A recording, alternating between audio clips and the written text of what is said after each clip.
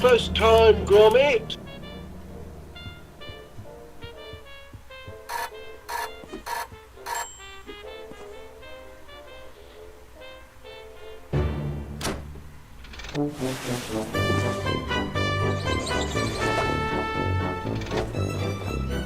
Another perfect landing. Your turn to make breakfast, Gromit. Eggs, I think. And toast with honey today. Step to it, lad. I'm famished.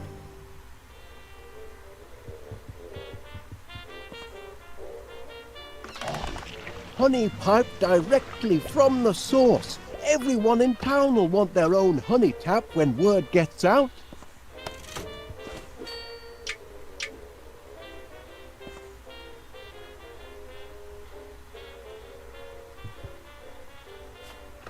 Honey?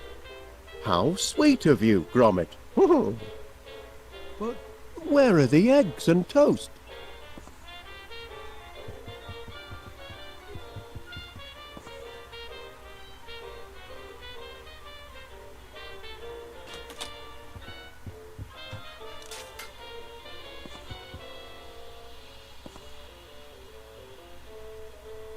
Did you find those dog tags I bought you, Gromit?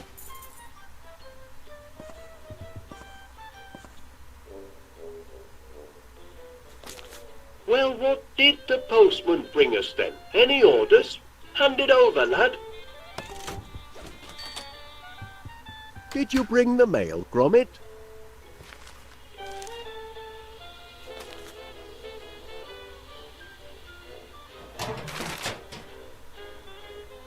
Oh, no. Final demand? I don't know. There's payment due now. And a disconnection? Nothing but bills, Gromit. I can't look at these before I have my breakfast. If we don't find some steady customers soon, I don't know how we'll make ends meet. Oh, all right then. I'll open one, but just the one. Seems your subscription to Marrow Growers Monthly is up for renewal. Don't suppose you'd consider cancelling? Thought not. Oh, better pay up then. Now, where did I put my pen? Ah, yes.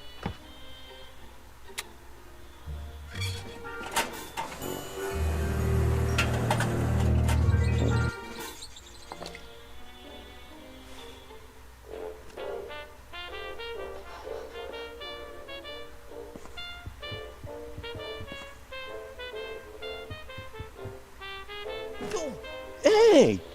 That dog is getting a little too independent, if you ask me.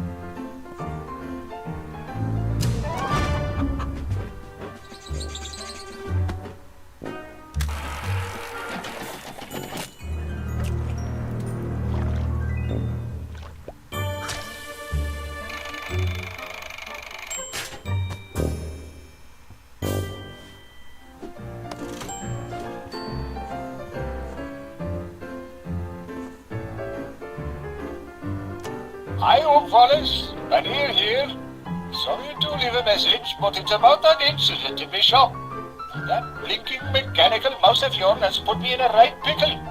Happening maybe a sniffer 3000 with advanced cheese tracking capabilities, but it chewed through all me Wensleydale and me Red Leicester too.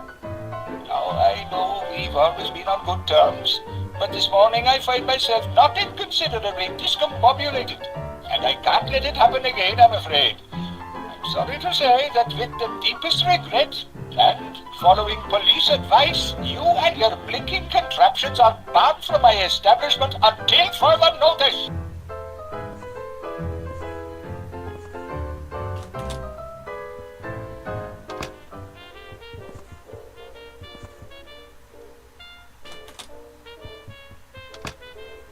Any news on the breakfast front, Gromit?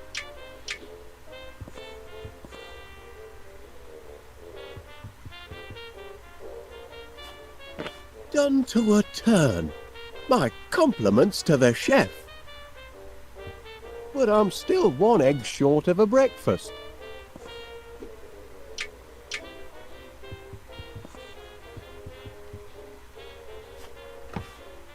Cracking eggs, Chuck. Now that's what I call a breakfast feast. Wasn't so difficult, was it, lad? With a hearty plate of eggs and toast under me belt, I'm ready to take on the world. Gromit, I've a strange feeling this is the day our fortunes are going to change. Morning, Wallace. May I have a word? If it's about yesterday's little mishap, Oh, no, you see... I can assure you it was an accident, Mr. Pinner, and I'll certainly pay for the damage to your grocery shop.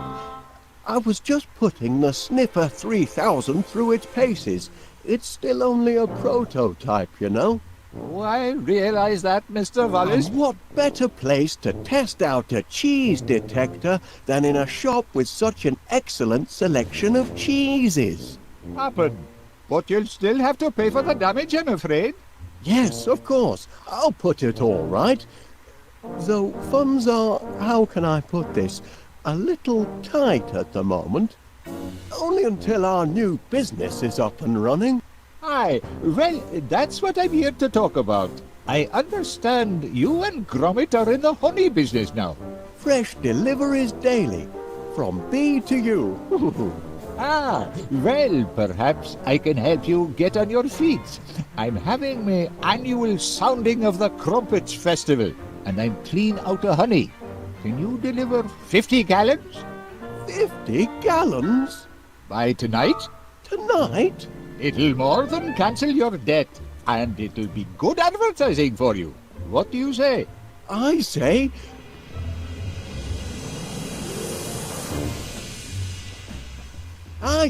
yes! We're in business, lad! Heads up, no time for slacking. From B to U has landed its first major order. 50 gallons of honey by tomorrow. I want this place to be a hive of activity. It's your chance to show the world what sort of workers you are. They're certainly buzzing with excitement. Or maybe they're hungry. Did you remember to feed them this morning, Gromit? Never mind, lad. I'll do it.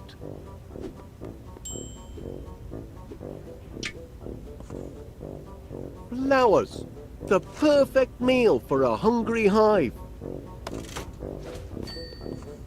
The remote control for my Sniffer 3000. Too bad about the teething problems. Still, this might come in handy.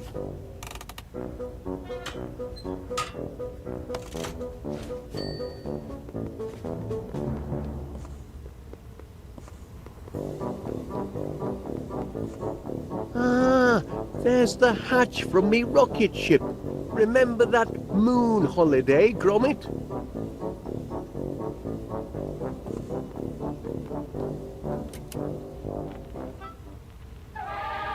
My workers are very devoted to their queen. That hinge is awfully loose. I'll have to see to that.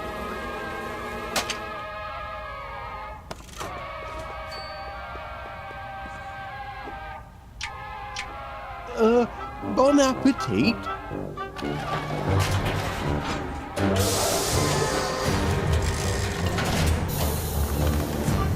Oh! Not exactly a flood, is it?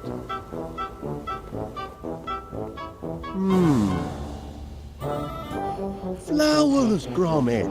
That's the weak link in our production chain. We need more flowers.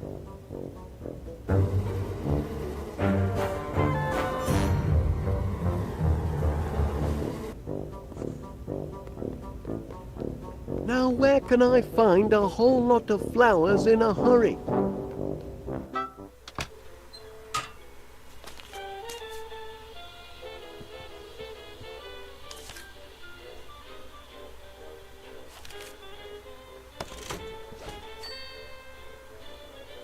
So that's where the dog tags went.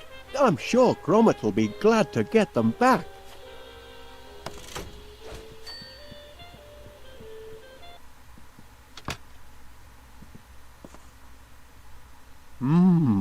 Last night's bedtime snack. Gorgonzola makes a nice change from Wensleydale.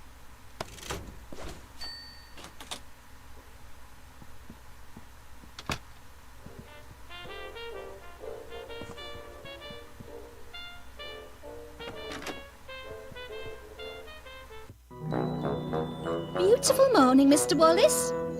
I'm pleased to see you've emerged from your subterranean lair. Been doing a spot of gardening, have you, Miss Flit?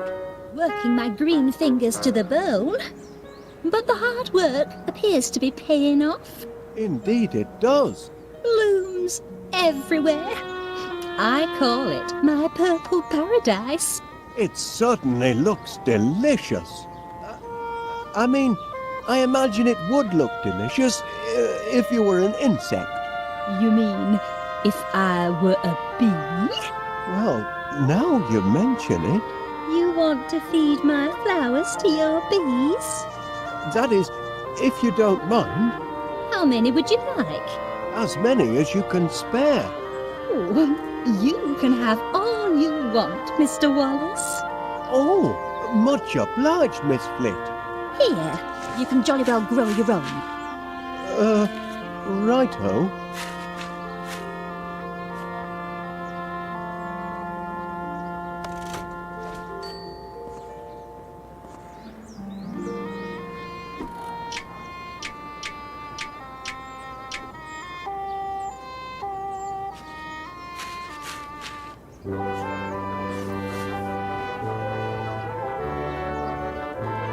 There now, with hard work and a little luck, you should have a nice bed of flowers in 2 or 3 months. I can't wait 2 or 3 months. I've got a deadline.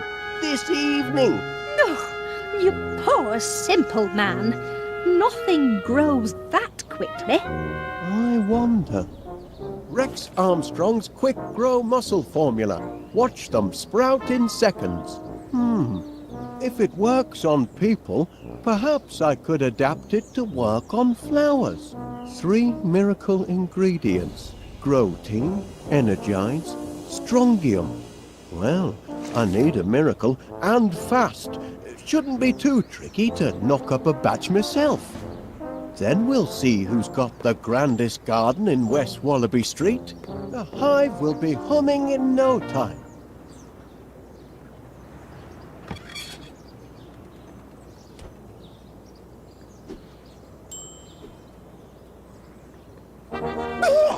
Caught you! Can't take an old soldier by surprise. Morning, Major Crumb. It is, if you don't mind enemy invasions. I beg your pardon. Didn't you get my message? Received intelligence of a major air assault. Expect the sirens to sound any minute.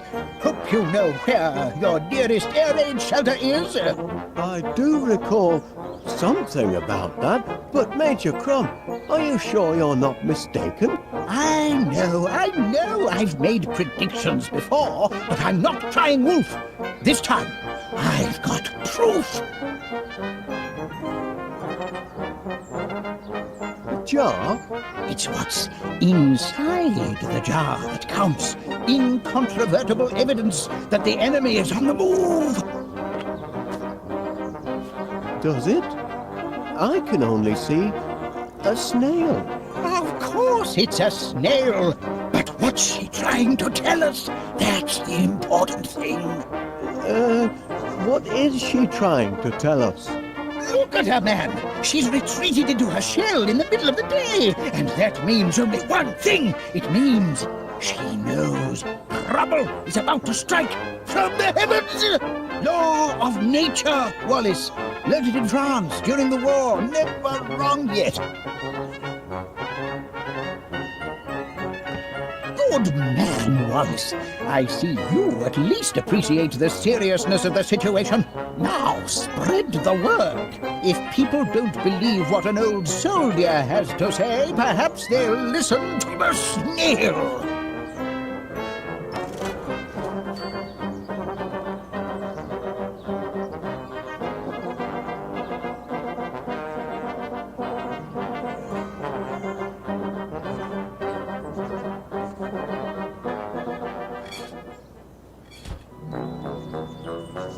You've come buzzing back, Mr. Wallace.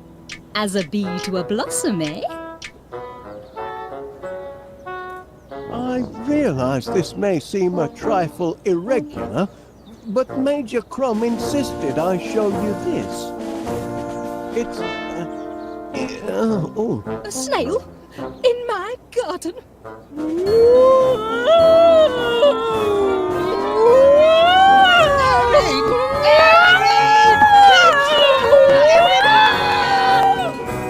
Have you lost your mind, Wallace? I'm not sure, to be honest.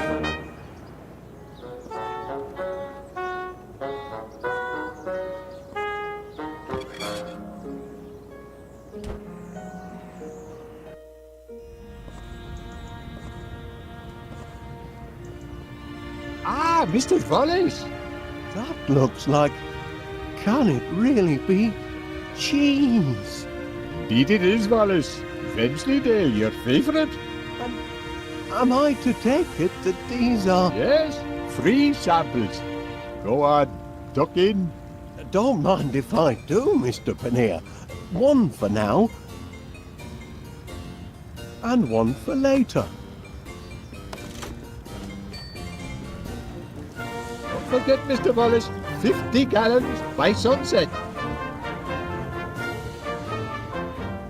Hey up, Wallace, love. How's business? So, Wallace, in the honey business now, I hear. Oh, you've heard the buzz, have you? Oh, indeed I have. It's all over town. It'll never get off the ground. Stupid idea, if you ask me. And nobody did. Couldn't get honey out of a honey jar, that one.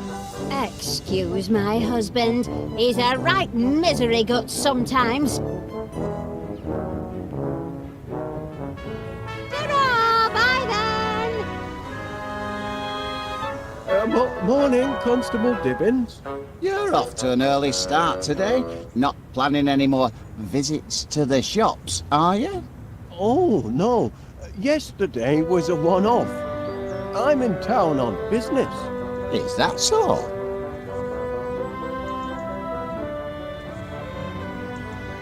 Oh, there's Miss Sniffer 3000, banged up like a common criminal. Oh, breaks my heart. That cheese detector's not a bad machine, just a bit overkeen. It's all the energites in its system. Energites? It seems to me, yes. Energites is one of the ingredients in Rex Armstrong's quick-grow muscle formula. I used my last Energite battery to fuel the sniffer. I'll have to get it back if I want to finish the formula.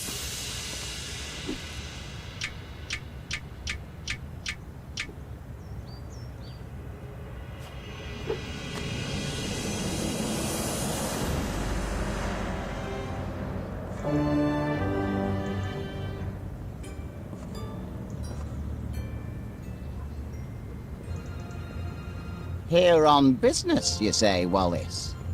What line are you in these days? Honey, Constable Dibbins, from B to U, piped fresh to your home or workplace daily. Do you have a sweet tooth, Constable? Well, I have been known to dollop it on a crumpet now and again. Then perhaps you'd like to subscribe. I only procure my honey from reputable sources. Must be awfully hot under that helmet, I reckon. A sunny day like today. It's a trifle sweltering, yes. But danger and discomfort are all in the line of duty for an officer of the law, though most folk don't appreciate it.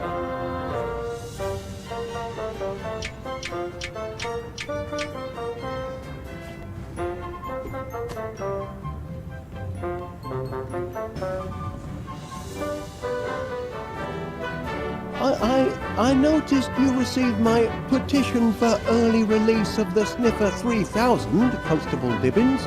Yes, and I notice it's attracted the signatures of just one man and his dog. We're only appealing for natural justice. But your blinking cheese detector thingammy, what do you call it, destroyed an entire grocery store.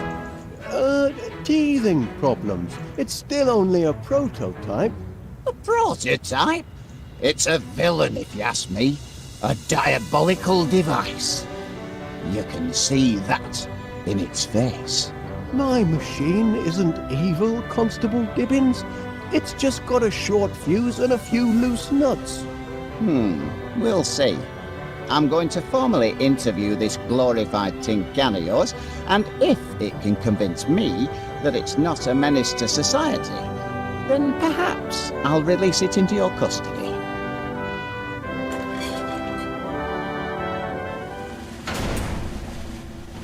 You there, prisoner. Kindly look at me when I'm talking to you.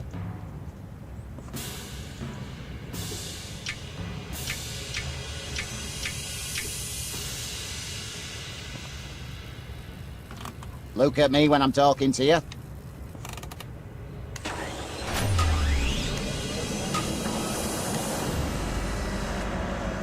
That's more like it.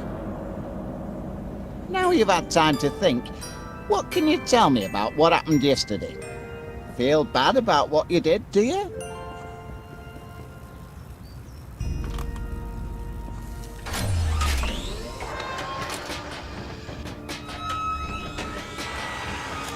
He's weeping. Maybe this contraption's got feelings after all.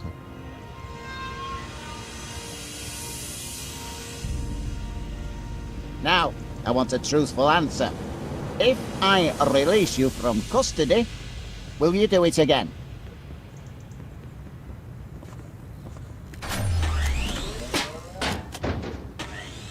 Well, I'll be damned. The prisoner has been interviewed. Yes? And having exhibited signs of repentance, I am prepared to release him into your protective custody, provided, Wallace, you give me an assurance that you'll keep your blinking eye on him. Or it. Or whatever he answers to.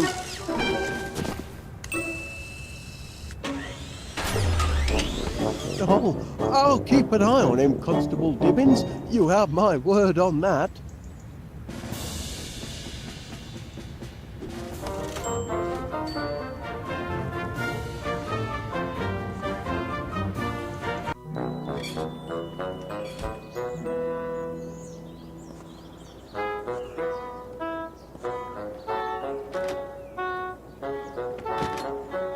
I wonder where Major Crumb disappeared to.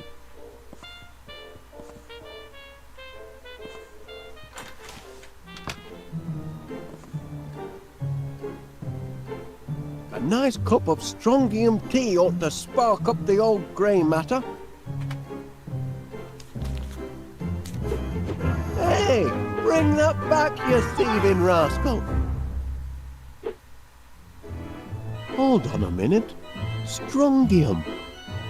That's one of the ingredients in Rex Armstrong's Quick Grow Muscle formula. I need that tea bag. cold toast. Shame to let it go to waste. The Mix-O-Matic will be perfect for whipping up a tasty growth formula.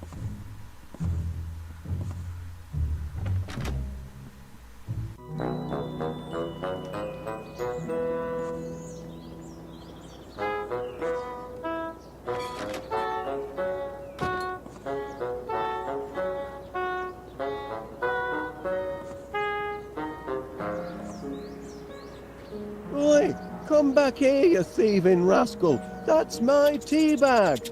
I won't have you threatening that dear little creature. Not while he's in my garden. You're persistent in your attentions this morning, Mr. Wallace.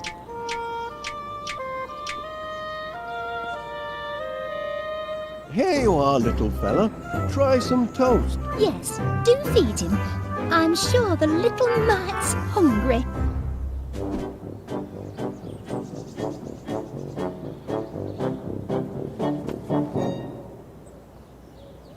What are you looking for exactly?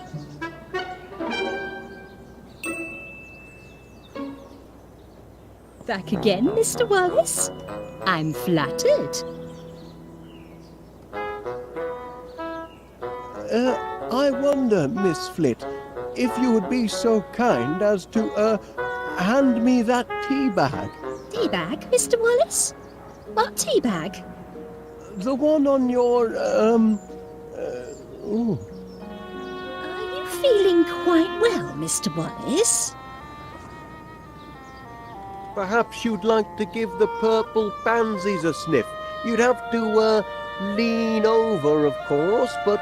I see no point in leaning over and sniffing my purple pansies.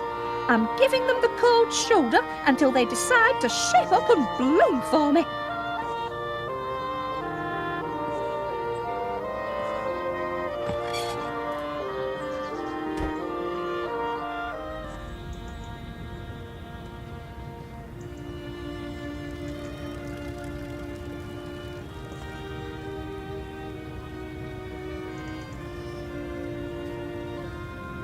Hey up, Wallace, love. How's business?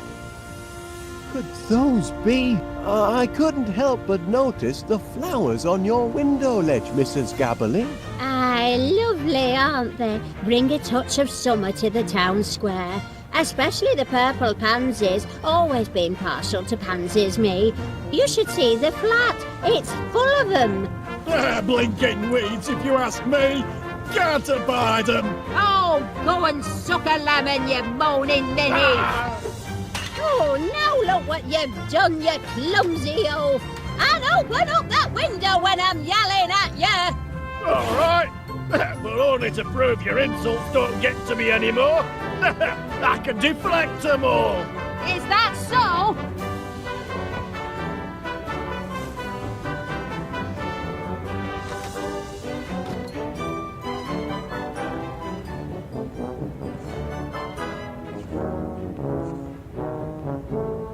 Pardon me, Mrs. Gabberley. I wonder, that is, could you spare a... Verb. Sorry? Give me a verb, Wallace. An action word. Oh, playing a word game, are we? In a manner of speaking. Oh, well, let's see. A verb.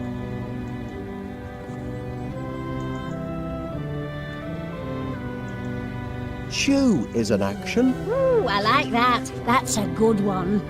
Now I need a thing. A thing. Aye, you know, something physical you could touch. Something I can touch.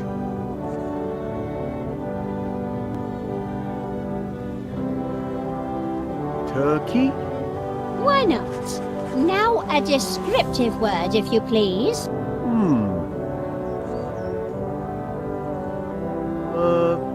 Mild?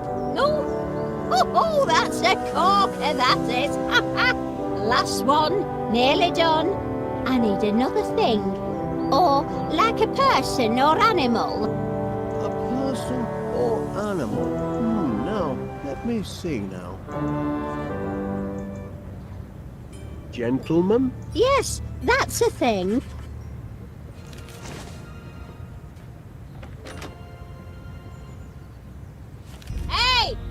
is it now?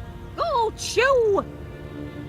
A turkey, you mild gentleman! Hey! You do know how to wound a bloke, Winnie.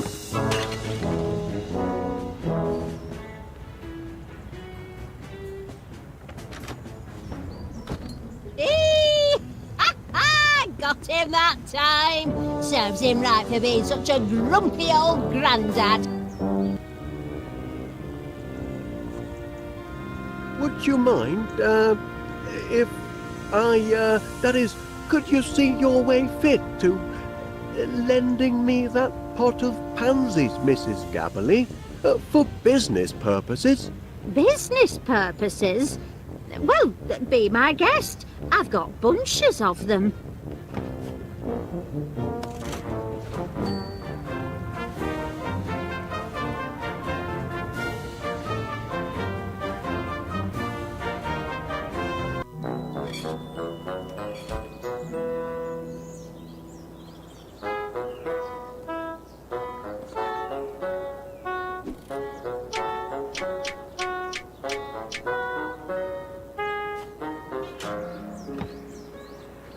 Miss Flint, if you'll just take a look at the pansies, I think you'll... I told you, Mr. Wallace. I refuse to let those yellow hooligans have the satisfaction of... Oh, apple. You see? They're mending their ways. They just needed a firm talking to, that's all. Mother forgives you, you naughty little pansies. Sweet satisfaction, Mr. Wallace. Yes, indeed. Very sweet.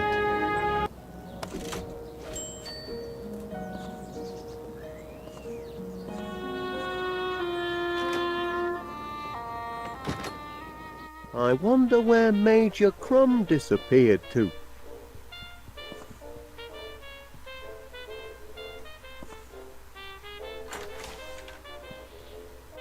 Wallace! Thank heavens you made it to the shelter.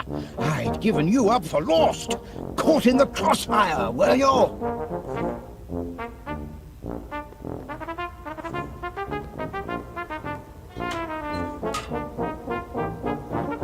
You're looking at my case, aren't you, Wallace? Well, I suppose I was, Major.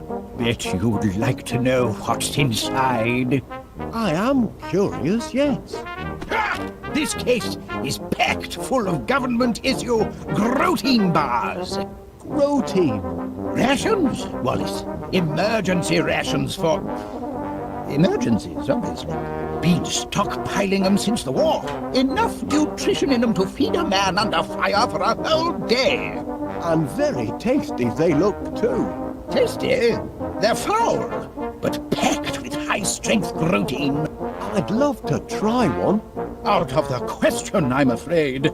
You don't have clearance. And besides, protein bars are only issued in the event of civil emergencies. Orders are orders, Wallace. By George, this is an emergency. Private Gromit! I hereby issue you one protein bar. Guard it well, and see that it lasts you all day. Wallace, here's one for you as well. Much obliged.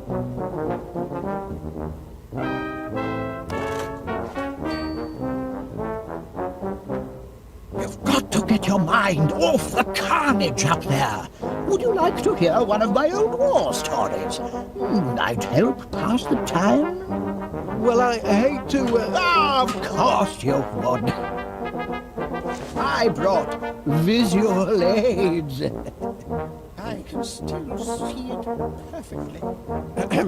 Who's that fellow? That's me as a young recruit, off to basic training. How I cried when they cut off my golden curls. But I cheered up as soon as they issued me with a beautiful set of dog tags. Dashed useful dog tags. If you happen to forget your rank or name, you've got it right there. Never going to battle without your dog tags, Wallace. Oh, there I was. Now, there's a sight. That's me posing with Mother next to my 40mm bolters. Look at the size of that monster. Big Betty, we called her. The gun, not my mother.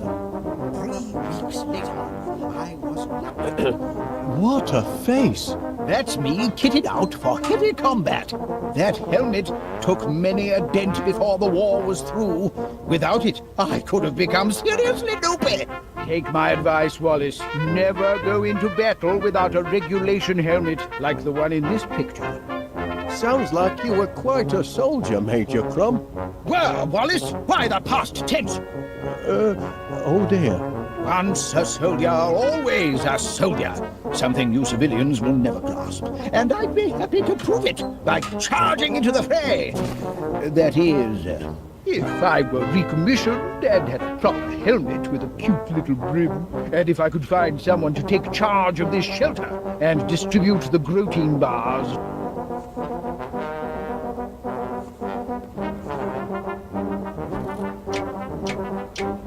I thought you might find this useful, Major Crumb. A helmet! By George, Wallace, there's nothing like a good helmet. Makes a fellow want to put himself in the path of projectiles. If you know what I mean. But I haven't been recommissioned.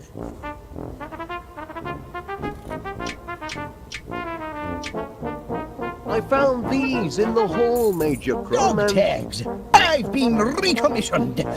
Bound to happen, of course.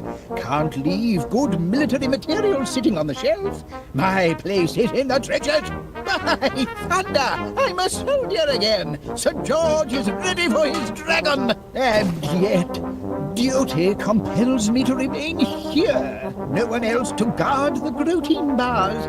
Confounded sense of duty.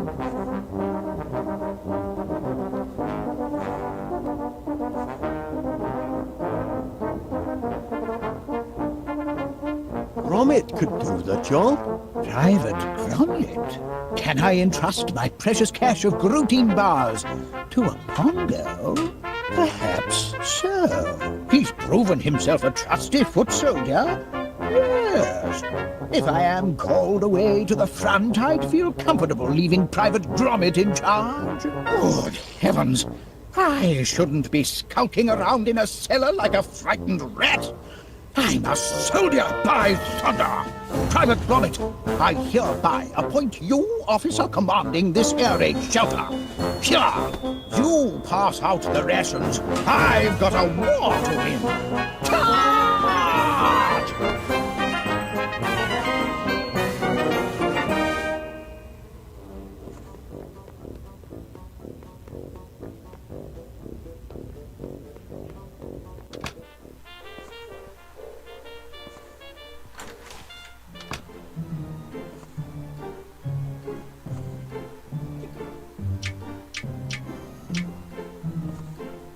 One unit of energite fluid for a creamy finish. 1 dose of strongium into the mix. 1 generous chunk of protein to give it texture. Now to mix up my very own quick grow muscle formula.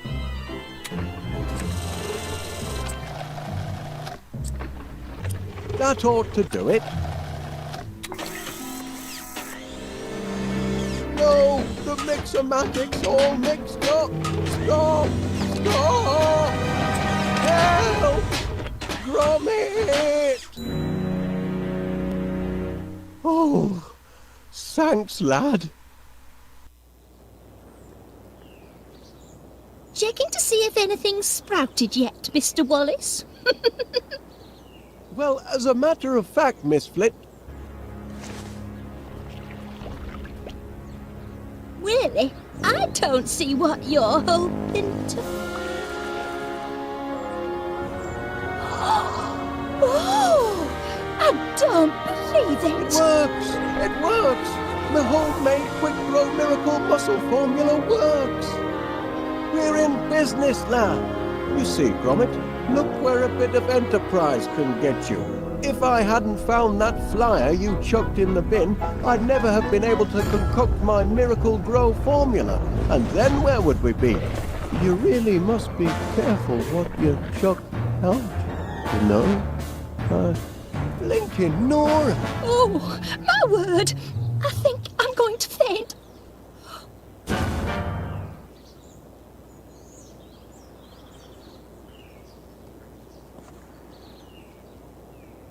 This ought to be plenty of fuel for the old pollinator.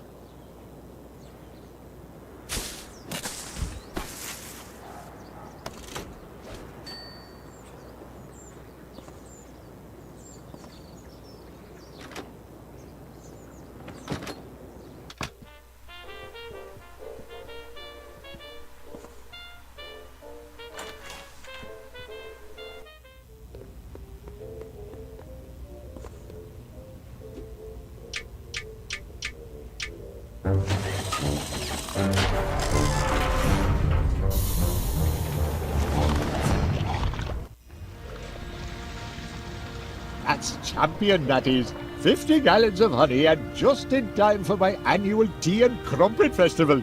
Pleasure doing business with you, Wallace. Always aim to please our bees.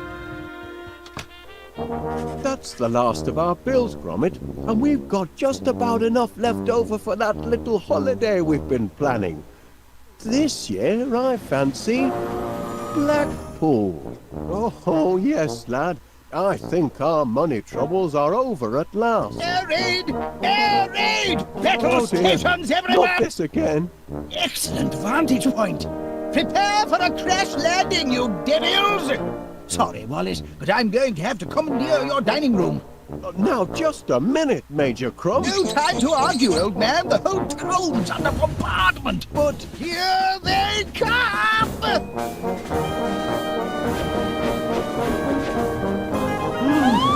what's an heck, Gromit? Giant bees! Heaven help the good citizens of West Wallaby Street! Civilians out! But That's an order, Wallace. Private Gromit, kindly escort this civilian from the battle zone. For Queen and country, soldier! good heavens, Gromit, you don't suppose those monsters have anything to do with our honey-making operation, do you? Bumbling heck! My quick grow formula, it didn't just affect the flowers. Just hope it's a wrong number and not more bad news.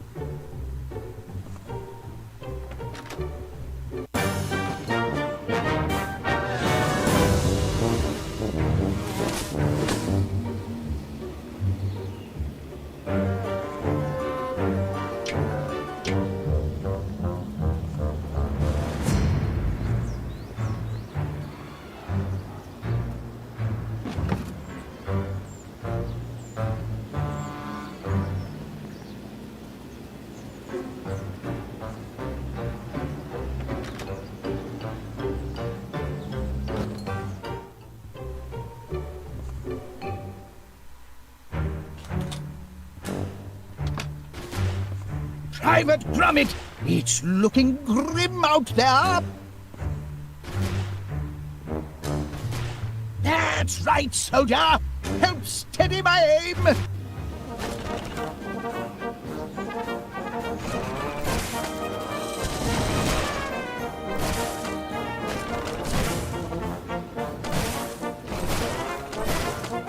Bullseye!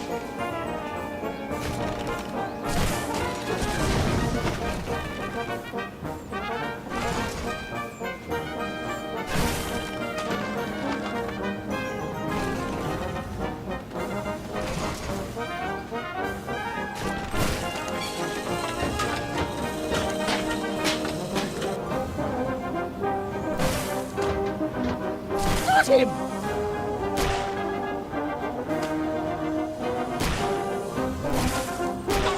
Into the dustbin of history for you, my friend!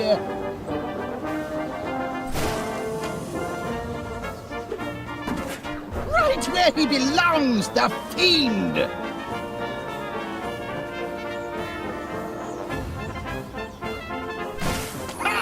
Bag the bounder! Try getting out of that one, fly boy! If you see that! Ha! Blew him right out of the sky! That'll teach him. A thrilling sight for you, Private Gromit! Why, I feel like a young man again! Calls for a celebration, Private! Meet you in the mess in 20...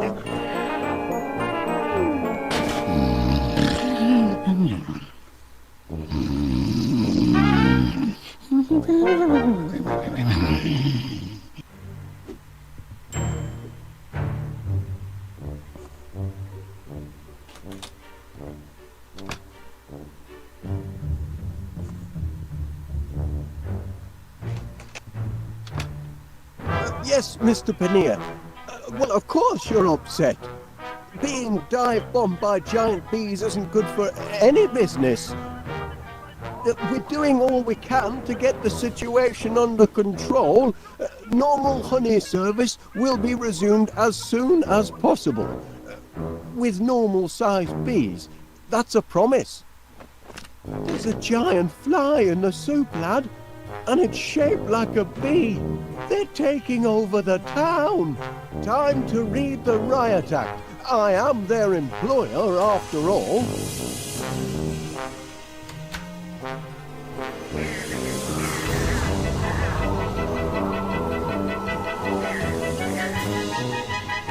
Oh! They won't listen. They're completely out of control. This honey business has a sting in the tail and no mistake. Oh! Do something, Gromit! Hello, from me to... Oh, Constable Dibbins. Well, if I could, I would... Ah, Mr Gabberley here. I ain't much good at eating humble pie, but I spoke out of turn yesterday. You're not a daft apers after all. What I said to you, I take it all back. You're a credit to the town. Just a minute. What's this? Ah! Giant bigot, please! Oh my giddy heart! There's only one nincompoop round here what could have caused this! Well, if I could, I would... Oh, but it's not that simple, you see. Well, of course I'll try. Careful with the auto-flip frying pan, lad. The timer mechanism is very delicate. It's liable to spring at odd moments. I see. But the good news is... Oh.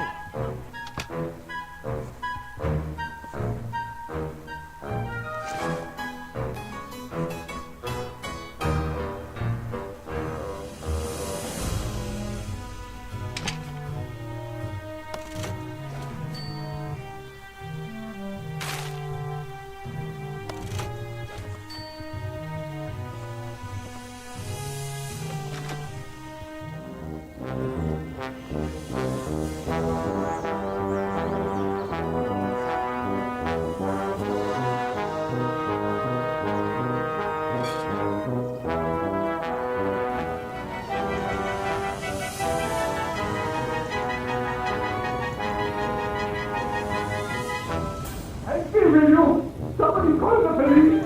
Get the army! Do something about these bees! I am stuck in my super chaotic house!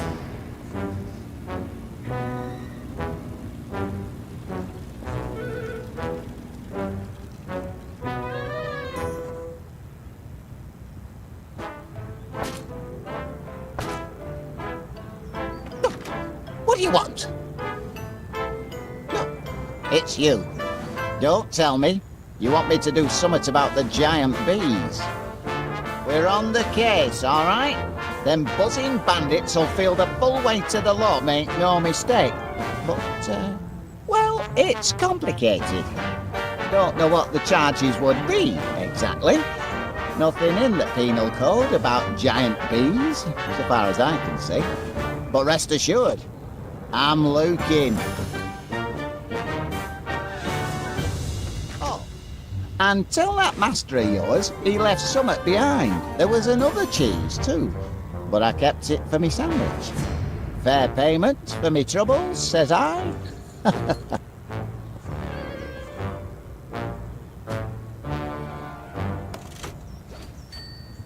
Oh, stop a while, will you? Got no one to natter with today, and you're a reet good listener. Oh, blinking Nora, look at Mr Panea shut up in his shop like a prisoner, and all on account of a few blinking bees. You don't see Winnie Gabberley chucking in the towel. Didn't close during the hedgehog riots of 72, and I ain't closing now. Besides, where would I go if I did? I ain't going back tit flat with old man Gabberley. Not till he says he's sorry. Tossed out all my pansies, he did.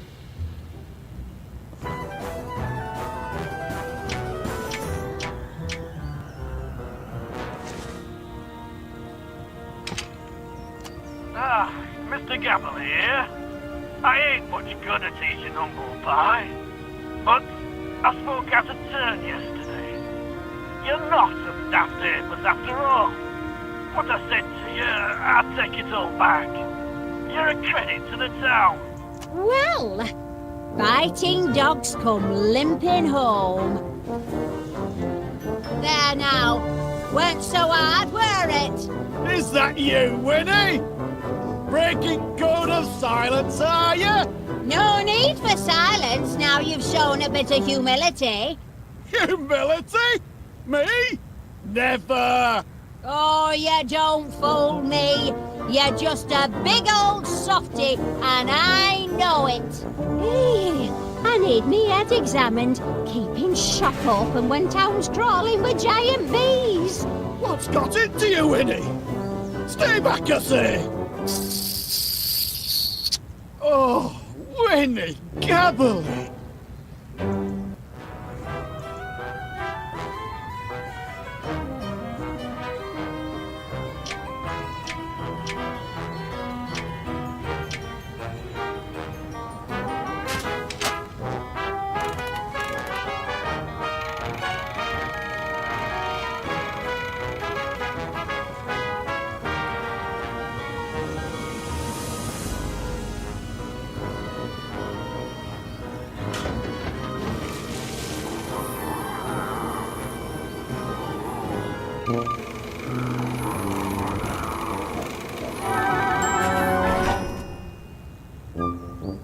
Sorry for the delay, Mr Panea.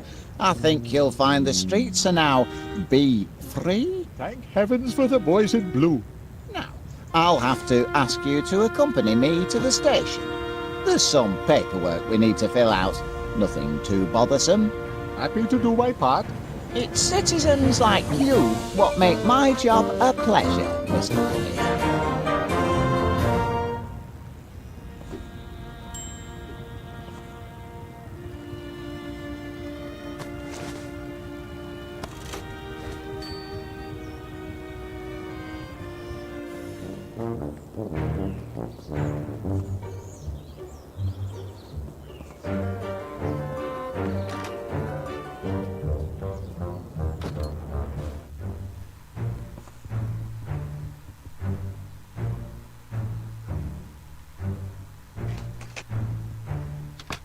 I know Constable Dibbins. Well, yes, like I said, he's very well trained. Right then. Goodbye, Constable. Good work, lad. Seems you took care of the town gang good and proper. But so long as they're still supersized, our job's only half done. I'd better get to work on a reverse growth formula.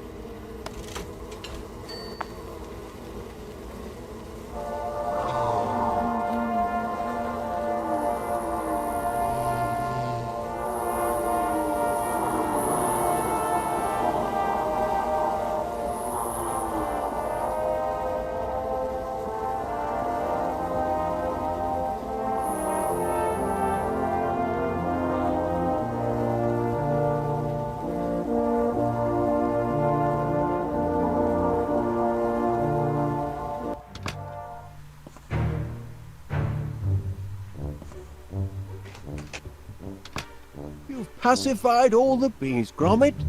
Good lad. I knew I could count on you. Help! Wallace! Someone! That sounds like Miss Flit. Help! Get me down from here! Don't panic.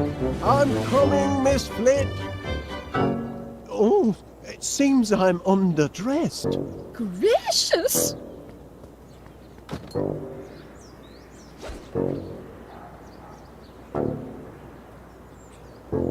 Hang on, Miss Flit.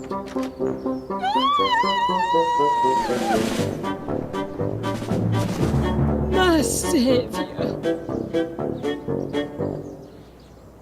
So that's the story, Miss Flit. I'm afraid my miracle growth formula led to some super-sized problems.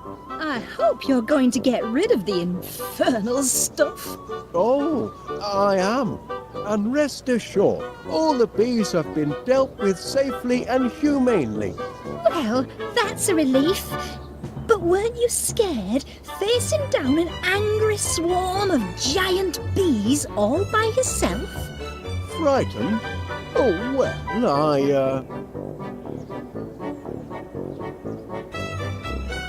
I was heavily outnumbered, of course, but they soon saw who was boss and that the sting was on the other foot. I was terrified. That's only natural, Miss Flit. Well, I had a twinge or two myself at times, you know, but keep a cool head. That's my motto. Look your adversary square in the eye and never let yourself get carried away.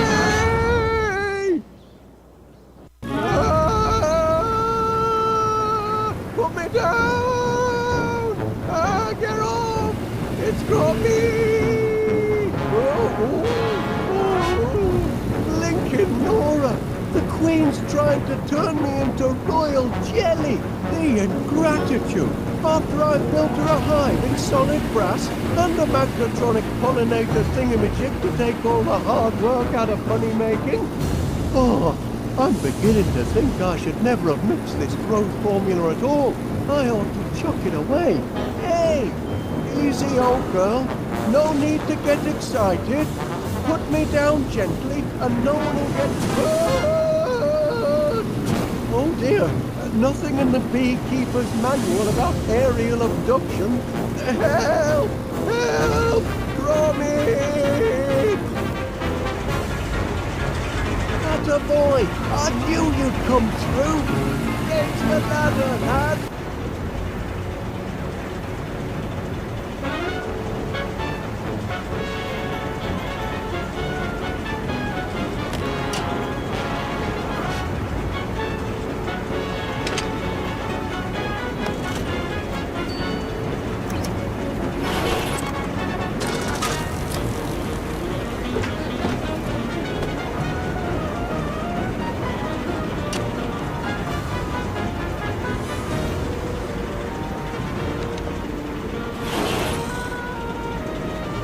What are you waiting for, Gromit?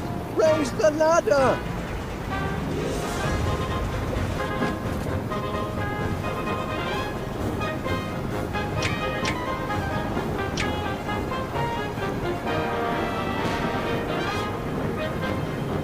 That's right, lad. Now raise the ladder.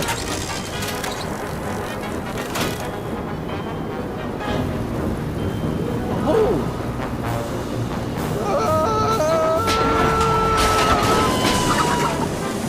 That's torn it. The ladder's broken, and I left the spare at home.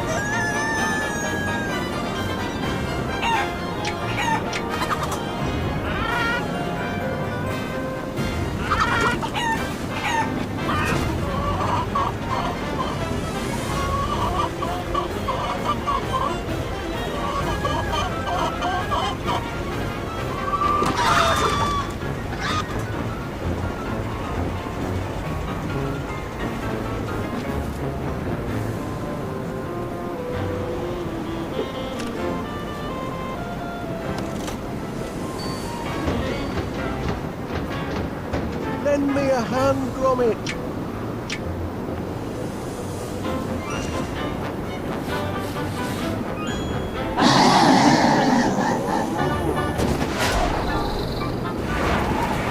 Phew! Back on terra firma. Well done, Gromit. Gromit? Gromit! You all right, lad? Oh, good show! We've made it through this little episode in one piece. More than I can say for the autopilot, I'm afraid. Look, the autopilot! Oh dear, looks like our troubles aren't quite over. Look out behind you, Gromit! Keep her at bay. I'll try and lose her in here.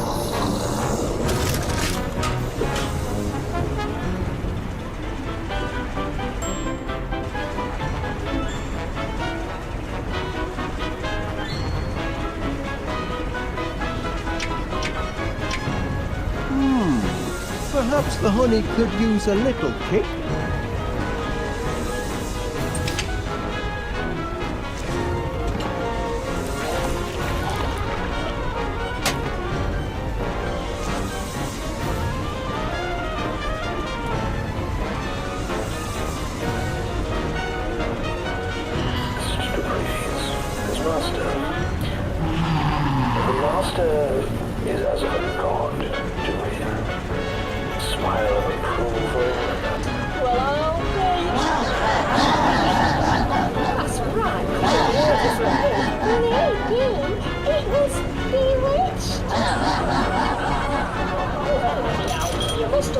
Give her the what for, Gromit? I've been a blooming angel all blooming day. Well, where's your problem? Come again. You've been blooming. Right, I must have thought you were a flower.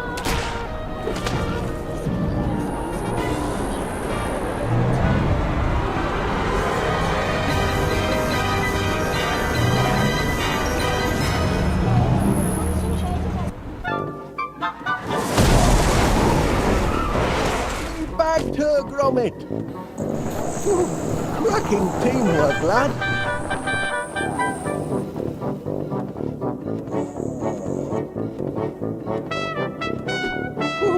Cracking teamwork, lad. I've done it, Gromit. I found the antidote to that pesky growth formula. Now we can finally cut our bee problem down to size. Though there is one small complication.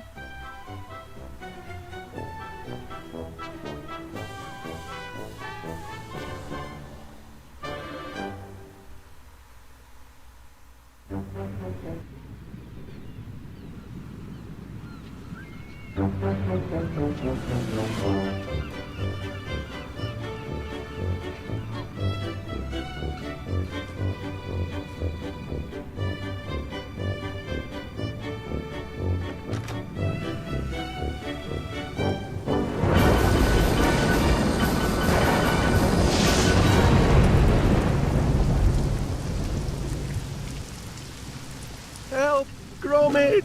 Do something! Call the Coast Guard!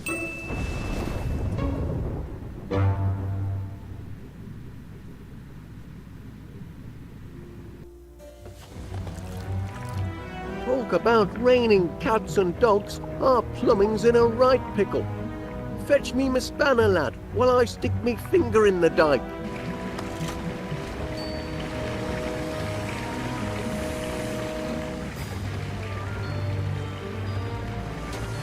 Just the job.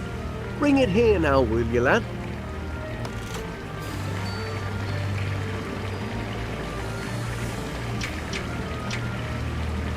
Well done.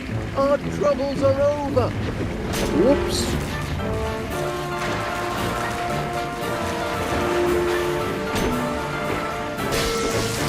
Crikey, that was a shock.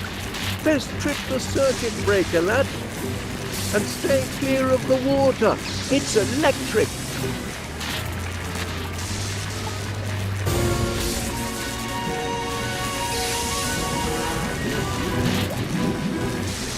Look out, lad. The tide's coming in. Best find another way to the circuit breaker. Gromit, have you gone crackers? You'll get yourself electrocuted.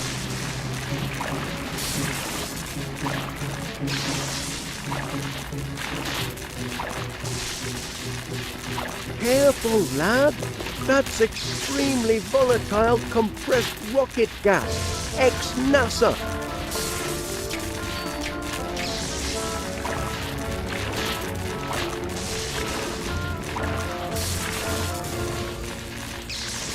Don't do it, lad. You'll blow yourself to smithereens.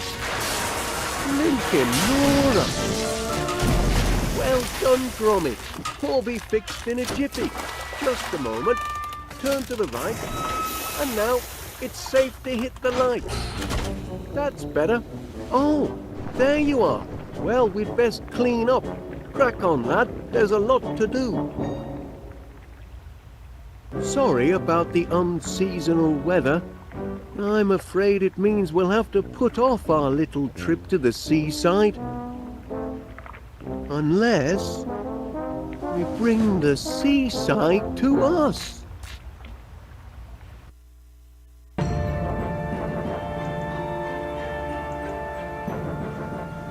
Look here, we've already got a cellar full of water. Just a few more items. There we are. And we can enjoy the seaside from the comfort of our own home. Ho, ho, ho. Won't that be something, lad? We'll stay home for the holidays and have our own beach to boot. Lucky the rain's let up for now. I'll be back in a trice with all the necessaries. Sun, sand and beach umbrella coming up.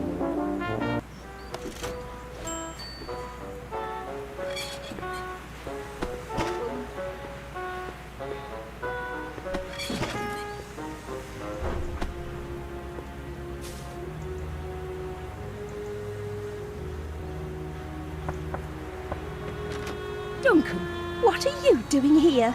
Picking you up, lassie, with a date. Surely you're not still thinking of the beach? It's freezing cold and might rain any moment. Ach, a little wet never dampened the spirits of McBiscuit. Grab your wellies and we'll be off. Duncan, I really don't think so. You must admit, it's hardly beach weather, is it?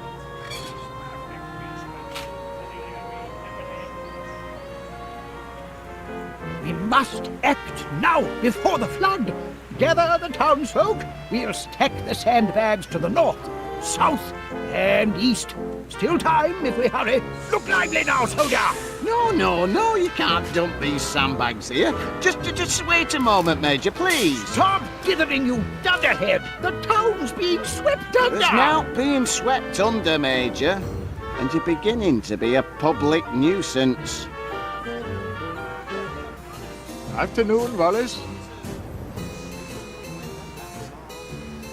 What's the latest cheese of the week, I wonder? Stilton. And that reminds me, I just sent the truck out with your delivery. When you return home, you'll find it waiting patiently on your doorstep. Ah, just like Gromit. You know, Mr. Wallace, there's nothing like coming home to a faithful, loyal cheese. I quite agree. That's quite a light, Mr. Panea. It's a searchlight. I say, no shortage of candle power there. Bright as the sun, don't you think? Wonderful for bringing in the big spenders. When the weather's fair, that is. I wonder, Mr. Panea, where might a person acquire such a light? I'd be happy to lend you this one, but if the weather warms up tonight, I'll need it to advertise my super soaraway sizzling summer sale. Oh. Have a pleasant day. The people need these. Hello, love. Afternoon, Mrs. Gabberley. Hello, Wallace. Lovely weather, isn't it? Well, I'm joking, Pat. I know it's rotten. Had to cancel me holiday. That's a shame. Certainly is being stuck with old misery guts here. I heard that.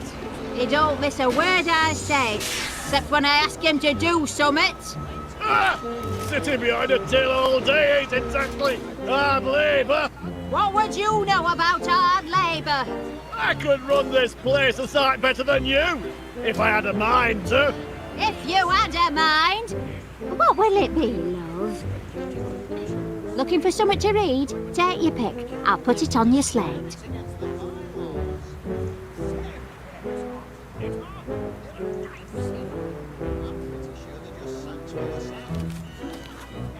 More rotten weather on the way tonight, they say. All set. Hey, make sure he don't nick any sweets. Mind your own business. business. That old misery guts thinks he could run this shop. He couldn't run a bath.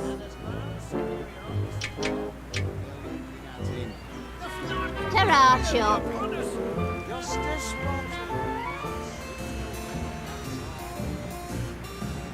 Stormy weather ahead, I'm afraid. Oh? Oh no. After all that, my sizzling summer sail is ruined. I go on holiday, but the weather's a washout.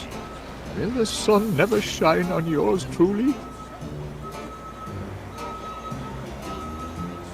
I say, I wonder where a person might acquire such a light. You're welcome to borrow this one, Mr. Wallace. There won't be any sizzling summer sail tonight. Not in this blinking weather. That's very kind of you. Always happy to help. Oh, this light'll make a smashing sum.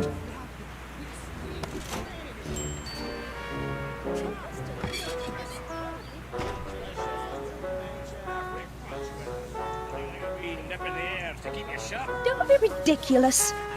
Oh, hello there, Wallace. Come and meet Duncan McBiscuit. He's an old friend. And of course you know my two precious darlings, Boogie Woo and Tinky Wee. Say hello to Mr. Wallace, angels. Yes. Look, Gromit. It's your friends from next door. Cute little fellows. Oh, yes. They're show dogs, you know. Prize winners. They're my pride and joy. Well, I won't keep you. No.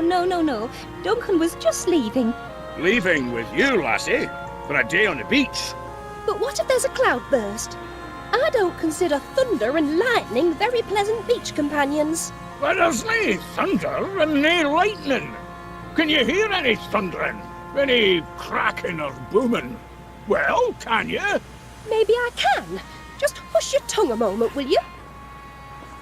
Ah, yeah, it's mouth-watering. Oh, my gracious! That's thunder, all right. And it's nearly upon us. Oh, but sure it may be thundering, but did you see lightning? There's no lightning to bother about, is there? Oh, no, you don't. I'm not going to stay out here with you waiting to be struck by lightning.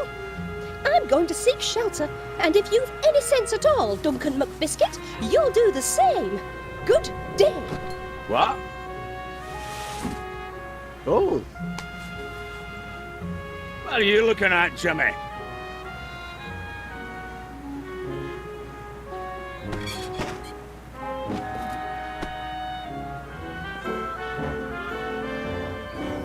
I'll just borrow this.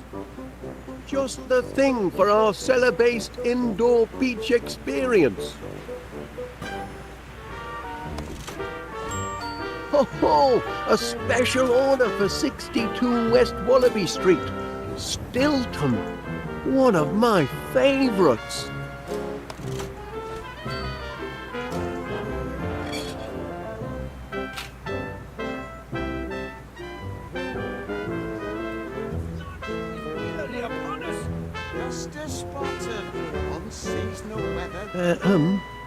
Yes, soldier, out with it. If you'd like to unload these sandbags, I know just the spot. Just as I told you, the people are pleading for sand, and we've got to give it to them. I'd like to give it to you, you loony old goat. But if you've got a need for sandbags, Wallace, I hereby grant you permission. Oh? You grant permission? Indeed. Take all you want, Wallace. Infernal cheek! I'm the commanding officer here, you jumped-up Jobsworth, and I hereby revoke permission. Can't you be cooperative just this once, Major? Cooperative? Don't know the meaning of the word. Sounds subversive to me. All right, Major, how about this? Why don't we ask Wallace here who's in command? This young Pongo? Very well. Why not? Tell us, soldier, who holds rank here? Remember your training. 2 fine flavours that work well together. We're talking about who's in charge, not flavours. Just a moment. Are you saying that instead of bickering over who's in charge, we should be working together as a team, like steak and kidney? Are you saying that in a crisis like this, we must act as one, like a well-trained commando unit? Actually, it's a sign. Exactly, a sign that we can rise above our squabbles. Very well then. Here's what we'll do. We'll send these sandbags off with you. Thank goodness. Well, I'll be off then. I can hear an hot meat pie calling me name, yes I can. Ernest Dibbins, it's saying. It's tea time. Fetch the blinking ketchup, Ernest. Now then, soldier, all I need is your requisition form. Requisition form? That's right. Got to play by the book. Can't let the spies sabotage operations, can we? Spies? Surely you've heard about the spies from abroad. They're everywhere. Don't look so rattled, man. Just bring me your requisition form, and you'll soon be neck-deep in splendid sandbags. Oh, right then.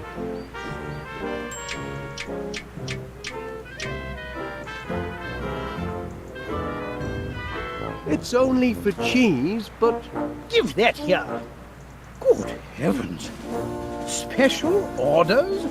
Deliver to 62 West Wallaby Street. You've done the service proud, soldier. Now stand clear. No time for chitter-chatter. I'm needed in West Wallaby Street.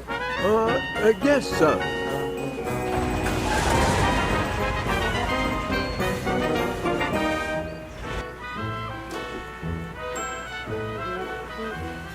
Nice to see you, Wallace.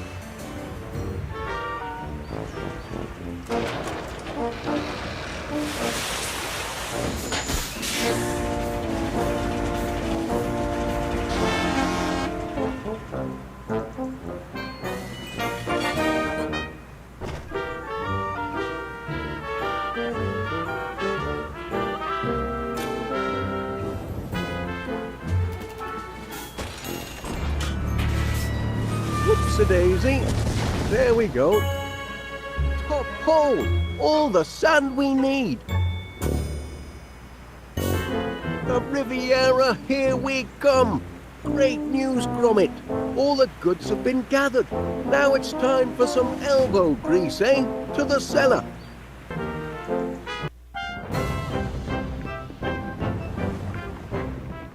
Job done, Gromit. Time to relax on the beach, eh? We deserve a holiday. Just a minute. Such a lovely beach. It's a shame to keep it to ourselves when we could share it with paying customers. Just imagine, West Wallaby Street Water World.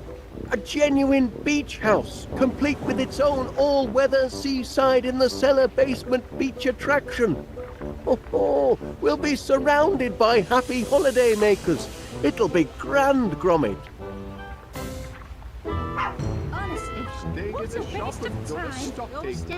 This man's ruining my blinking holiday. Half a mind to take my bucket and spade sand and in go your home. sandwich. I was only teasing. Just ask that great big pudding there. Shut up! I ain't no pudding. These dogs are disturbing the peace. Bylaws state that all livestock must be kept under proper control in public places. Fly, and they're not livestock. I want a refund. I want a refund and all. Refunds would indeed appear to be in order, Mr. Wallace. What do you say? Well, here at West Wallaby Street Water World, customer satisfaction is our top priority. If you'll just be patient, I promise we'll have everything under control by supper time. You've got till supper time, no later. Not much of an holiday so far, I'm sorry to say. Those mutts are a threat to public Stayed in me safety. shop and dusted me tin fruit display. Calling my dears livestock. We can't afford to give refunds, Gromit. We've spent all our money doing the house up. This could be a financial disaster. What are we going to do, lad? I never thought we'd have a house full of unhappy holiday makers. Bunch of moaning minnies, if you ask me. I'm having a grand old time. Well, that's one satisfied customer anyway. There we are. This customer relationship management isn't so hard, is it, Gromit? There's hope for our little venture yet. You'd best get supper started. Make it a feast to remember. I'll see to our guests. We'll soon have a house full of happy campers, eh, lad? Hello, Wallace. I trust everything at West Wallaby Street Waterworld is to your satisfaction, Miss Flit. We strive to satisfy. It's sweet of you to ask, Mr. Wallace. I'm having a wonderful time. All this drama swirling around me. But I remain an oasis of calm in the hurly-burly of holiday madness. Oh, glad to hear it. I think I'm getting the hang of this.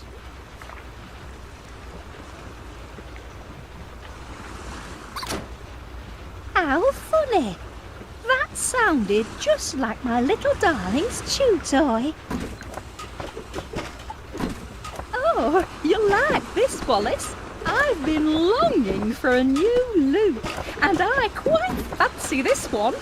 Very incognito, don't you think? My own babies wouldn't recognise me in this get-up. I'm afraid fashion isn't really my forte, Miss Flit. Nonsense. What man is immune to the allure of a well-dressed woman?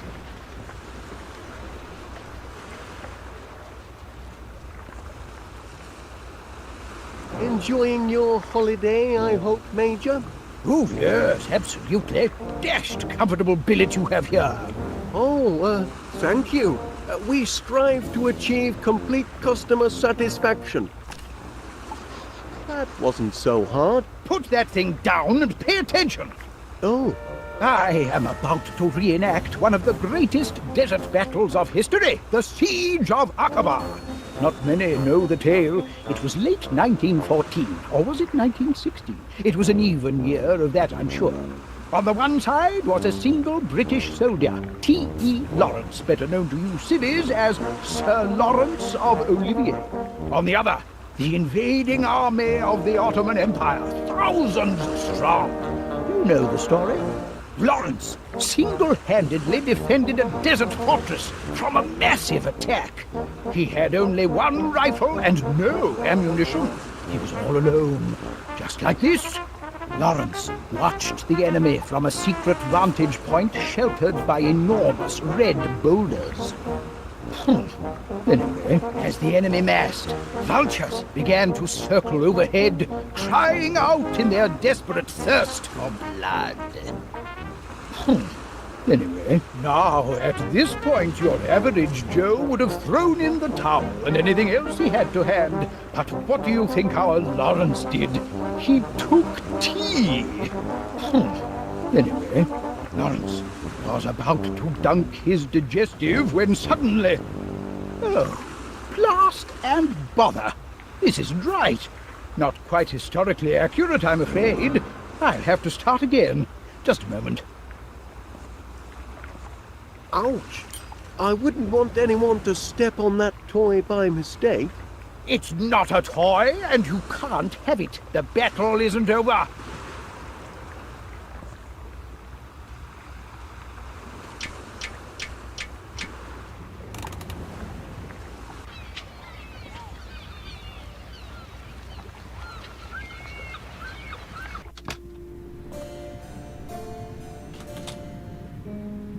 Hard at work, eh, Gromit? That's what I like to see. We'll soon have a house full of happy holiday makers, never fear. Oh, cracking idea, lad. Everyone loves a copper. You'd best attend to your pots and pans, eh?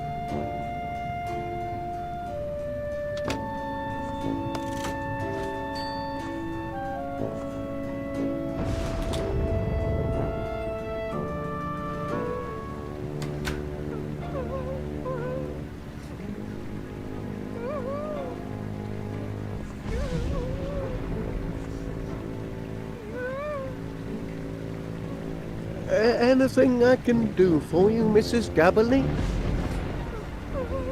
Oh, dear. Oh, what a mess I am! But it's me own fault for letting that mangy McBiscuit get under me skin.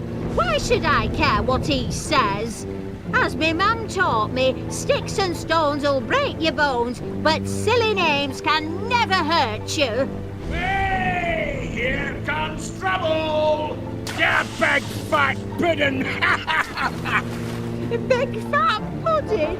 No, oh, it's true enough, I know it. I'm out of shape for a beach holiday. Perhaps I should just get me refund and go home. Oh, no. That's kind of you, but it's no good. I can't be talked out of a mood like this, can I? Oh, well, Appen I may be knocking on. Too old for a beach holiday, that's for sure. There's nothing like a cup of tea. I can't say as I understand you, Wallace. It's not just me, is it? What do you think of Duncan McBiscuit? That's a stinky cheese. He's a reet stinky cheese, he is. Glad you agree. Oh, you're a reet good listener, you are, Wallace.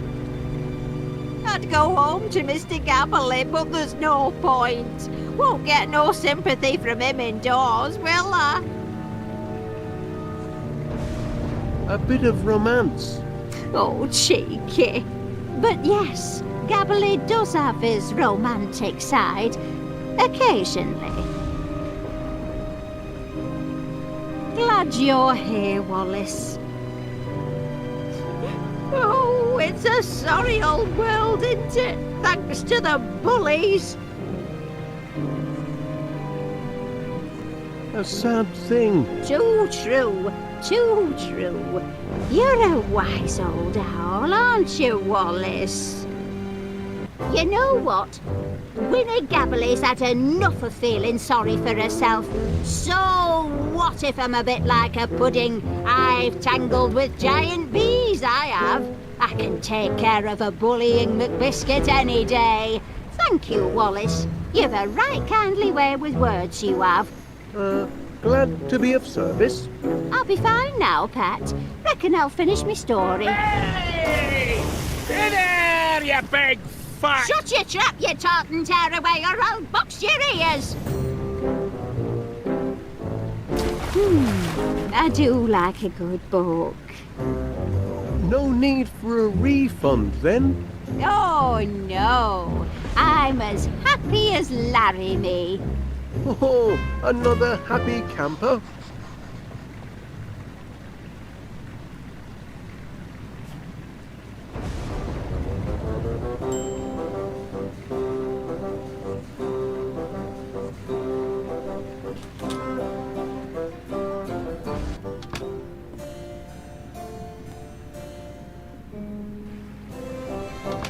Gangway! Cannonball coming through! Mr McBiscuit, may I, have a word? Later then. Crikey, the infrastructure's getting a lot of wear and tear. Very fashionable. Trouble springs eternal, it seems.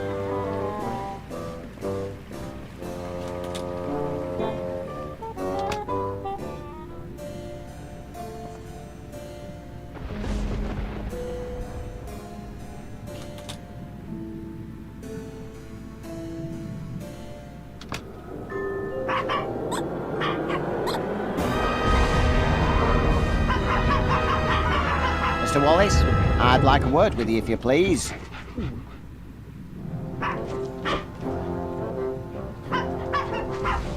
Enjoying your stay at West Wallaby Street Waterworld, Constable? I'm this close to having your establishment shut down. Shut down? You heard me. These dogs are a public nuisance and an health hazard and all. Oh dear. Went bonkers, they did.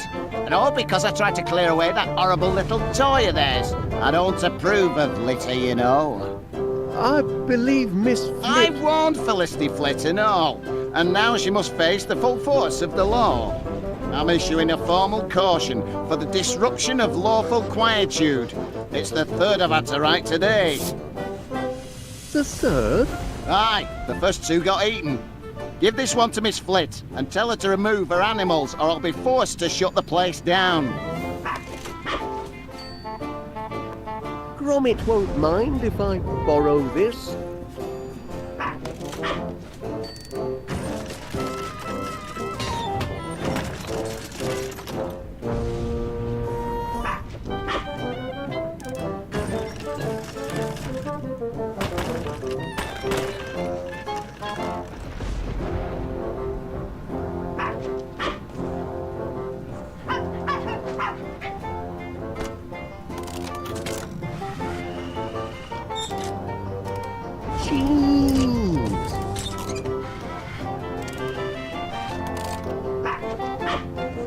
This needs ironing, it does.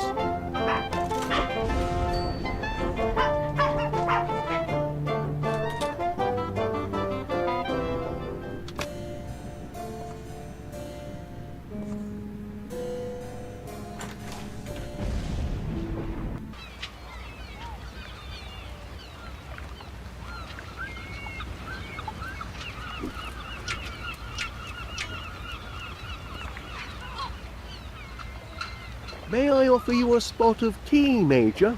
Of course, sharpens the wits.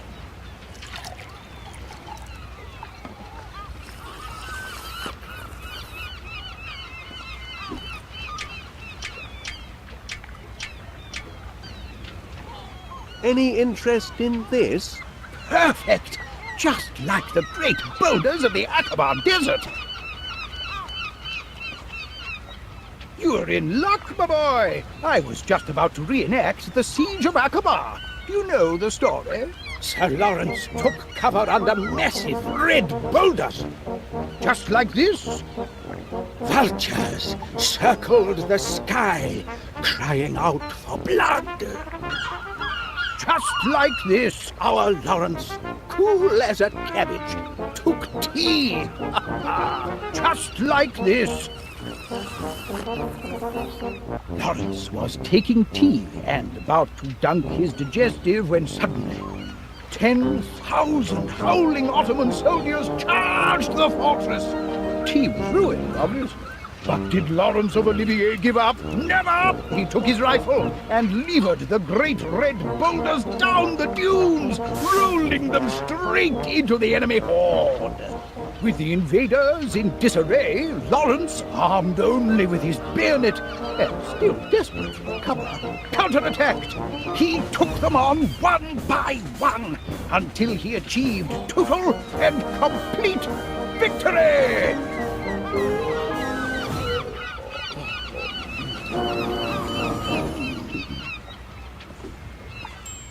I'll just tidy this up.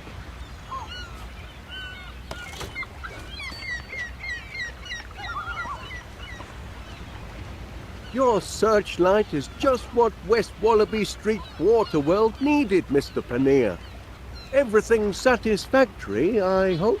No, not satisfactory at all. A certain Scottish gentleman has been deconstructing my constructions. Perhaps the management could have a word with him. I'm afraid Mr. McBiscuit is rather difficult to pin down. You've got to do something.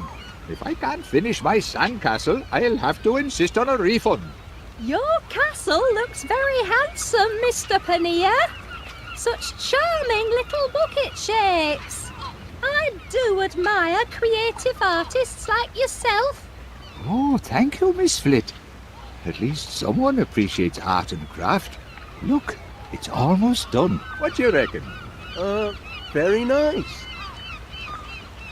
That's the Tower of Groceries, where the heroic young shopkeeper sells top-quality produce. Impressive architecture, don't you think?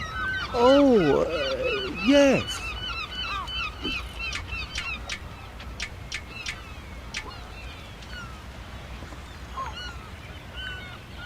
Hey, this little fella might enhance your sandcastle. A knight to defend the castle, eh? Why not? It couldn't hurt. That's the horrible dungeon where the mean, bullying knight is kept locked in chains. That's the royal court where the king holds sumptuous banquets for all his royal chums. That's the enchanted tower where the beautiful princess sleeps, dreaming of a successful marriage to a financially secure prince. I should look in on our other guests. But I'm nearly done. Just one last touch. There. The perfect finishing touch. The mark of finest quality produce. Miss Flit's going to be impressed.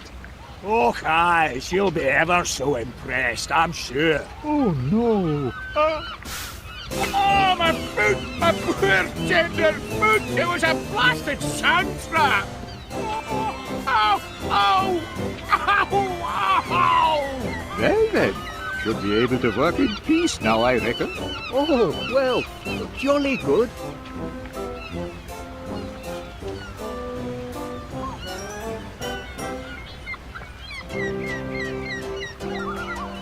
Now for the finishing touch. The defender of the kingdom. However do you manage such lovely creations, Mr. Paneer? It's a knack, Miss Flit. If I hadn't made it into grocer school, I might have been an engineer. But of course, groceries are my first love.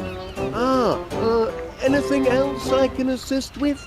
No, thank you, Mr. Wallace. You may consider me a happy camper and most satisfied customer. We do aim to please.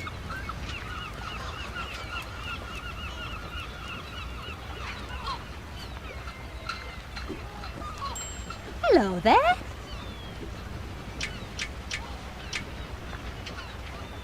Would you like these sunglasses? Oh, wonderful, Mr. Wallace. Very stylish. I'll use these for my new look. It's going to be such fun. I have the glasses. I just need the scarf. Any interest in this? Oh, thank you, Mr. Wallace. What a lovely scarf. Actually, it's Such vibrant colour and such a pretty pattern. It's perfect for my new look. My new look is complete. Just a moment. You're in for a surprise. Ta-da! What do you think, Wallace? Am I not mysterious? Quite mysterious, yes. Oh, where's Felicity? Where did Miss Flit go? Here I am! We do have fun, Wallace, don't we?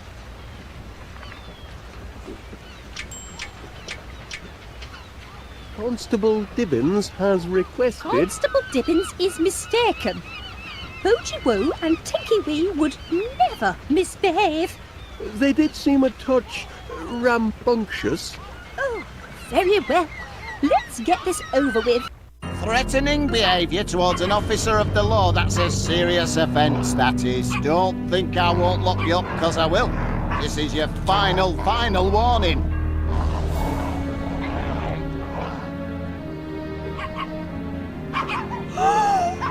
Bogey Woo! Tinky Wee! How could you behave like this? Mummy is very disappointed. Very, very disappointed. And what did you do to upset my precious cupcakes like that? Cupcakes? My darlings, did the bad man upset you? Don't be scared. Mummy's here now. How about a little dressing up game to make it all better? Do you want to play dress up? Oh, yes you do. Yes you do. Oh, come along, my sweets. She's lucky I didn't throw those mutts in the kennels. I were this close, I were. You can only push PC Ernest Dibbins so far. I hope your holiday is proceeding in a satisfactory manner, Constable. Satisfactory? Yes. Yes, indeed. Everything appears to be quite satisfactory, peaceful, and in order. Thank you, Wallace. Champion, we're getting there.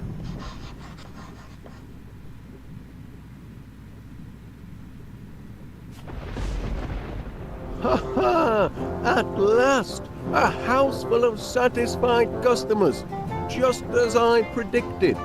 I'd best tell Gromit to lay the table.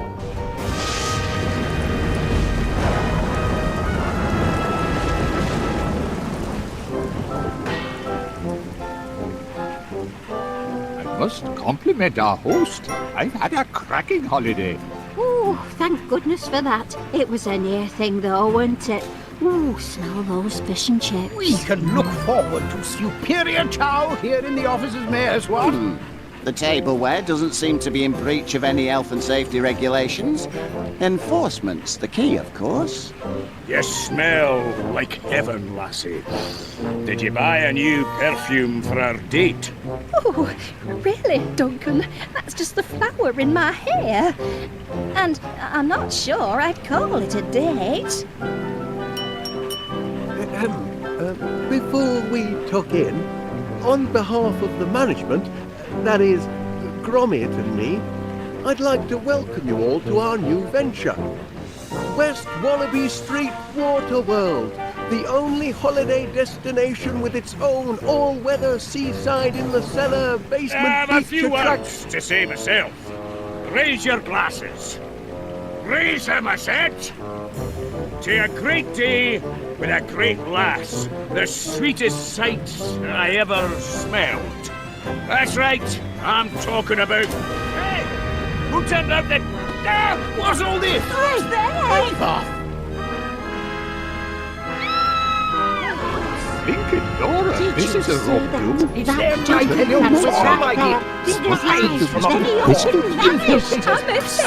with me. Everyone, quiet, calm down a sec. I must insist on calm. This is not what it's done. Quiet! Whatever's happening to me?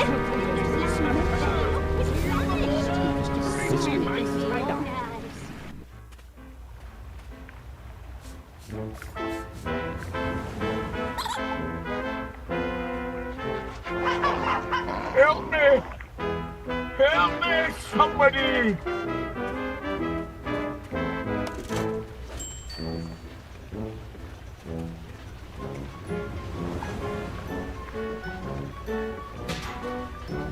Is someone there? Help me! I can't move! Thank you, whoever you are. I was this close to taking my last breath. You found me just in time. I've located the victim. Mr McBiscuit has sustained a nasty knock to the noggin and don't remember naught about it. Happily, he will recover. However, aggravated thumping is a serious offence, and I've no choice but to treat every one of you as suspects. Outrageous! But I never touched it. Until our thumper is caught, nobody leaves this house. Nobody comes in, and nobody goes out. Not till I know the person who done it. I know who did it. Spies from abroad. Saboteurs from the South Seas. Thank you, Major. That's enough of your doolally chatter for now. Only cold, hard facts can solve this mystery. Solve this mystery? That's right. By the book. You know, burden of innocence and proof of purchase and all that. That's how real investigations. Now, what's that contraption? My latest prototype, Constable. The Deductomatic Mystery Solver. Deductomatic? Is that what's been taking money out of my savings account? Oh no, Mrs. Gabberley. The Deductomatic harnesses unused brain power to solve mysteries. If you're pointing the finger, Wallace, any accusation must be backed up by hard fact and proven according to the law. Well, that is, It should be working.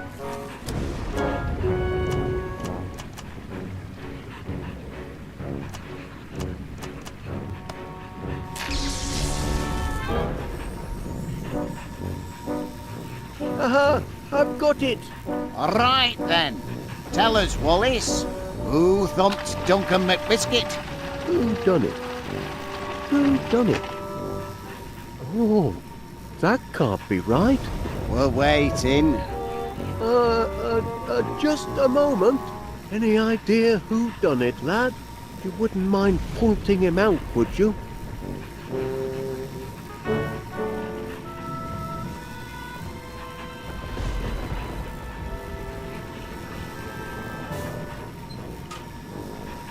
It was Poogie Woo and Tinky Wee.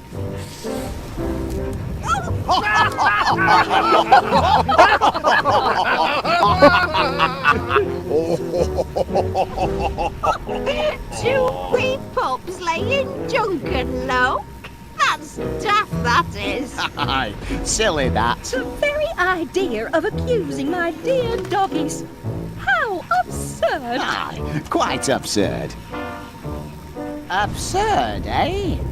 Nothing is absurd before the law. Here we go. It is the absurd claims the law takes most seriously. For if the absurd cannot expect justice and a fair hearing, then who among us can? He's got a point. We must treat this accusation according to the law. The law requires proof. Proof requires hold on. Proof requires three things. First, the motive. Why did the suspects thump Duncan McBiscuit? Second, the weapon. What was he thumped with? Third, a witness. Who can collaborate, corroborate, back up your accusation? Do you have a motive, a weapon, and a witness, Mr. Wallace? I'll just recalibrate the inference-ometers. There we are. What'll it be? Motive, weapon, or witness? Where to begin? Of course, now we'll get the facts. Get what facts? The weapon. I've determined the weapon. Well done. Tell us what Podgy and Winky T used to thump Duncan.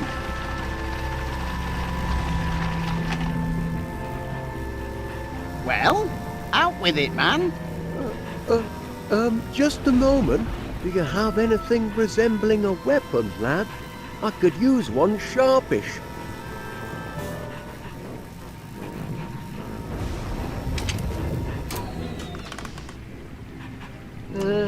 Sorry, it is only a prototype. All right, that's enough of that. Everyone can go about their normal business, but remember, nobody leaves the house until the mystery is solved.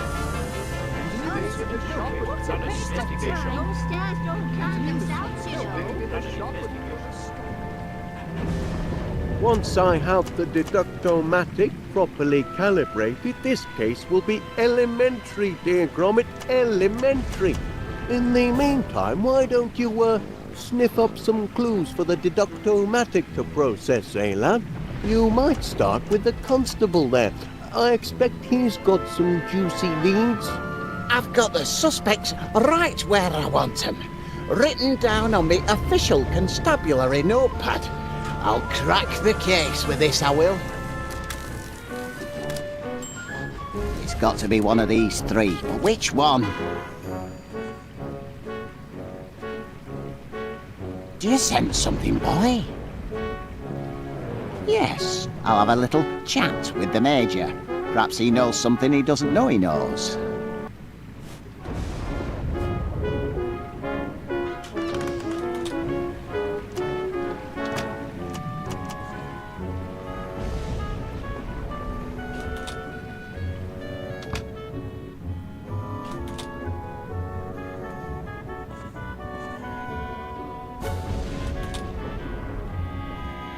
And if you don't believe me, I invite you to inspect the evidence.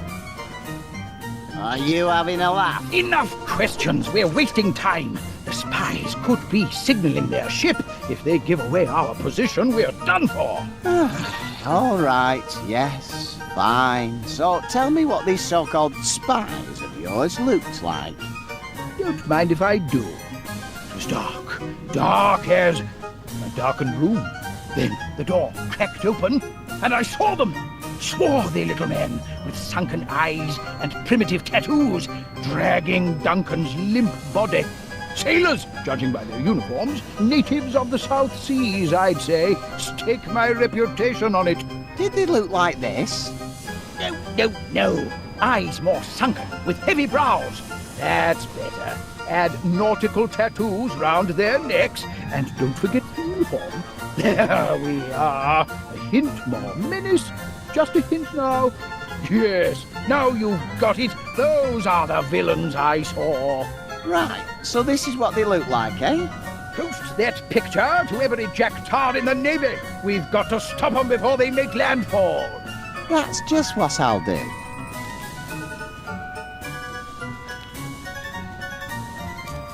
The man means well, but he's a couple of bricks short of the full hod.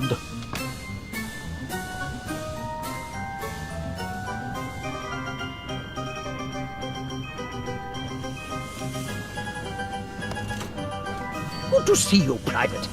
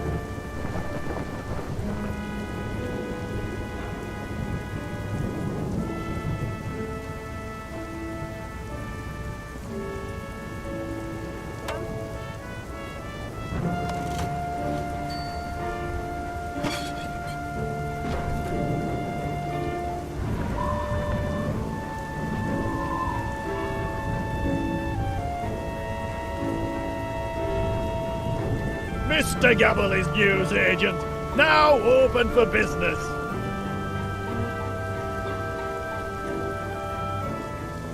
Is that a customer I hear? Oi, you want to shop here? You gotta follow my rules. Do you hear? Take what you like and I'll put it on slate. Missus will sort out payment later. Got that? Oi, and don't nick nothing while you're about it. Blimey, that were easy. I don't know why Winnie makes so much fuss.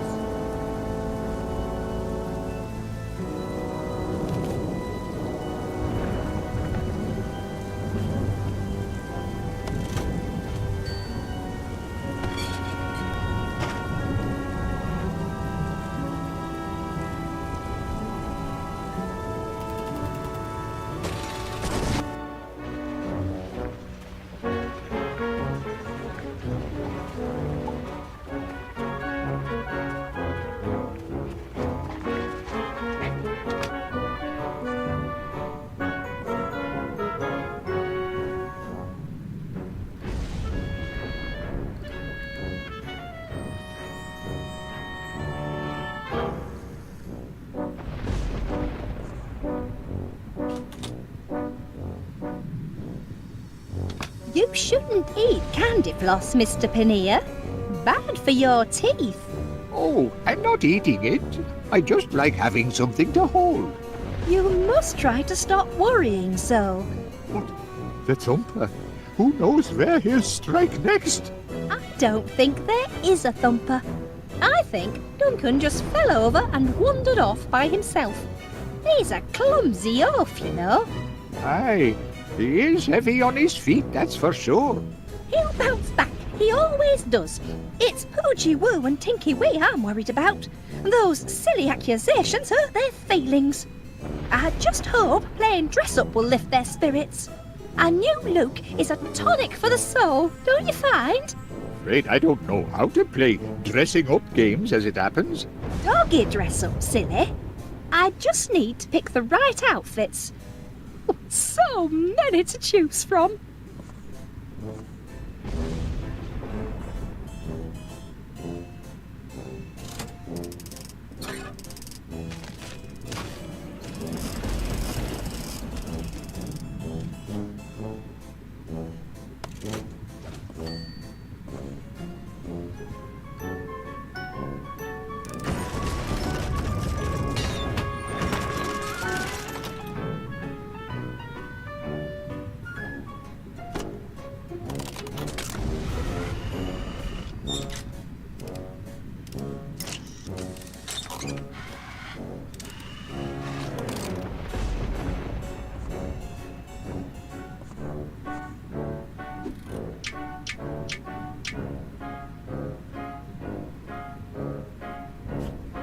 Oh, you found it. Good boy. Now Poochie Woo and Tinky Wee can play sailor again.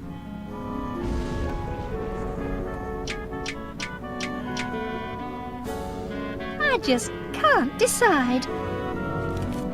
Oh, what a nice present. That's a stylish look. I do admire those sunglasses. I suppose they're back in fashion. Seems I'm something of a trendsetter. Ah, Gromit, you must know what the debonair dog likes. Why don't you help me pick an outfit for my precious darlings? Use your doggy fashion sense and choose your favourite hat, glasses and collar.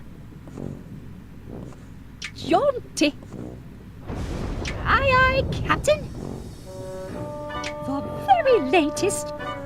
Hoochie Woo and Tinky Wee will love this. Hoochie Woo, Tinky Wee. Time for dress up, my dears. Oh, look at this. Hello. You found Mr. Sneaky. You clever things. I was afraid he'd never turn up. Now we're really ready for some fun, aren't we? Let's get dressed up. The poor things are shy. Would you mind leaving us alone for just a little while?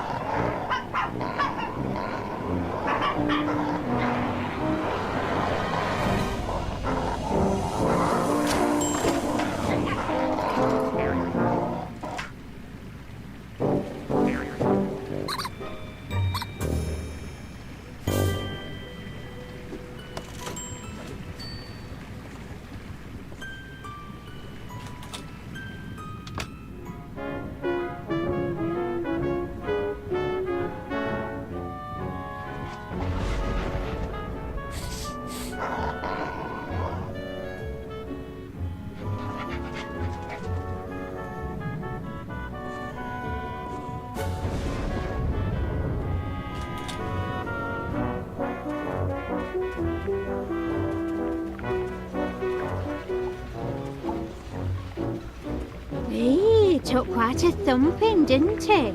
Can't say he didn't deserve it.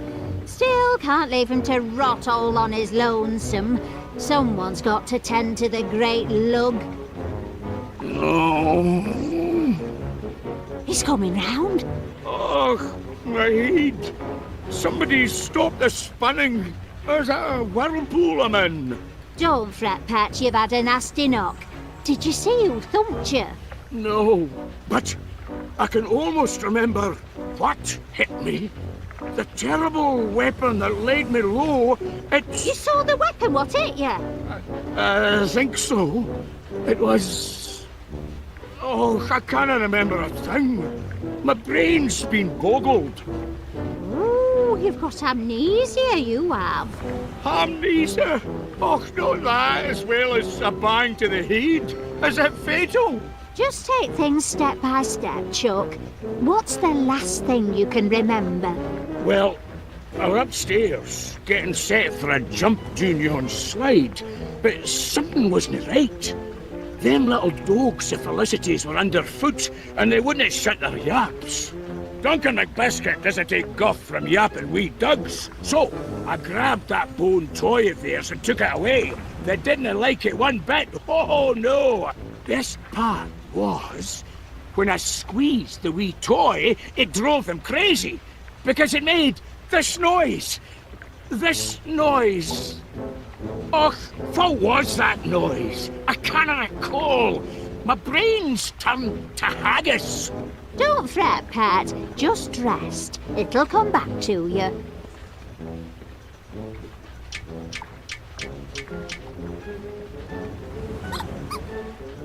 That's it. The sound of the toy. Now I remember. Go on, then what happened? Oh, I kept the toy and chucked the wee doggies down the slide. They didn't like that one bit neither. I was having a grand time. I wanted a wee picky to remember by, so I went down to that photo thingamajig. I struck a manly pose and I was... Oh, Crivens, it's all fading away. I'll be forgetting my own name next. Oh, don't get yourself in a twist, love. It'll come back to you.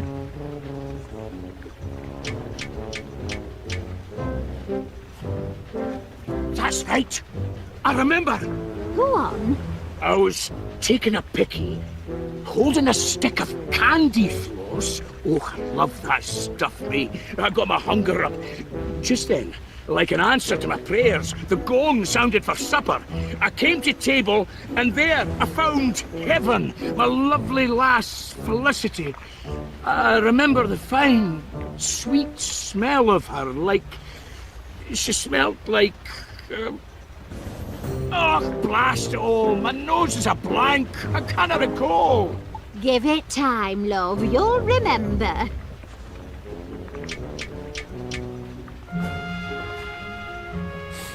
That's it! The sweet scent of Felicity! How could I forget? I remember everything now! I'm cured! You've cured my ham knees! You cured me, and I were a right numpty with you, weren't I? Still are, I reckon. But don't go weepy on me now. Tell me what happened after you sat down at supper.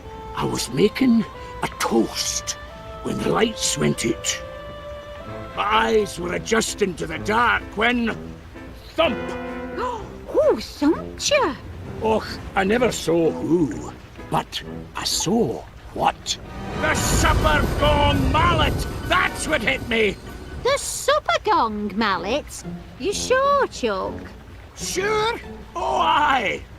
Look what it did to me! Ooh! That's a crime, that is. No wonder your mind's been a blank. What kind of person would do that? They should be locked up. You go back to sleep now, love. Get some rest.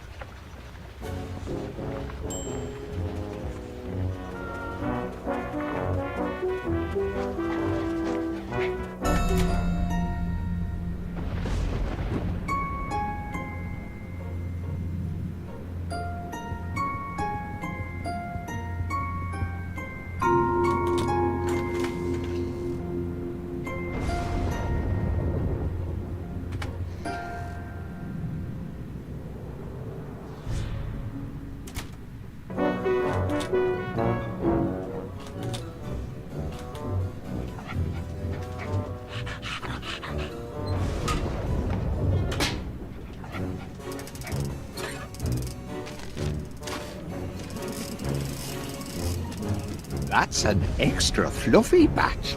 Can't do any harm to trade up. Just this once. Oh, crikey, it's heavy. Must be family-sized floss.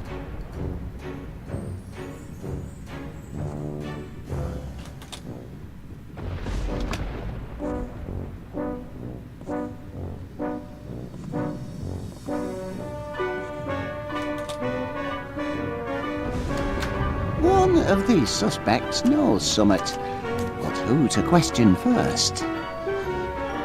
If I keep staring long enough, I'm sure I'll detect summit eventually. Caught a scent, have you? His motive is clear enough. But could this apparently gentle purveyor of fine groceries be a Jekyll and Hyde character, perhaps? A vicious thumper in disguise? I must interrogate him.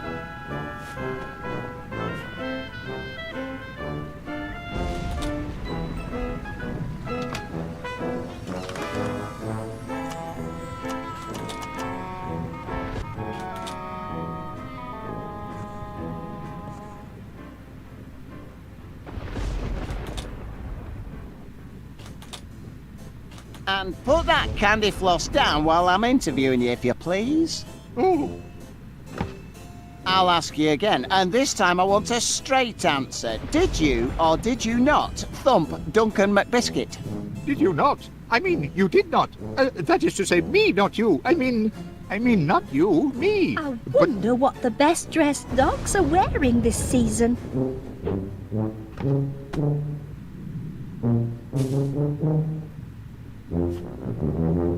All right, that's enough. Just you watch yourself, Mr. Paneer, or I'll be watching you.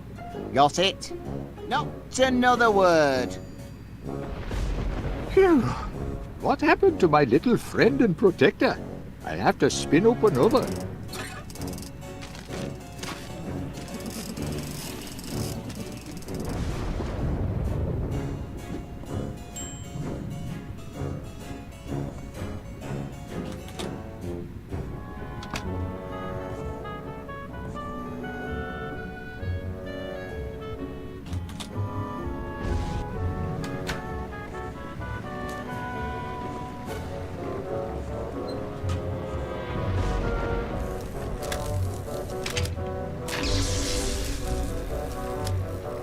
Eureka!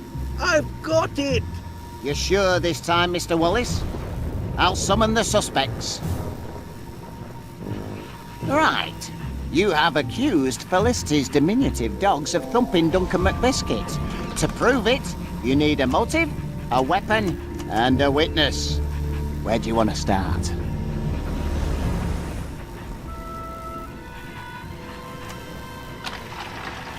And the weapon is...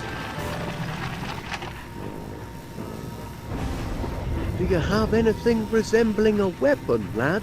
I could use one sharpish.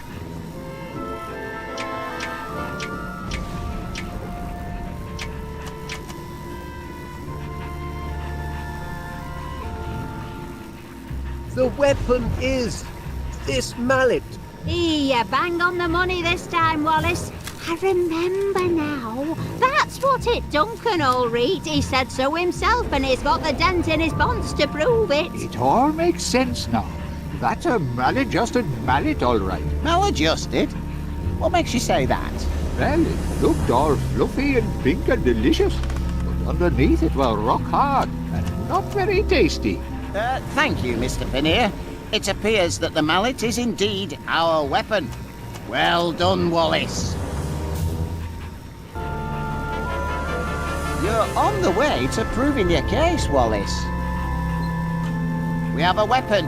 What's next?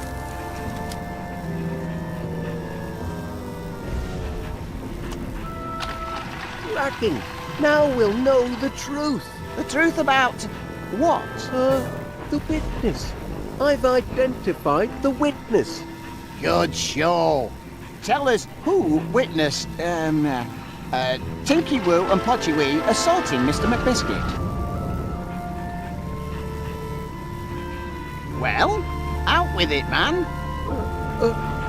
Just a moment. Who would you pick for a witness, lad?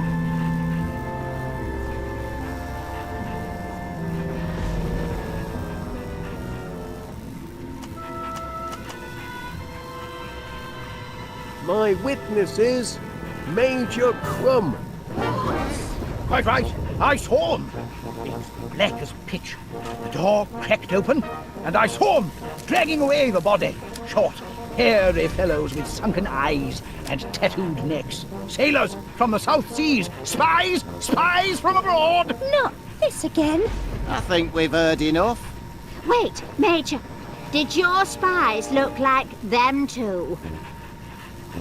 Good heavens! That's them, all right. I'd recognize them anywhere. Put those spies in irons. Don't be silly. They're puppies. Dogs of war, more like. What war? Oh, there is no war. What? All right, let's let sleeping dogs lie, shall we? The main point is, the Major saw these two dragging away Mr McBiscuit. Isn't that right, Major? It most certainly is.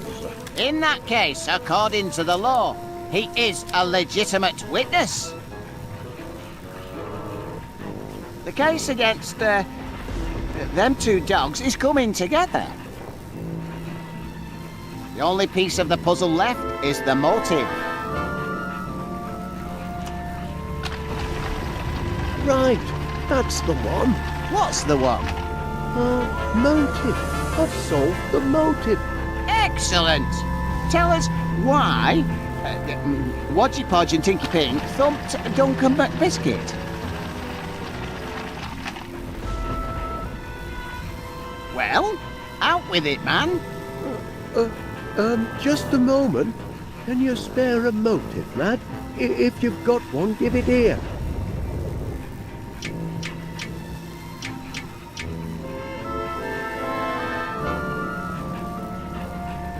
The motive is this chew toy. Really? The pups are very attached to that toy. I know from bitter experience. Of course they are. Mr Squeaky was a present from their mumsy. That doesn't make it a motive for hurting Duncan, though. Oh, yes it does. Duncan stole the toy from them doggies. Told me so himself. He never did. Oh, he did. If Mr McBiscuit did indeed take their favourite toy, that could well be a motive for thumping. But why would Duncan want to take Mr Squeaky? The very idea is ridiculous. Ridiculous? Possibly. But on the balance of probabilities, spot on. I believe this motive meets the test of the law. Wallace, you've shown us motive, weapon, and witness.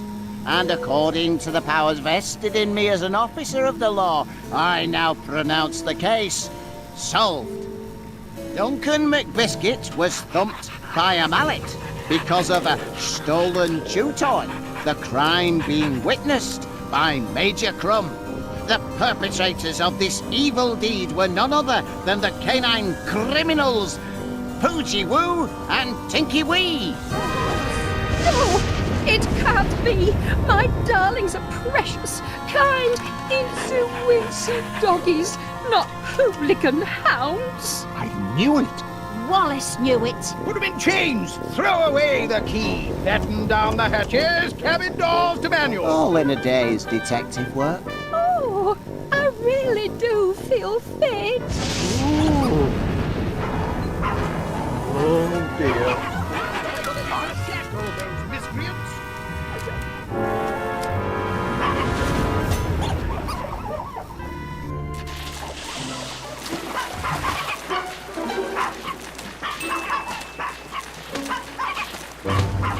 Oh, look, lad. The drain must have come unplugged. That's handy. Oh, seems to have created a bit of a current. Help, Gromit! I've got that sinking feeling. We're all going down the drain!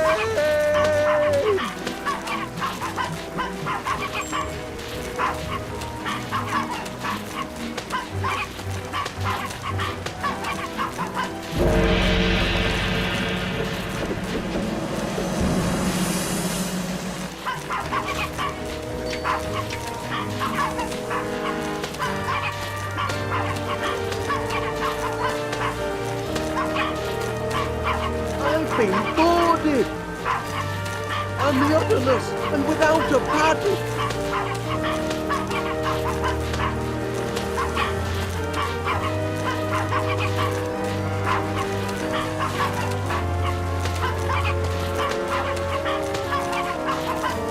Do something, Gromit!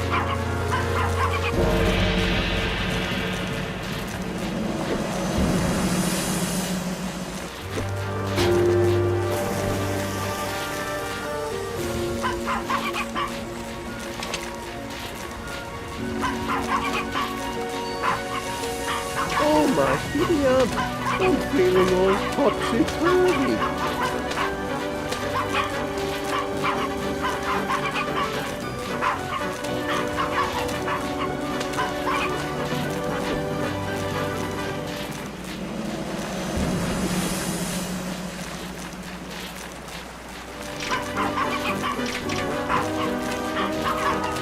Stop all this spinning, Gromit!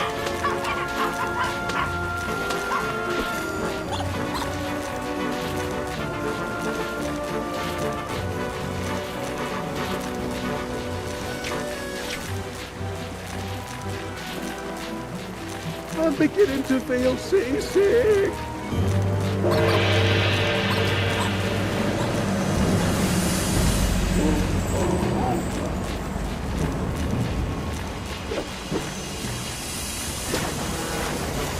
Heavens above!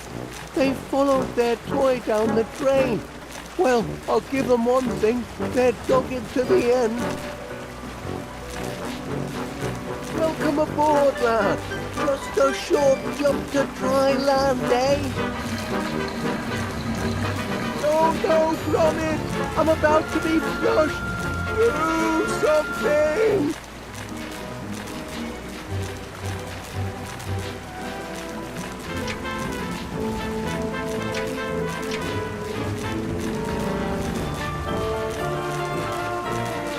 I haven't got a sea leg to stand on!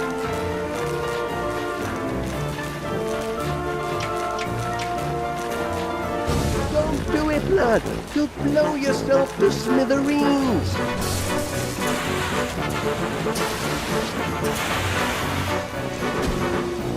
Gotcha! Thank heavens, we've made it, Gromit. We're back on dry land. That's one you owe me, pal. I do hope everyone's had an unforgettable holiday, and that you'll consider visiting West Wallaby Street Waterworld again next year.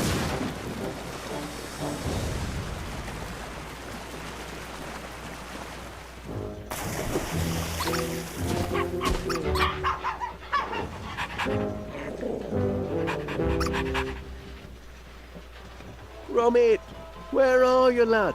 We've got quite a clean-up job in front of us. No time for dawdling. Gromit! Gromit!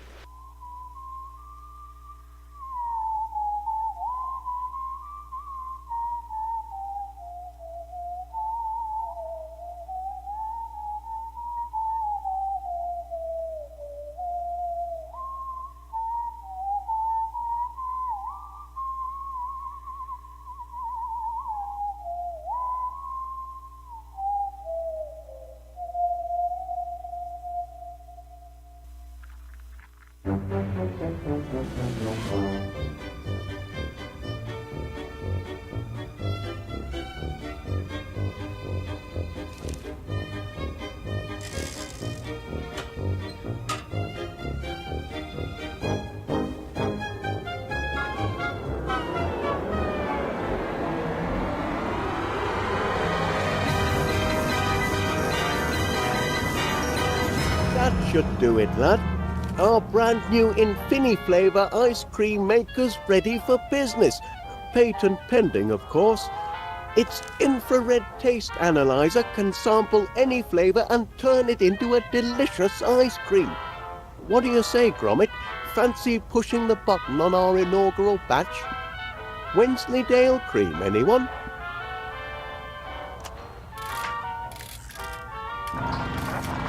Look at it churn, lad. just in time to be road tested in front of paying customers at the fair this weekend.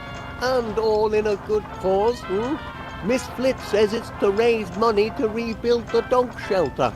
The poor pups have been homeless for too long. Imagine if you had no place to call home, sweet kennel, Gromit. Must be the breeze. Miss Flitz says the strays have been making mischief all over town. On Tuesday, Mrs. Gabberley's shop was terrorised by a gang of terriers. No doubt they'll come to heel once they've a proper roof over their heads. I'm sure everyone will give generously at the fair to build them a new home. I can't be the only dog lover in town. Nora, Gromit, wild dogs, stray scoundrels, mangy good-for-nothing mongrels mangling me machine. They must be some of the escapees. Oh no, me crank, me lever. The flavour engraver, the brains of our custom flavour scanner, lad. It's been scrambled. The four-legged fiends.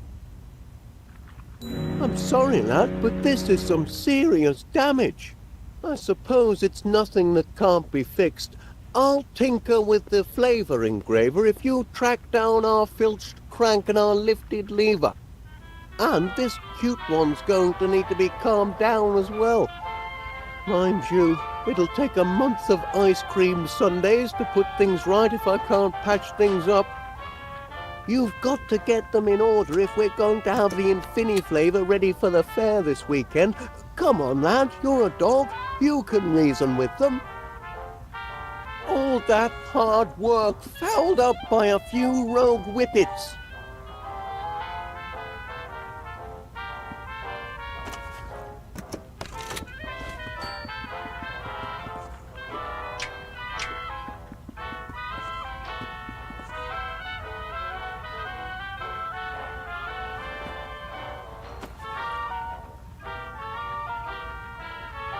Your old toy certainly did the trick, didn't it, lad? Oh my, you used to be so attached to it. Took quite a spell to wean you off it, in fact. Now we can focus on getting this machine up and running.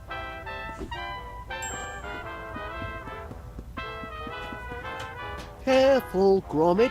The Infini flavour motor is volatile without its crank.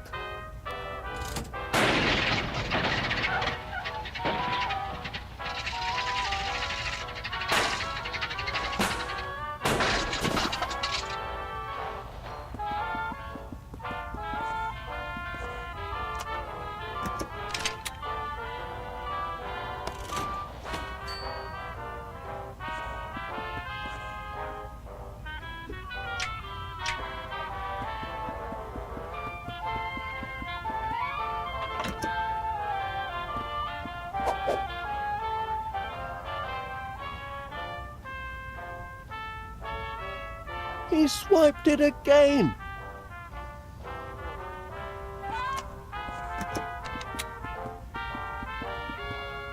Careful, Gromit. The Infini flavour motor is volatile without its crank.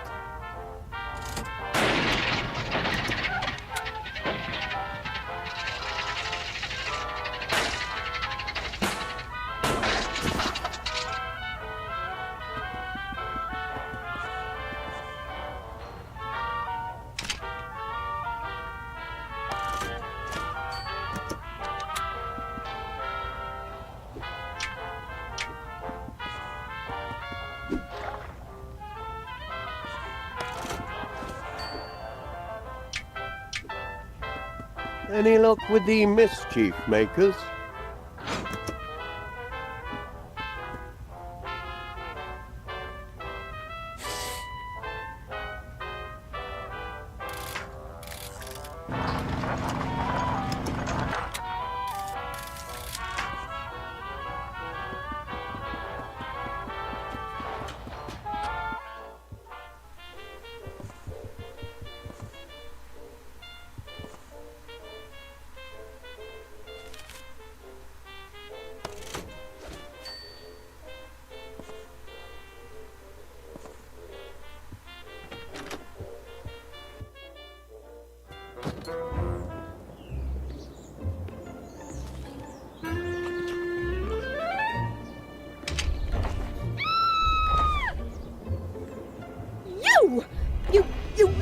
terror! Ah, ah!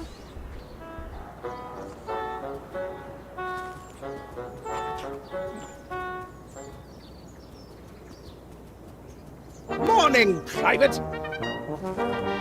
At ease, Private, at ease.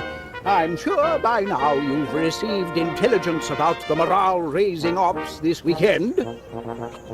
Should be a jolly old time, like when Ensa used to come and rouse the troops, reminded the squaddies what they were fighting for. I remember being stationed in Algeria, and the association organized a whole day of fanfare. Unbelievable! There was Fatima the snake charmer, the ever-popular monkey toss competition, even a couscous eating contest. Which reminds me, I expect you to be at the fair when I display my digestive prowess. The pie eating contest, Private. You must have seen the sign-up sheet in town. Nobody'll challenge the great Major, though. I shall be uncontested. They don't call me Cool Hand Crumb for nothing, you know.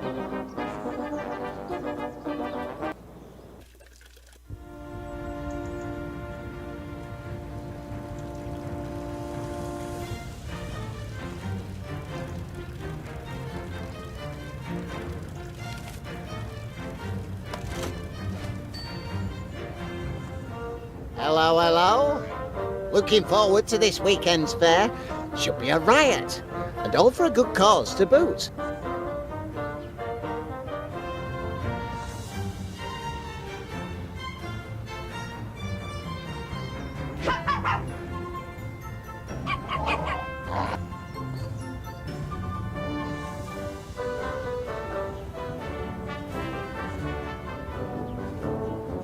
Town's abuzz with the fundraiser this weekend, isn't it? About time somebody did something to build a new dog shelter.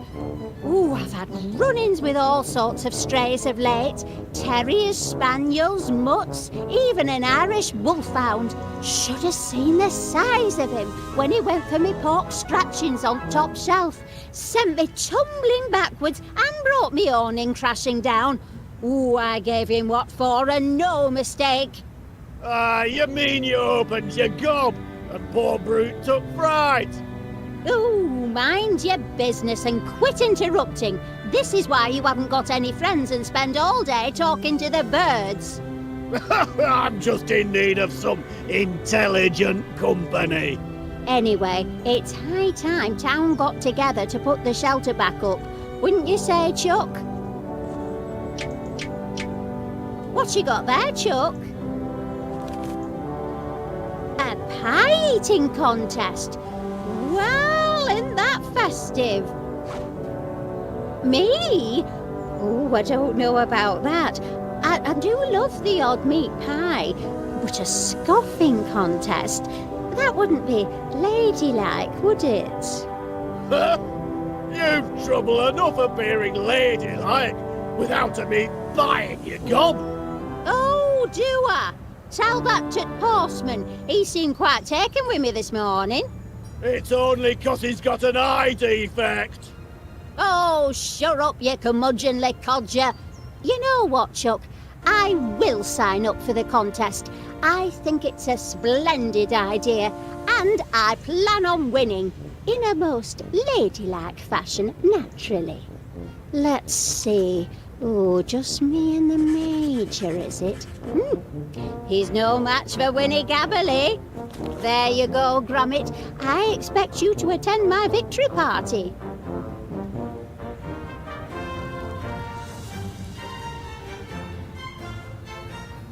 Hello, Gromit lad.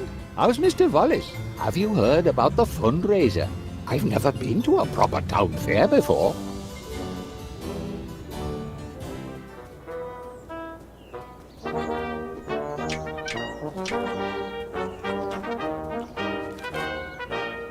Ah, yes, the pie-eating contest.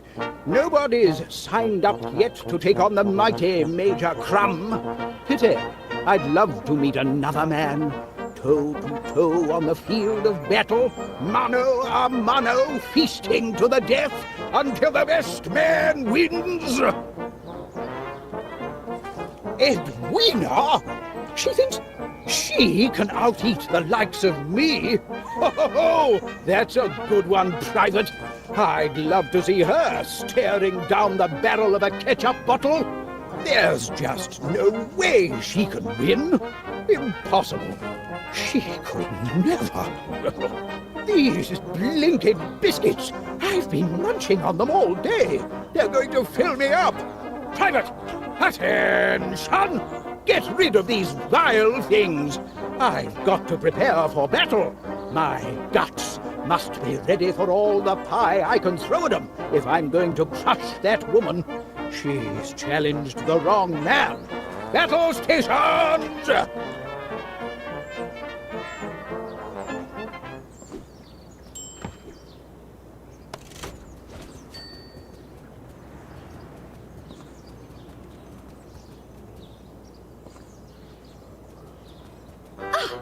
Did you let the dogs out? This mangy whippet is ravaging my roses. Came hurtling out of your master's house with some sort of bone in its mouth. Feeding the strays really is the last straw. Now he's gone underground and Lord knows what he's doing to my roots. And where's Wallace when I need him? Are there no real men left in this world to protect a woman's property? Don't just stand there. Do something. You're a dog. Can't you reason with him?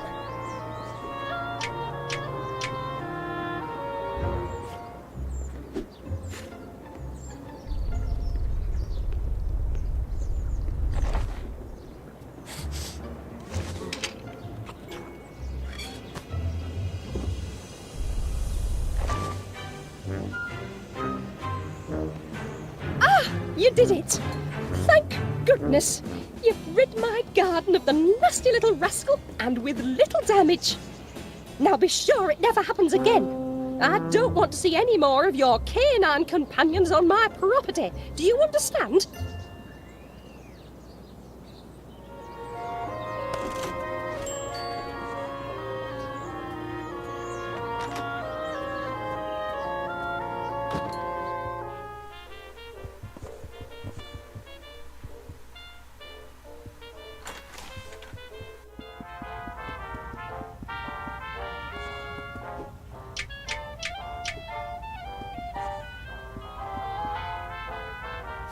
I suppose that lever does look a bit like an old bone, doesn't it? No wonder the crafty canine went and buried it. Give a dog a bone and into the ground it goes. It's their nature. Oh no. Did our fastening nut go missing? It holds the lever in place. It's a critical part of the apparatus, Gromit. This is no good, lad. That was my last number 12. What rotten luck.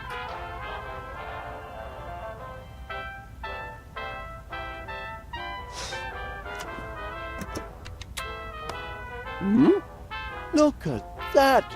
He found our nut! Fantastic, Gromit! Perhaps I was a bit hard on him before. I didn't know the little one had a penchant for tinkering. Oh, he's just afraid. Heavens above, he's a positively petrified pooch. Poor little lad. We ought to call him Twitch.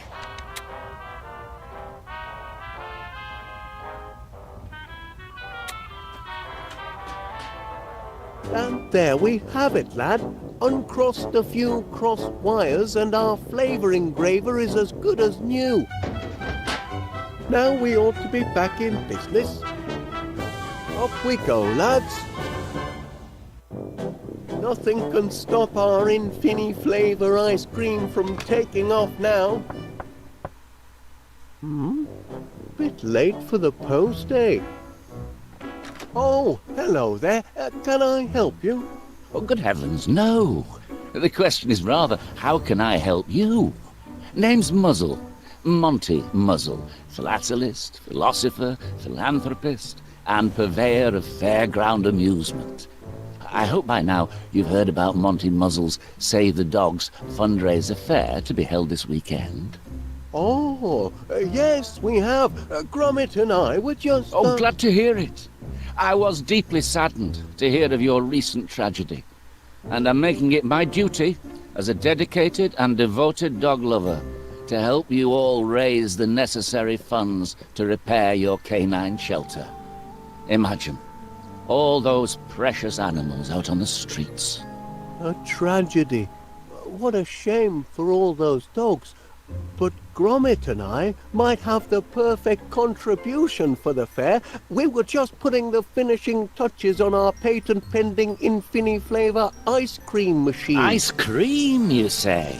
Ooh, who doesn't love ice cream? The creamy coldness, the satisfying sweetness, the profit margins.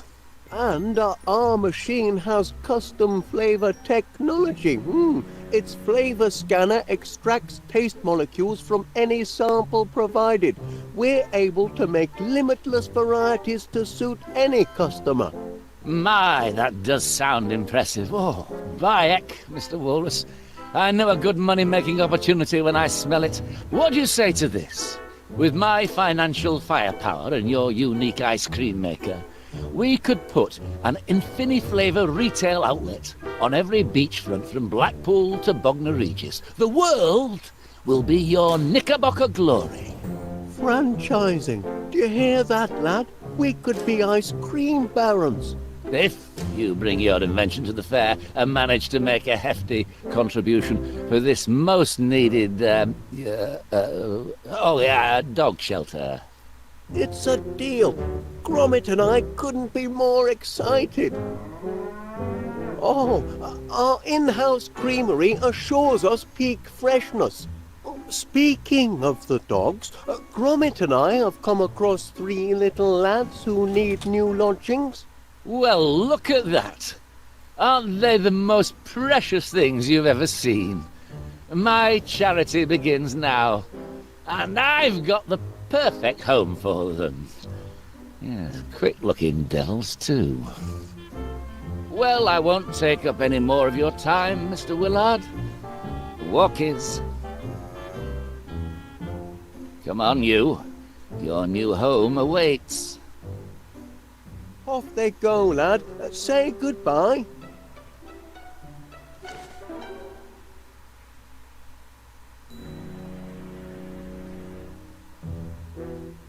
Be seeing you and your contraption at the fair, Mr. Wallace, and be sure to bring your wallet.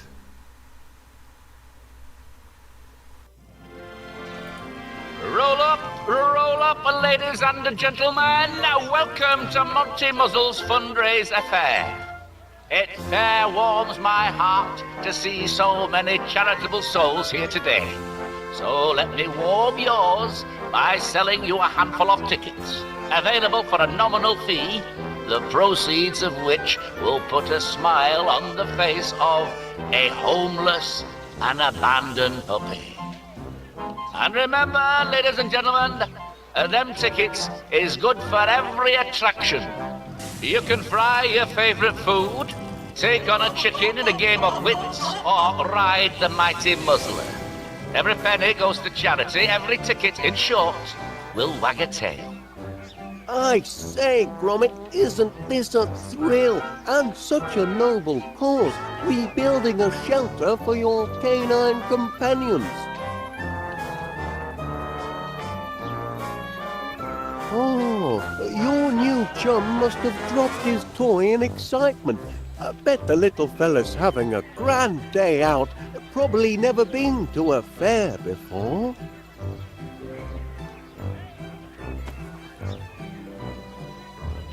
Hey, that must be the remains of one of the flies that was blowing around this morning. Can't abide litter, so I tore it up and offered it as slips of paper to the punters.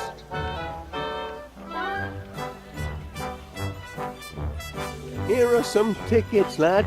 Go and find your friends and have some fun. Ho, ho, ho.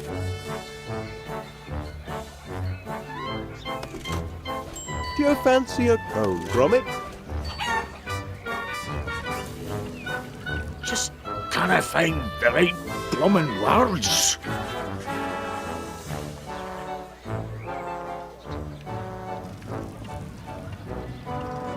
Oh, just look at her. Loitering round that manky Muzzled's booth of accomplishments. She's smitten, she is. By him! Disgusting! Makes me so angry I could blow me top! Ooh, I'm Monty Muzzle. I'm the most charitable, sensitive gentleman there ever was. I'm a bloomin' hero. Fair. Big pile of wet lace, if you ask me. And what you want, mutt? Can't you see I'm working here? She wants a sensitive man, does she? Well, that's what Miss Flit will be getting. I'm composing her a poem. Near finished, too, except for the last line. Got the whole thing memorised, even. I just cannot write the ending. Dearest Felicity, your eyes are as deep as the murkiest log. Your teeth are as straight as Blackpool rock. Your haunches are sturdy. Your bearing is bold. Ach, I've got nothing. Look at me, talking to a dog. Ah, going crazy you are, McBiscuit. Now, Bogey off and let a man work.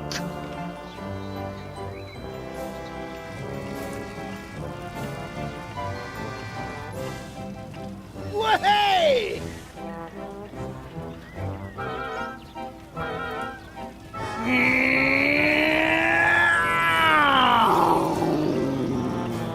$100, $14, $115, $116.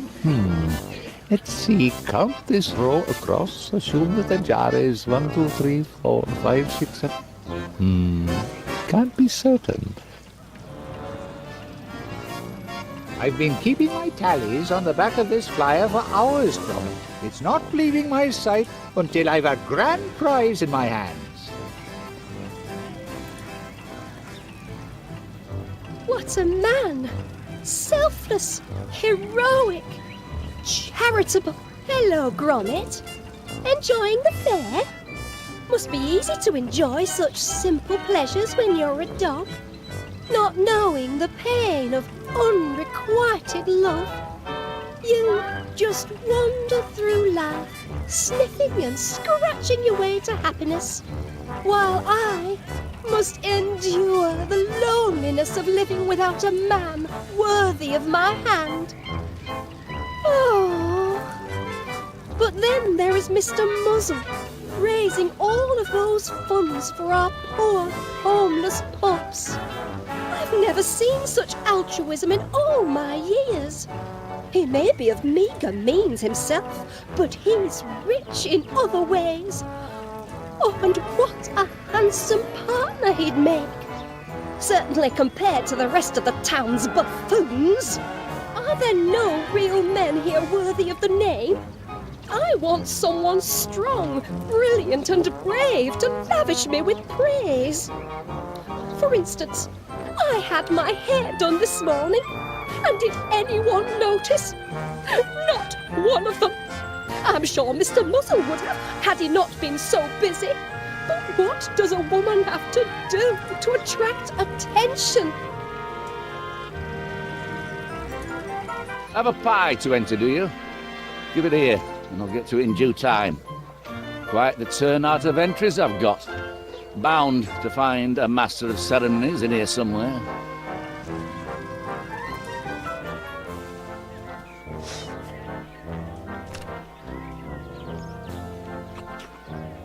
Strawberry rhubarb with cream. Not a terrible texture, but a horrendous pie. Oh, look, strawberry rhubarb reminds me of me Auntie Mildred. What an horrible old shrew she was, always force-feeding me with her horrid confectionery disasters. Oh, good heavens, what rotten memories. Now, hey there, you meddling mutt. What are you doing up on this stage? Get down at once. I'm the only one allowed up on stage. The only other person allowed to disport themselves on my stage is the Master of Ceremonies of the Grand Pie-Eating Contest. And somehow I don't think with your limited canine brain, you'll be able to create a pie deliciously mouth-watering enough to win the bake-off and receive that honour. So if you don't mind, sling your blinking hook. Me and the Master of Ceremonies, i.e., not you, big ears.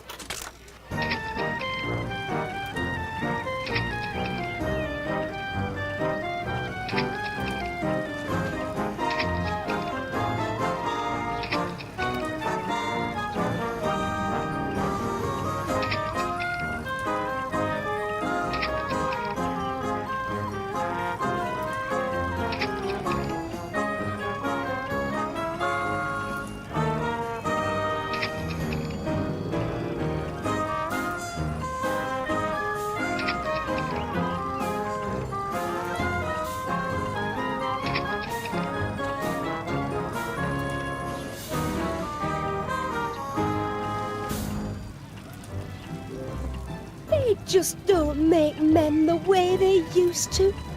Except for Mr. Muzzled, of course.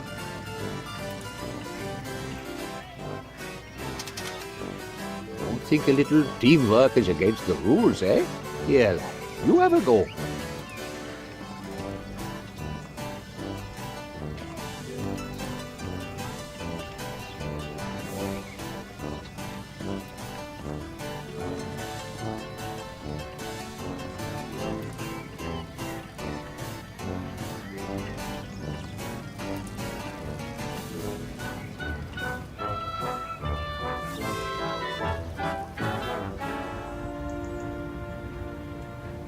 You are, you coochie coos, you! Ah, the missus says I need more mates, does she? Well, I've got the birds in sky and bugs on sill to keep me company. You won't find me making up numbers at some flipping fair. Good, because you're not invited. Here, birdie, come to Papa Gabberley.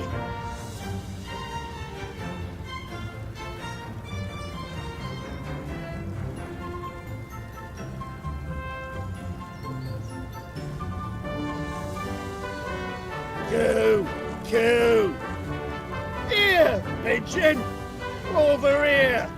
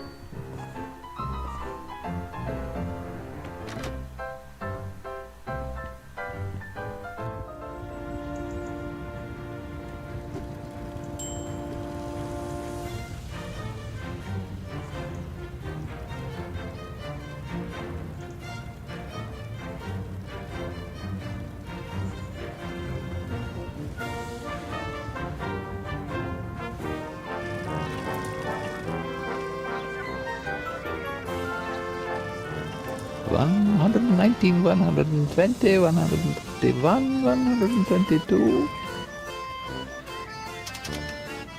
Don't think a little teamwork is against the rules, eh? Here, lad, you have a go.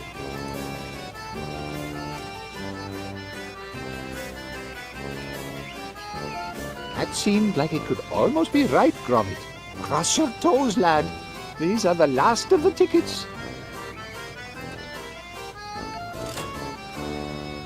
Congratulations. You are the winner of a grand and fantabulous prize.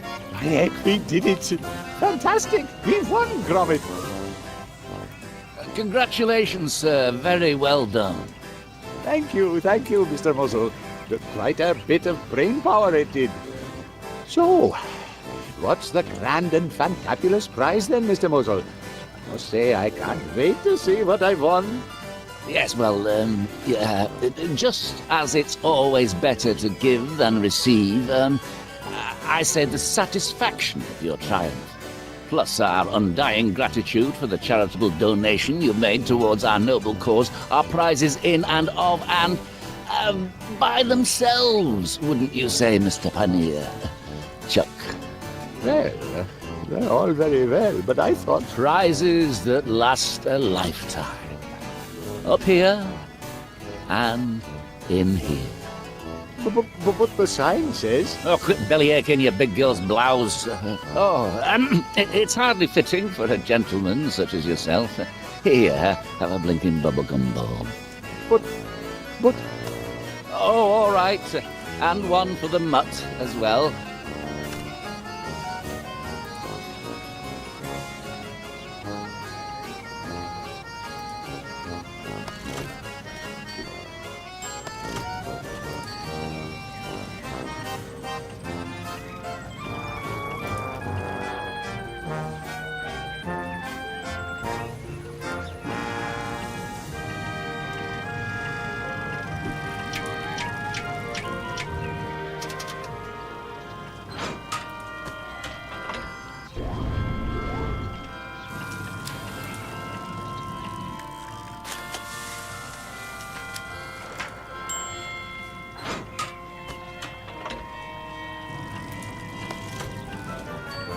Wisdom from the other side.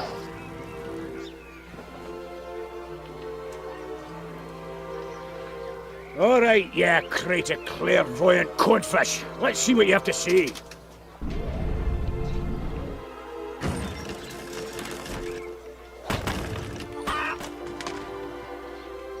Cravens, what a bunch of rubbish.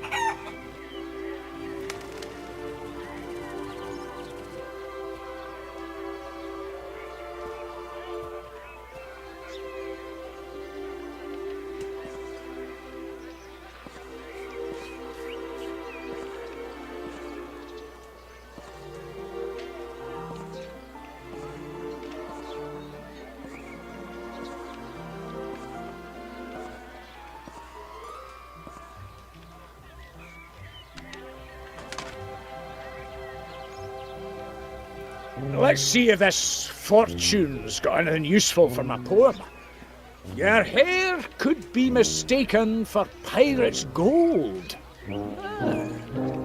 That's no half bad, that is. Might just work.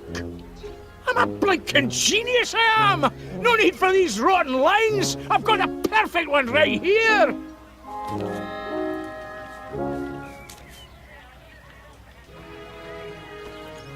Hello there, Felicity!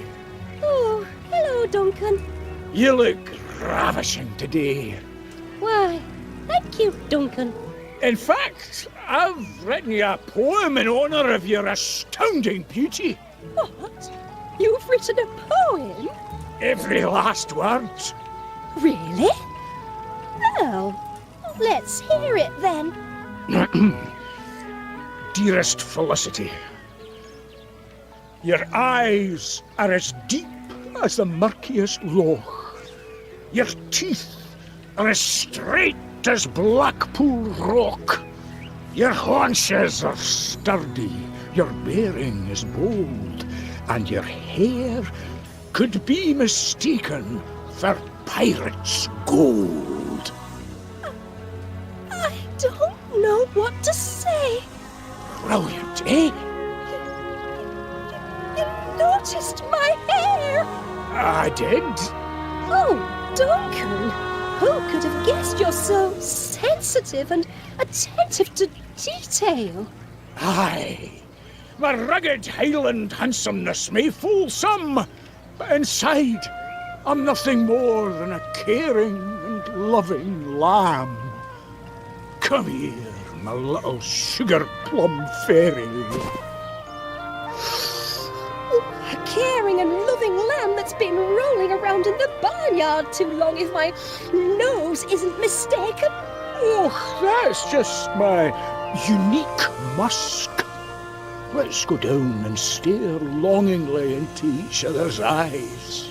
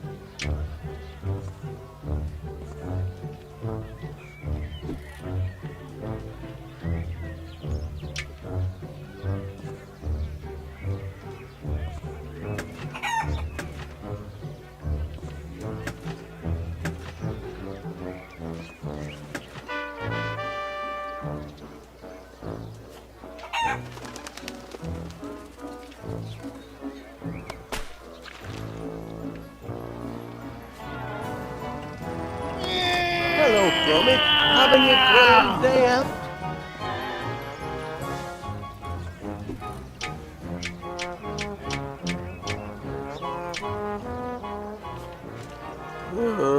I don't think that would taste very good, would it, lad? I mean, fish-flavoured ice cream? Who ever heard of such a thing? Unless you, haven't made a new feline friend, have you, perchance? Oh, well, yes, then. One fish-flavoured ice cream coming up. Step to it, lad.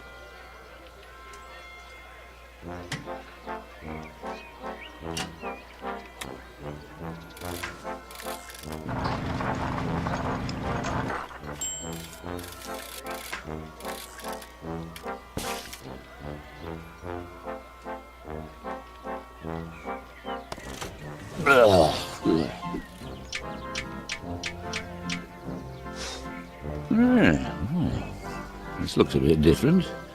A familiar, flaky crust. My, oh, could it be?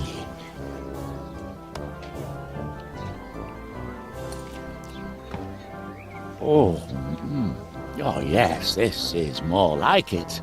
What a belter this one is. Oh, a crisp outside with a warm potatoey inside. Oh, this takes me back to my days as a boy. But it's still missing something. Some key flavour from it past. Now, still, I'll hold on to your entry as provisional for now. If you think of something to give it that definitive je ne sais what, come back and I'll consider it. Till then, the competition's still open.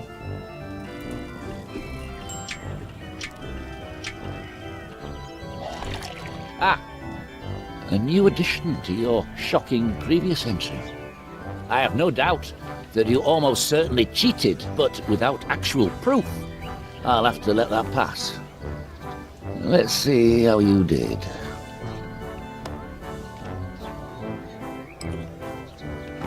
Why, this is, yes, resplendent. I've never tasted a pie quite like this. A savoury crust, enhanced by a one-of-a-kind flavour, if I am not mistaken, of lightly battered cod. Oh yes, your entry triggers deep and happy memories. Oh, I can see myself as a slip of a lad behind the counter in my mother's chippy. I'm the happiest lad there's ever been, eating complimentary portions of freshly fried North Sea cod and chips. Stupendous! How you did it, dog, I'll never know. But you've won. Congratulations. You're the first beast to become the master of ceremonies of the pie-eating contest. I'll be meeting you on stage then. Time to get this pie-eating contest underway.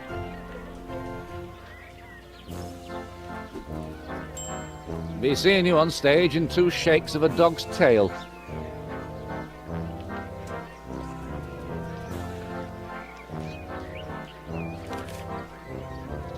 Gather round, ladies and gentlemen, gather round. Our first order of business is to celebrate this fine figure of a dog as winner of the pie baking contest. Atta boy, Chuck. I knew you could do it. Hey! And to honour this achievement, Fido here will preside as Master of Ceremonies of the pie-eating contest to commence shortly. I'm here. The Major doesn't stand a chance. Ha! I once ate a kidney pie the size of a Shetland pony, and I had room for dessert and coffee. Your starter's pistol, doggo. And now, I'd just like to say a few words. Where are me blinking notes? You were up here just a minute ago. It's not every day that tragedy strikes a helpless town like this. But I'm most honoured to be here in your moment of need to help you all collect enough funds to rebuild the orphanage. That is, the orphanage for lost dogs. And I'm delighted to say that I haven't seen such an outpouring of charitable giving among fairgoers since the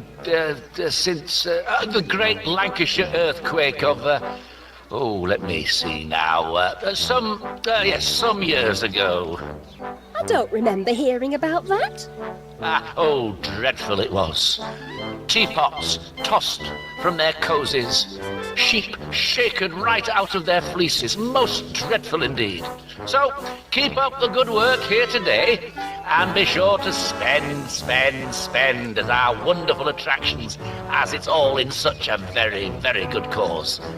Now, without further ado, Colonel Crumbs and Mrs Gabberley will go head-to-head in the pie-eating contest. Now, Mutt, pull the trigger.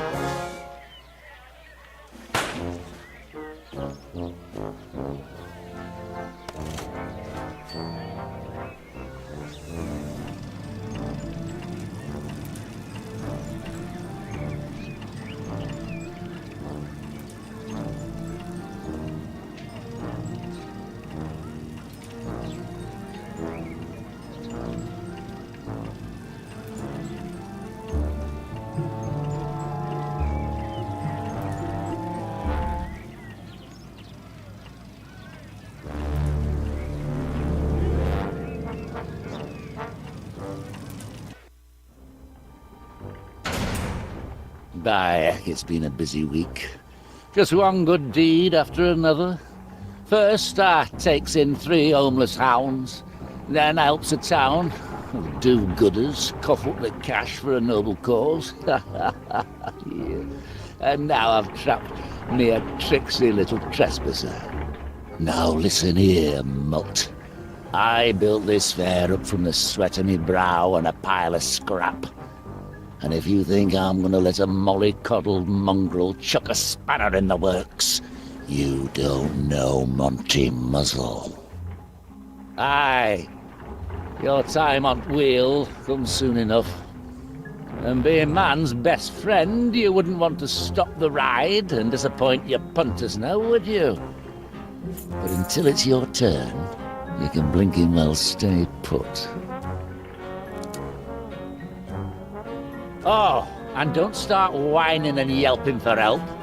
You'll have my security system to deal with if you don't keep the noise down.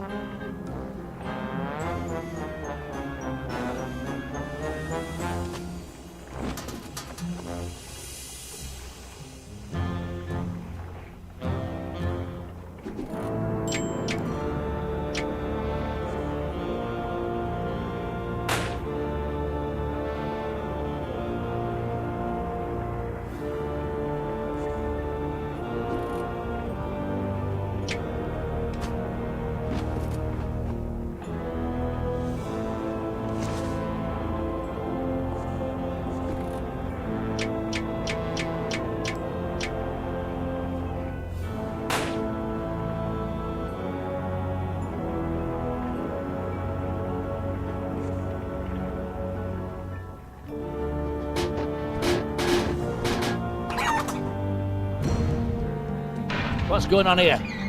What's all the racket about? Oh, another blinking dead dog. The Workshire whelp hadn't even been for walkies yet. Pity.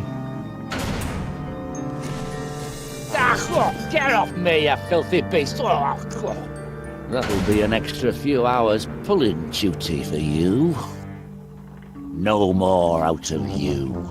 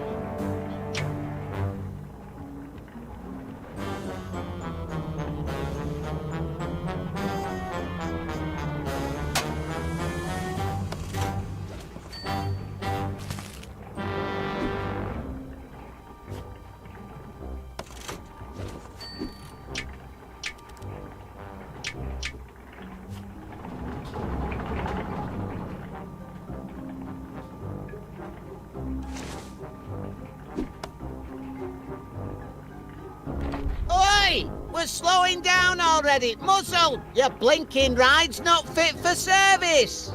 Blinking engine must have, died again. Ah, there we go.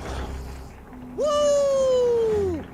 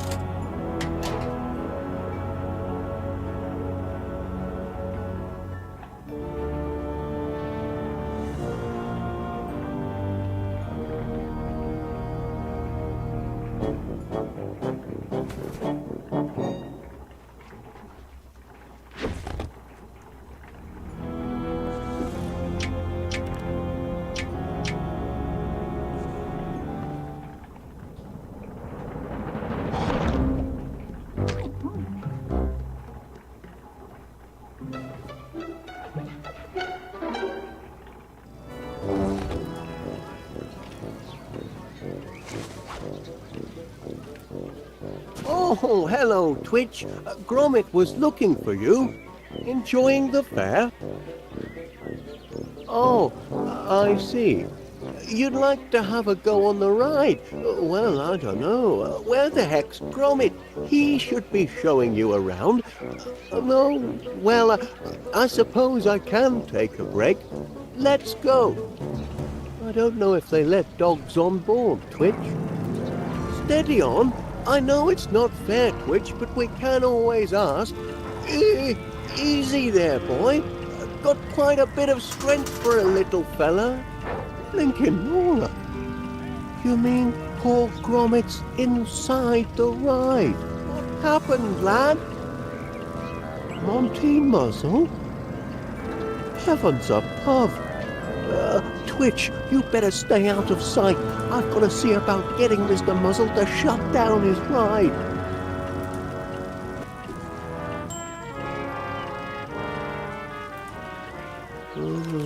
Your duty is as neglected as an abandoned puppy. Oh, I've never abandoned Gromit.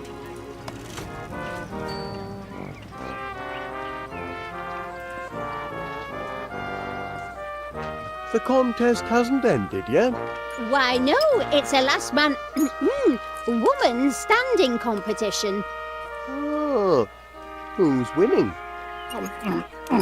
As if you had to ask, man. By my count, the current leader by a thick crust is Mrs. Gabberley. Hogwash!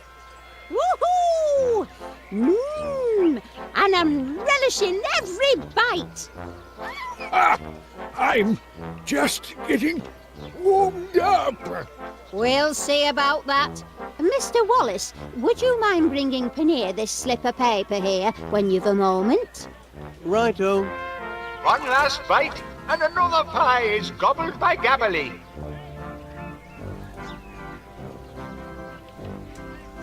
It's meat pies by dawn, and by heck, look at that crust fly. A note, Mr. Paneer. Your duty is as neglected as an abandoned puppy. That's odd. Stop the ride! That's enough. Suppose I'd better get back to the station. Duty calls. Excuse me, Paneer. Mrs. Gabberley wanted me to give you this. Must be a message to read out for the fair. Testing. 1, 2, 1, 2. All fairgoers are cordially invited to attend Mrs. Winnie Gabberley's victory celebrations to be held later this evening at the Gabberley residence. That's everyone including Major Crumb, so long as he's humbled by defeat and pie fatigue. A scandalous suggestion. You'll regret the day you taunted a crumb.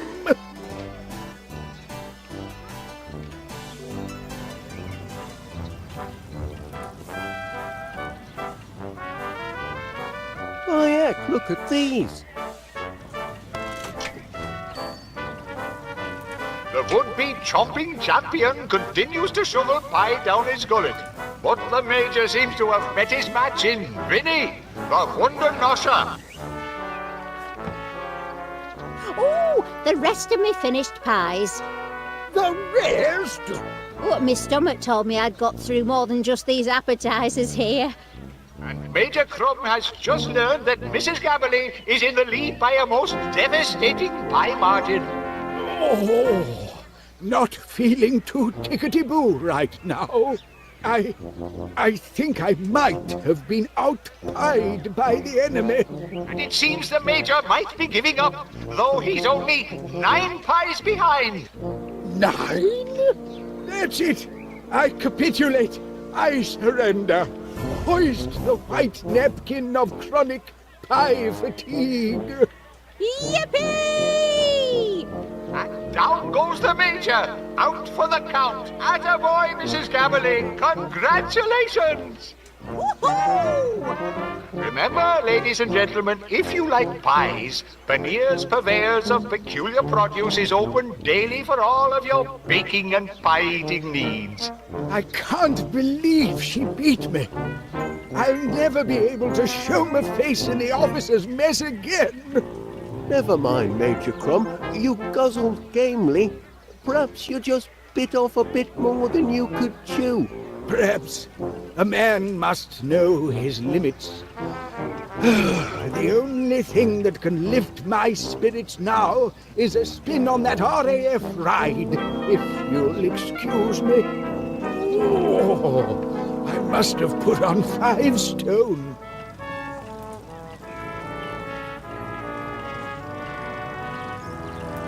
Too heavy? Balderdash! I was only on her this morning. Oh, just over our limit, I'm afraid, Corporal Crumb. You must have piled on pounds since then. That blinking contest! And I'm a major, don't you know? Aye, a major liability. So, you're banned, for safety's sake. Perhaps go for a jog or something, and work off some of that extra weight.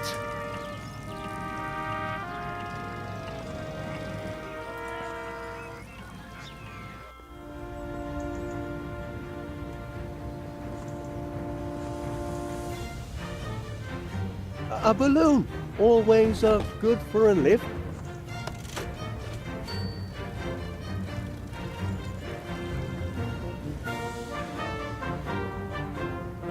Good day, Wallace. Constable Dibbins. Yes, Wallace, what is it? I need to report a crime, a kidnapping, foul play at the fair. Whoa, slow down there, Wallace. That's a very serious allegation. Now, carry on. What happened at the fair exactly? It's Mr. Muzzle. He's a wolf in dog's clothing. I mean a sheep. He's sheep-napped Gromit. I mean dog-napped. He trapped him inside his ride, he has. Trapped your Gromit? Inside the ride that I just spent hours inspecting? And why would he do something like that? Well, I couldn't say for sure. So, you mean to tell me that a man has gone out of his way to construct an elaborate fundraising event for the sole purpose of kidnapping your pooch? Well, no. Mr. Wallace, you are aware that fabricating evidence and making malicious allegations is against the law? Yes, but... Then you ought to put a sock in it while you still can.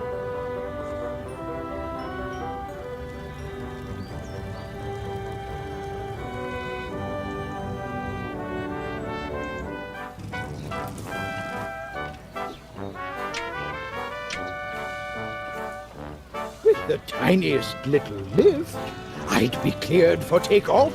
A balloon, Major Crumb? Who doesn't love a festive balloon? Used to tie the old balloon to our knapsacks when we were in the long grass to distinguish ourselves from the enemy. Perhaps you're ready for the ride now? You might be right. I'm feeling lighter on my feet already. Oh. Weight limit passed. All aboard. Wahoo! Tucked away! Cabin door to manual. Ready for takeoff. Blam! Yeah! Good heaven! Major Crumb's carrying too much excess baggage. The ride's going to burst its seams. We've been hit! Oh, my giddy hands! Oh, my! Those poor dogs were trapped inside of that dreadful machine the entire time. Gromit! Are you all right, lad? Where is that monster, Monty Muzzle? He was just here a moment ago. Up and away? Why, what are you doing? What is that? It's Monty Muzzle! And our money! And Twitch! Arrivederci! Monty Muzzle's stock is on the rise. This is no time to jettison the cream, Gromit. We don't do floats. What'll it be, lad? 1 scoop or 2? Oh, Good show, Muzzle, old chap. Not exactly what I planned, but a clean escape nevertheless. A few quid, and one unexpected runt richer. What do you say, boys?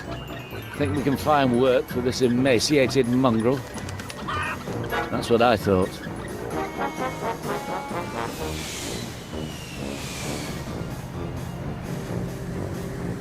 Oh, Knickerbocker glory! He's got a head start, lad. We've got to find a way to close the gap.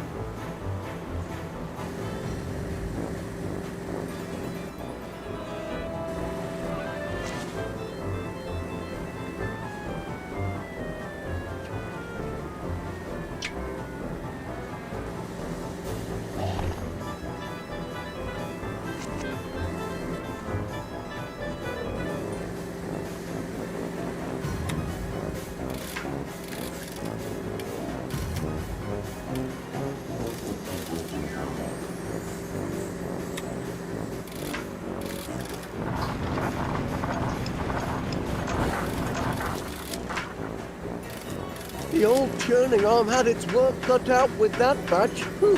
Things are getting a bit sticky back there.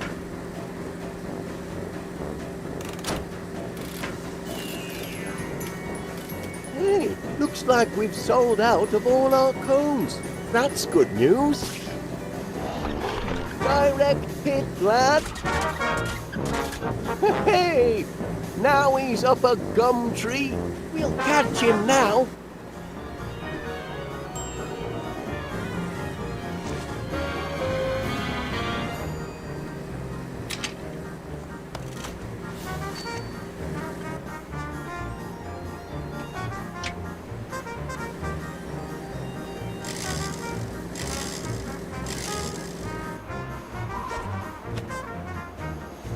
Oh, now we've shed some pounds. I wonder what could have been that heavy. We're puncture-free lead-lined tyres. Those didn't come cheap, you know. And how are we going to land without any undercarriage? Knock up my engine, will they? I can still outrun them with the wind at me back. Hey, they've run out of lift. Sorry, my little twitching bag of bones, but no one's coming to save you now.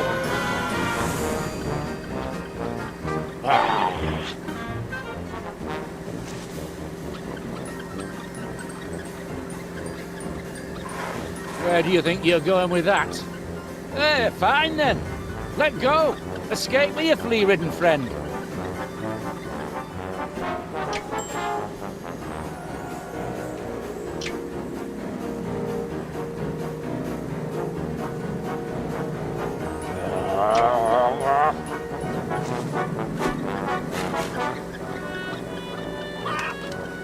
Easy. You've already been fed today. Ow! Get away. Stay away. Now, listen, chickens.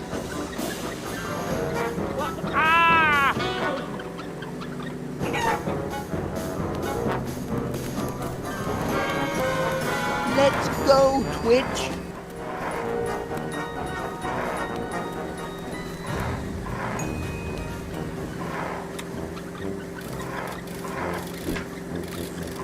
Lucky grab, Gromit.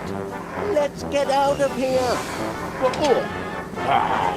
We're one scoop too many, lad.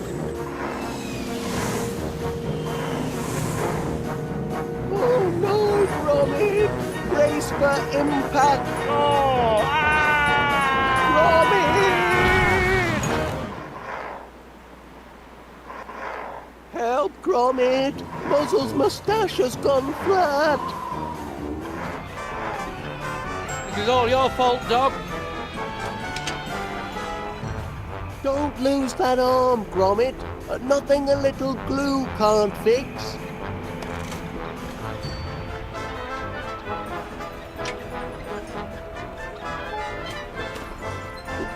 Give that back right now.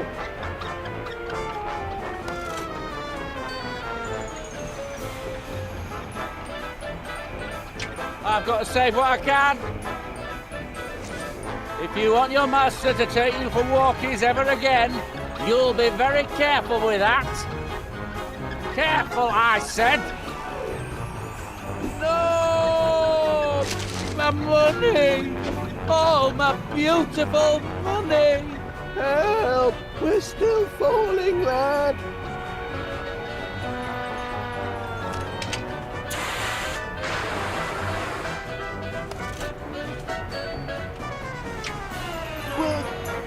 We could do with some more air. It should hold us for just long enough.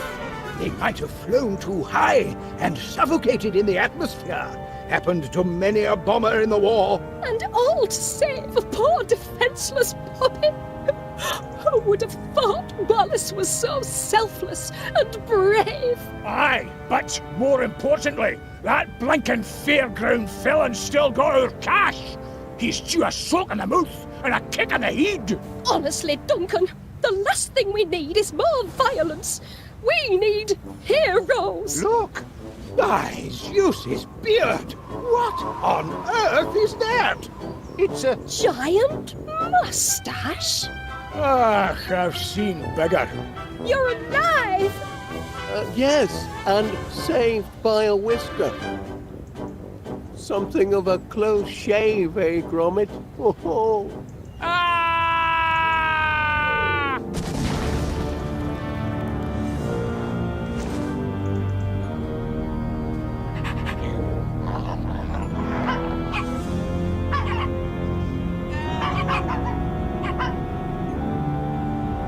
These poor pups won't go homeless after all, Gromit. Me and Mr Gabberley would be thrilled to take them in. No, we wouldn't. Pipe down, you misery guts. Great. Yet another mouth to feed. 3 mouths. Oh, no.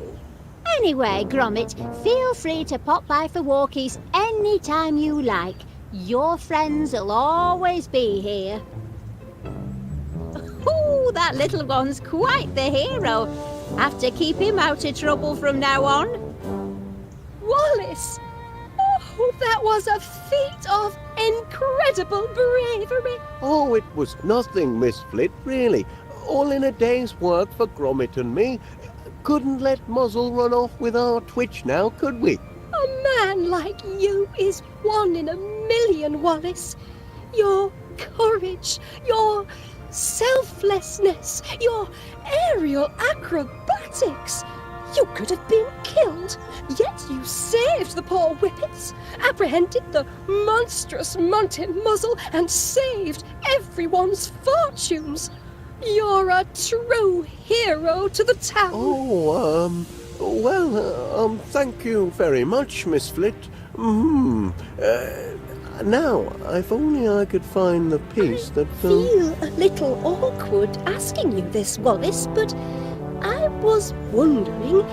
With a bit of elbow grease, I'm sure Gromit and I can have this up and running again by Christmas. Wallace, I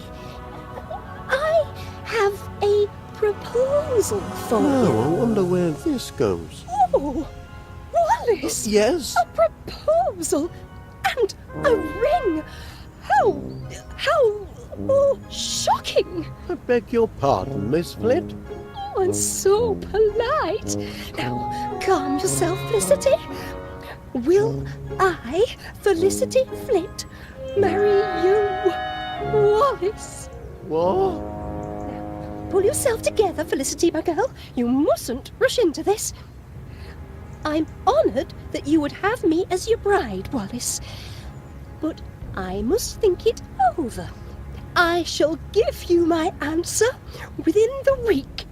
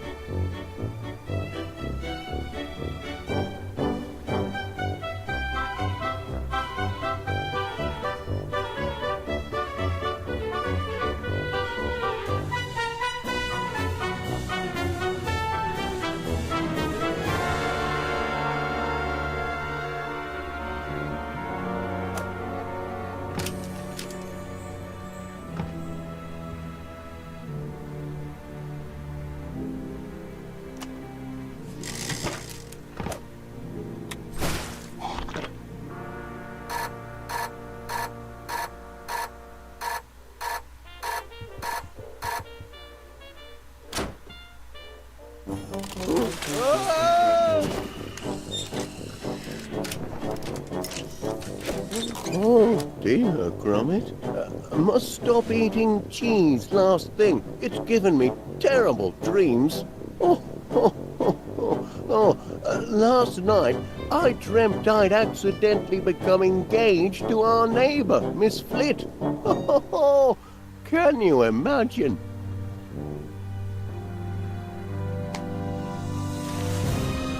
What's this? Oh no, lad. So it wasn't a bad dream after all. It's a real life-flipping nightmare. It's all coming back to me. At the fair, I found that lug nut and she thought it was a... Oh my kitty aunt. Talk about matrimonial misunderstandings. You've got to do something, Gromit. No. I've got to do something. I must go and speak to Miss Flit at once. Apologise and explain it was all a terrible mistake. I'm sure Miss Flit'll understand.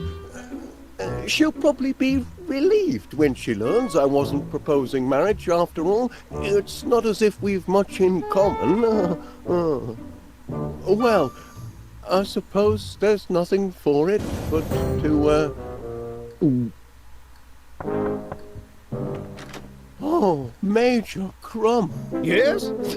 Morning, Wallace. I've come about a professional matter of the utmost delicacy and secrecy. You have? Oh, wonderful. Step into my consulting room and tell me all about it. Seems I'm going to be tied up for a while, Gromit, on business. Why don't you go and put your ear to the ground and find out how the land lies next door?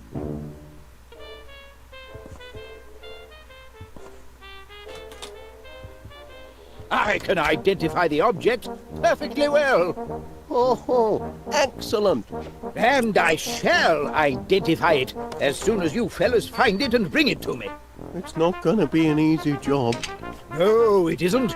It's going to be deuced difficult.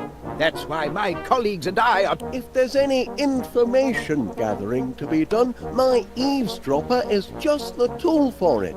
Eavesdropper? I like the sound of it. But I won't stand for any monkey business. If you don't bring me the genuine article, I'll know in an instant. Know what? That's what I need you to find out. You and that bloodhound of yours. You're detectives, aren't you? Registered and certified. By the way, Major, what do you think of me new painting? Why, it's very... By George, it's a masterpiece. But you'll need to be discreet. Tread softly. Ears peeled. Eyes open. Don't let critical...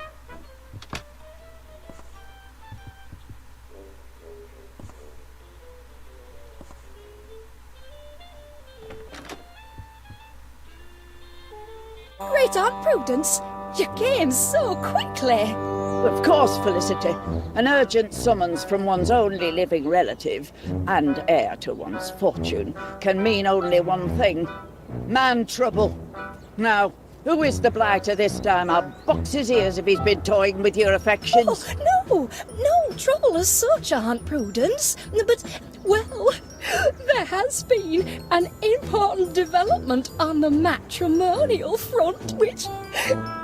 Pardon me, Aunt Prudence. I think I spy an ugly little intruder. I positively loathe fungi. Come, let's go inside for a cup of tea. Have you chamomile, child? Man trouble always makes me hackles rise and my petticoats fluster.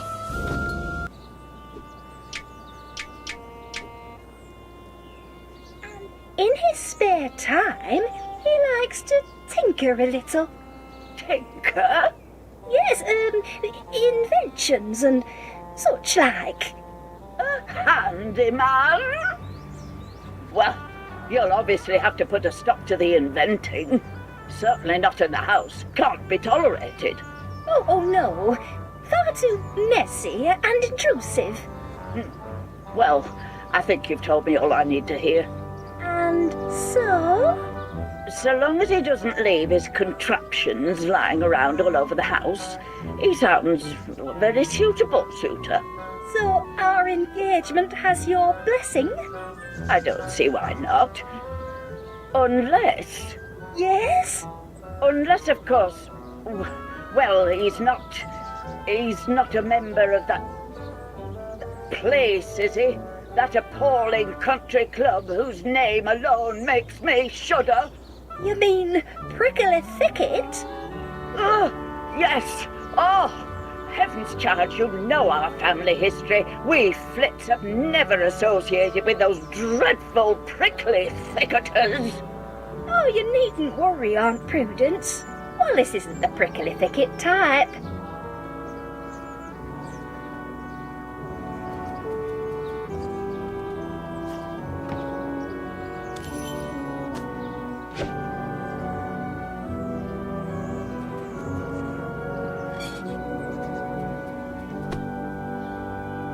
Morning, Mr Pannier. Constable Dibbins. Delivering the mail as well this morning? Aye, Posty's off sick. He's got the mumps and I've got the hump. Sorry to hear that. Her Majesty's mail must be delivered, and PC Ernest Dibbins has never shrunk from duty, even when such duties aren't even part of his blinking job description. Here's your post. Ah. Couldn't help but notice the coat of arms, Mr Pannier. A prickly thicket, isn't it? Happen? So, you remember then? Oh, aye. Practically me second home. Is it now? That's a very interesting coincidence. I was just saying to myself the other day, Ernest Dibbins, it's time you joined a... Oh, my! Excuse me, Constable. What are you staring at? Get along now.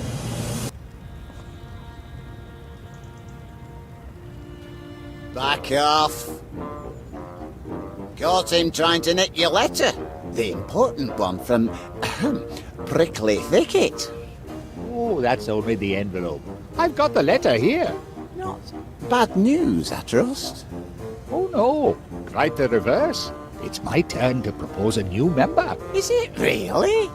Well, I never. It's a heavy responsibility. Not everyone's cut out to be a prickly thicketer. The candidate must be a gentleman of impeccable character. Someone who's always there for a friend in need. A pillar of the community. And, of course, a sportsman. Going to be a long search? Not necessarily. I mean, the ideal candidate might be, somebody who's very close to you. Oh? Aye, somebody who's right in front of your nose, in fact. Ah, yes, of course. You mean Mr. Wallace, my near neighbour and one of my best customers. Wallace? He's no blinking sportsman. He don't know one end of a golf club from t'other. Well, that's true. And he's hardly a pillar of the community, like... Like who? Mr. Pannier. My dear Mr. Pannier, who watches over this town centre like a shepherd watches his flock. Who sees to it that everybody stays on the straight and narrow. Oh, you mean you? But don't forget, you forgot to find me after that business with the bad bangers last month. Only on account of me soft heart. It's me only failing. But don't start getting ideas. I'll let you off with a warning once, but just once. Of course, Constable. Now, you better start getting these crates put away. They're blocking a public thoroughfare. Oh dear, not more crates. Good day, Mr. Pannier. I'll leave you to think things out. Out of me way, you.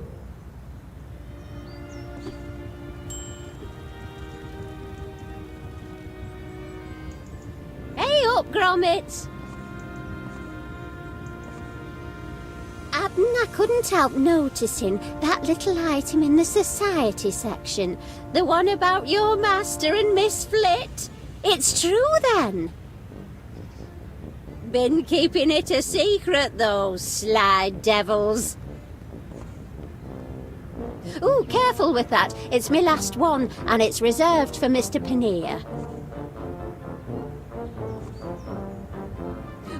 it's all over t' papers this morning. How Monty Muzzle's fundraising funfair was a big fake, and how a certain ice cream vendor and his dog brung him to justice.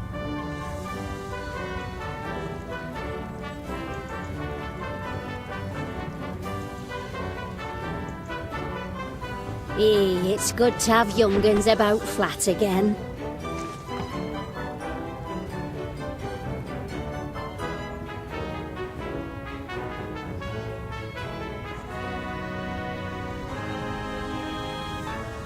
Hey, you're the mutt what's responsible for my incarceration, aren't you? No hard feelings, mate. Come here. I've got a little present for you.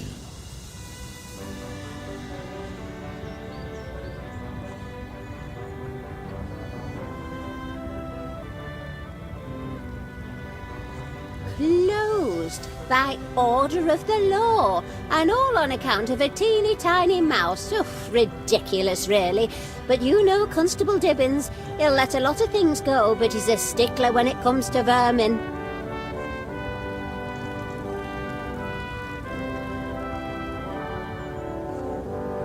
Hey up, Gromit. Where'd you come from? I weren't really thinking straight when I said your master might be prickly thicket material. He's a right good bloke, your Wallace. But, like the PC says, if he's a sportsman, I'm a banana.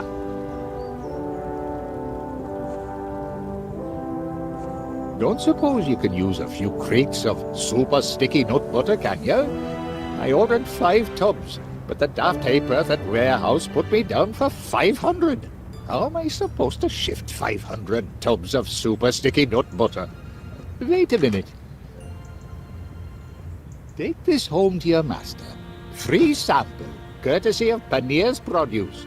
If you don't like it, you can always use it to fill in cracks before decorating.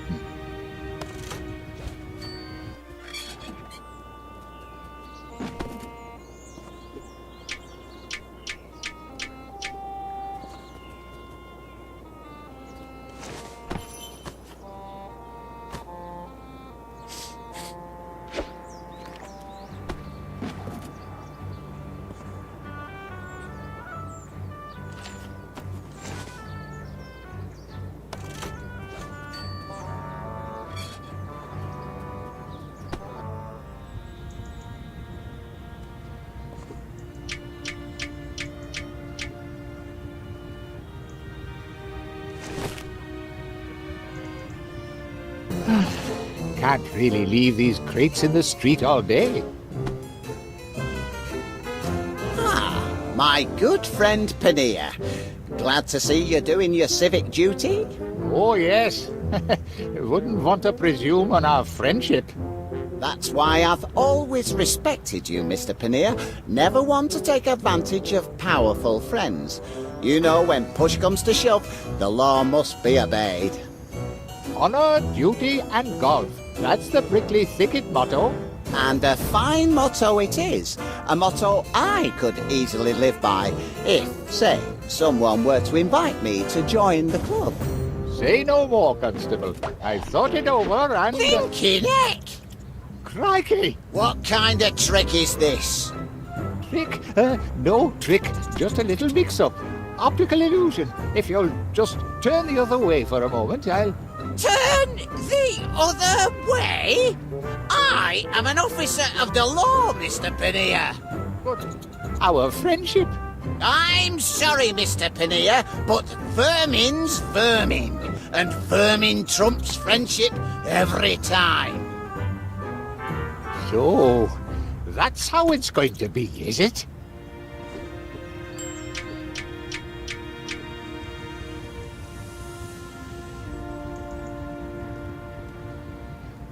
Hey up, Gromit!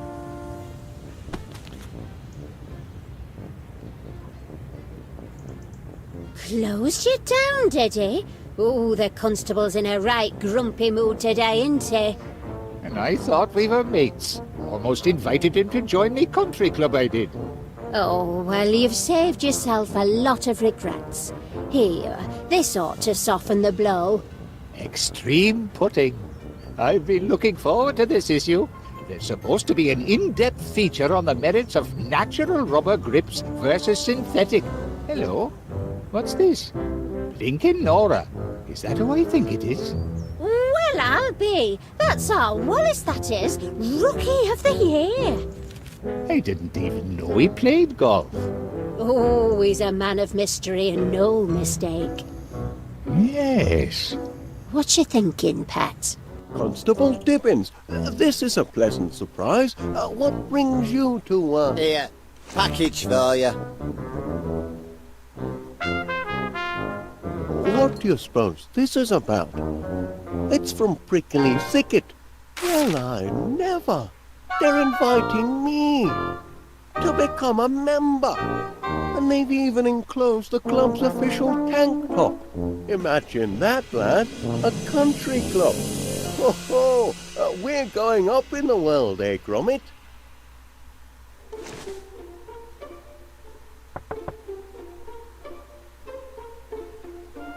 Miss Flit. Please, Wallace, you needn't be so formal. Not after yesterday. Call me Felicity. Yes. About yesterday. I did leave you hanging in suspense, rather, didn't I? Naughty me. But I do have an answer for you now. You do? I couldn't take a step of this magnitude without first consulting my great-aunt Prudence. And you'll be delighted to know she has given us her blessing. Isn't that wonderful? Her only caveat, and it's almost too ridiculous to mention, is that she forbids us to marry if you're a member of...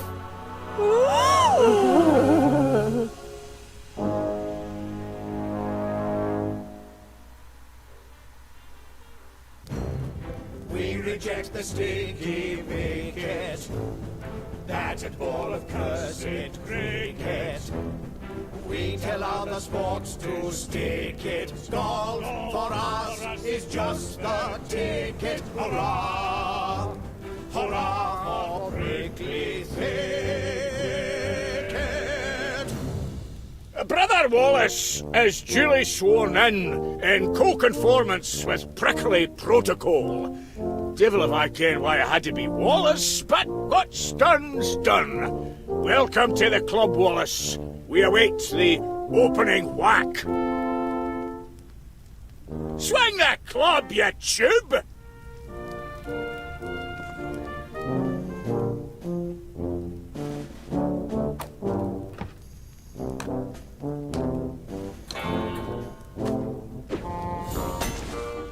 What's he doing here? Miss Constable Dibbins.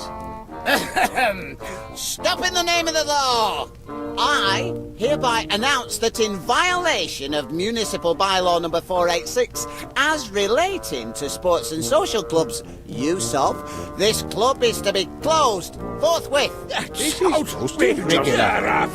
Bylaws state, and I quote, every registered golf and country club must be in possession of no fewer than one fully functioning golf course. Oh, yes. That bylaw. Pardon if I'm a bit, shaky on the upswing, but are you saying that... We don't actually have a golf course. Not at the moment, anyway. Had one once. Dashed fine one it was, too. But the deed was lost. Somewhere within the walls of this club. Some little time ago. 1649? Rotten year. It's a long and terrible story. It's history. And as of tomorrow morning, Prickly Thicket'll be history too. Enjoy your last day at the club, gentlemen. Well, there's only one thing for it, I reckon. Like the Bobby said, let's enjoy our last day at the club. Capital idea. Perhaps I can get a game of chess in before ticket. I still need to work on me cushion technique. Pardon me, but PC Dibbins is going to shut Prickly Thicket Golf Club because it hasn't got a golf course. Insufferable cheek! And it hasn't got a golf course because the deed proving its existence is lost. Yes. Deed? Aye, that's Well right. then, there's nothing for it but to find the deed. Easier said than done, laddie. Prickly thicketers have been searching for centuries. Impossible quest, Wallace. Impossibilities are our speciality at Golden Retrieval. Of course! Now I remember! That's what I hired you fellows to find! The deed to Prickly Thicket Golf Course! Me clue finder ought to come in handy for finding clues.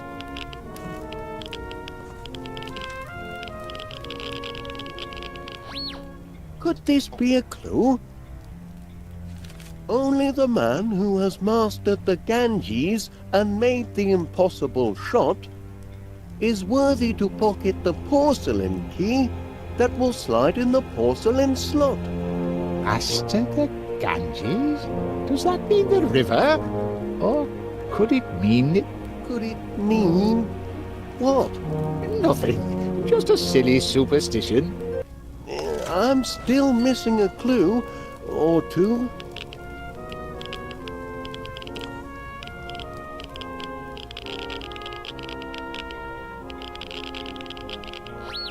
What's this? Behold the foolish puppy dog, he keepeth very busy. He seeketh for the silver key, and spinneth till he's dizzy. The hours pass, he stoppeth not, in daytime nor in nighttime. Methinks he'll findeth not his prize, until you see the right time. Blinkin' Nora, this is a riddle and no mistake. Call that poetry, Wallace. I think it's a clue, Major Crumb. There's bound to be a clue nearby.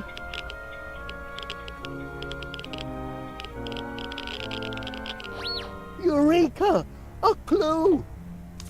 The golden key shall only be obtained by him who earned it. The golfer who, without a clue, took up the game and learned it. To hook and slice is never nice unless ye have direction. A book depicts in stages 6 the order of perfection. Aha! I've got it now! You have? Rook to pawn 3!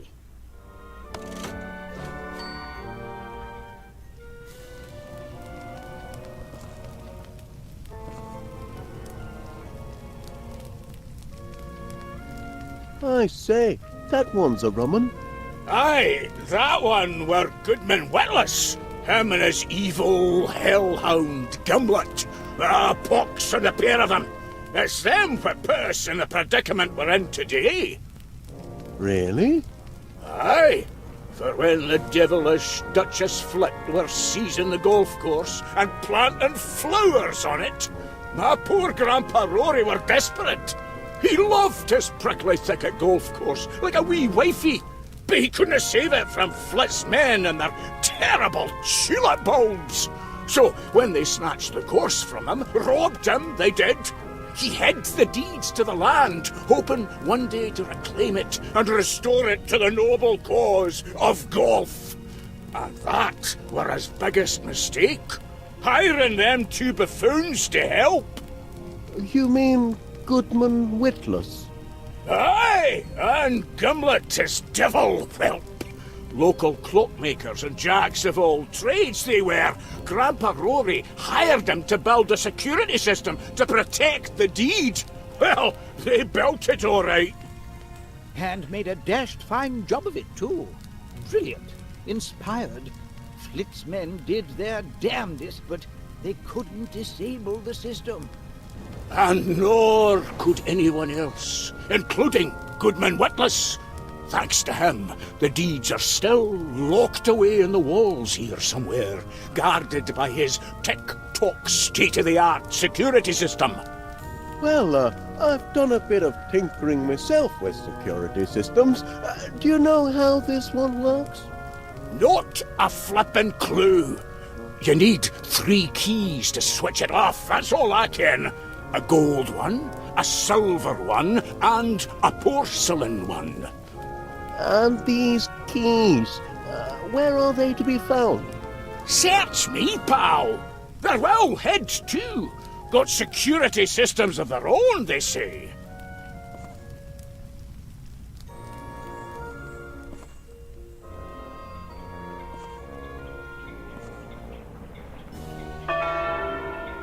What? Tea time already? So it is, so it is.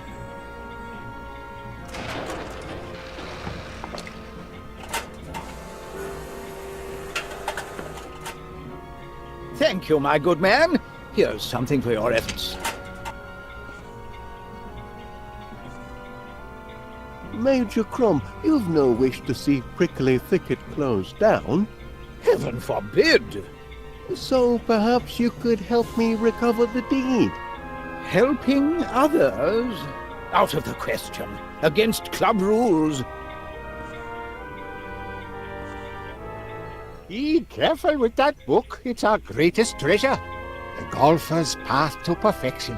Aye, our first chairman spent his whole life devising this system. But now it's lost to history. All that remains of the path is the 6th and final step.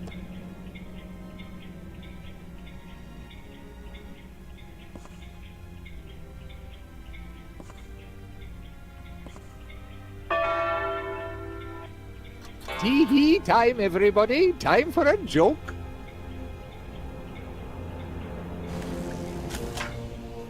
I say. I'm wearing my lucky golf socks today. Lucky golf socks? What the devil are lucky golf socks? The pair with a hole in one. A sock with a hole in one!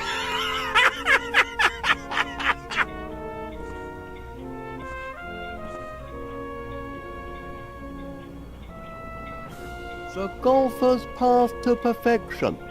Go through all 6 steps in order and you're golden, so they say. But the first 5 steps are missing.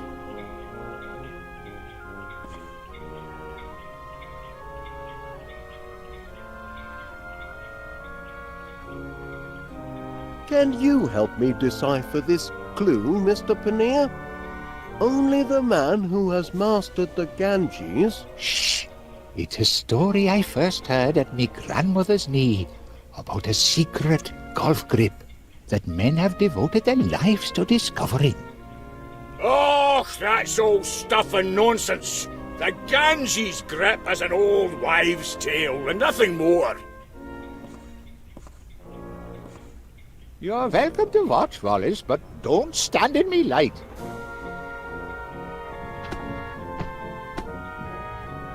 Oh, this is most discombobulating.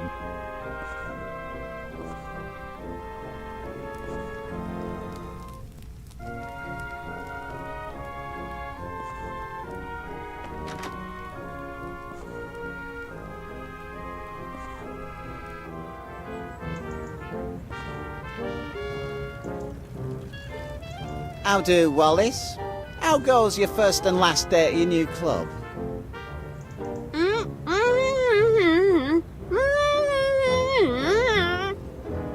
Afraid I can't quite make out what you're saying.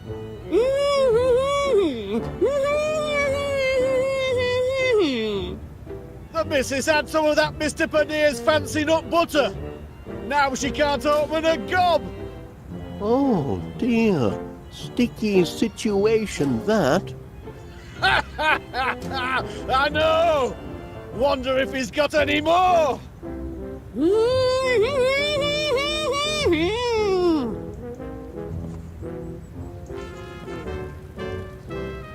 Couldn't you see fit to spare Prickly Thicket, Constable Dibbins? Quite devoted to the place, ain't you? Considering you only got sworn in this morning.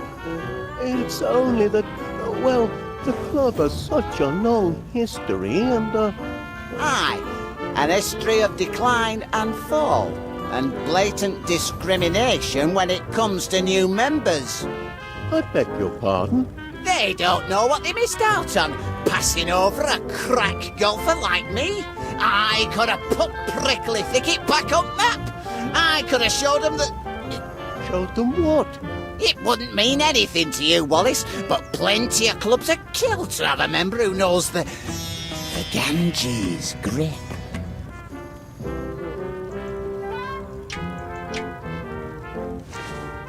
As a crack golfer, Constable Dibbins, perhaps you could give me a pointer or two. I'm still a bit new to the game and... Here, give me that. You're holding it all wrong. You've got to... Ah, I see. Very clever. Clever? Think you can trick an officer of the law into divulging the Ganges grip, do you? Well, since your club's about to close, I'll show you anyway. Now watch closely.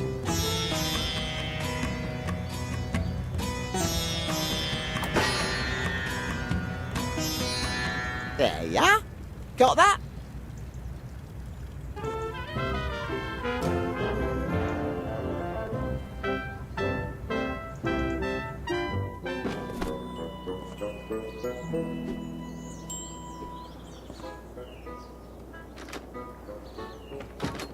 Can't take tea today, lad. Prickly Thicket's on a bit of a sticky wicket, and only golden retrieval can save the day. Grab our detection kit and let's... What's up, Chuck? Good afternoon, ladies. Is there anything I can do for you? Wallace! Oh, dear me. My grandniece is a tender-hearted girl, Mr. Wallace. She hates to see a man ruin his life. I don't believe I've had the pleasure, Mrs. It's Miss Flit, actually. And I make it a rule never to shake hands with individuals who belong to certain organizations.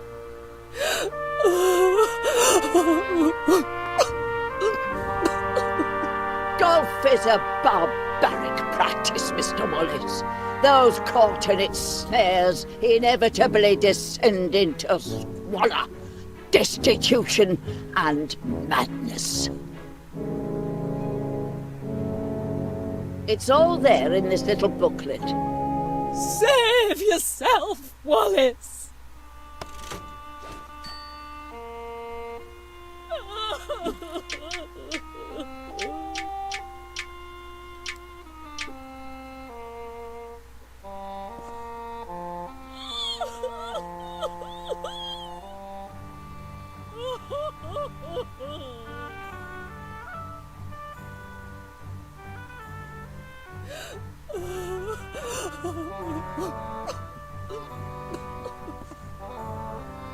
A glass of milk?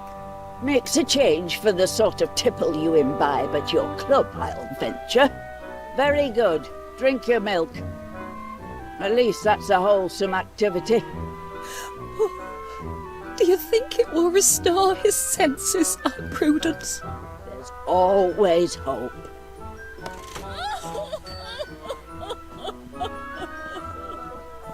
I've enjoyed our little chat, Miss Flit. And a great pleasure meeting you, Miss Flit. But, Moustache? Please, try to turn your life around, Wallace. Awfully pressed for time, Gromit. Would you mind attending to our guests? Could we have a clean handkerchief, please?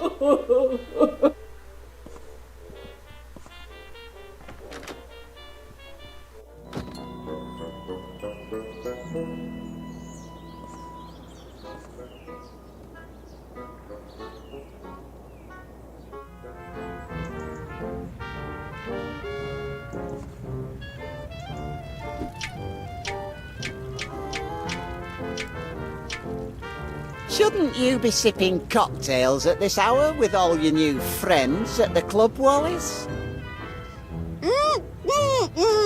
Here you are, Mrs. Gabberley. This ought to do the trick. Oh, I can talk again. Now look what you've done, Wallace.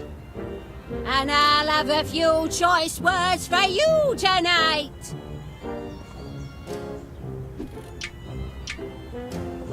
I wonder, Mrs. Gabberley, would you mind awfully if I, dip the handle of my golf club into your sticky nut butter? If it'll help you with your detective work, help yourself. I want nothing more to do with the stuff. Much obliged.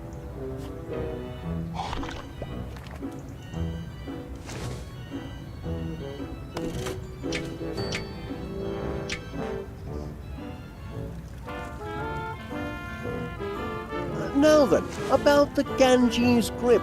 I was wondering... You're holding the blinking club upside down. Give me that. The trick is to... Hey, think you can steal me secrets, do you? All right, take a gander at this.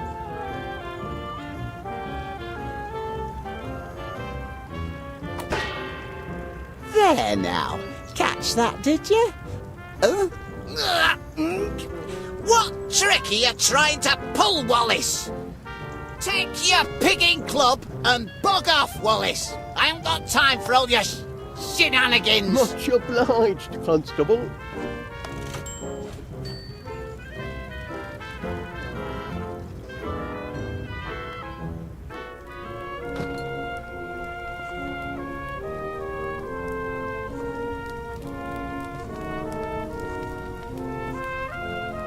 I say, that face looks familiar.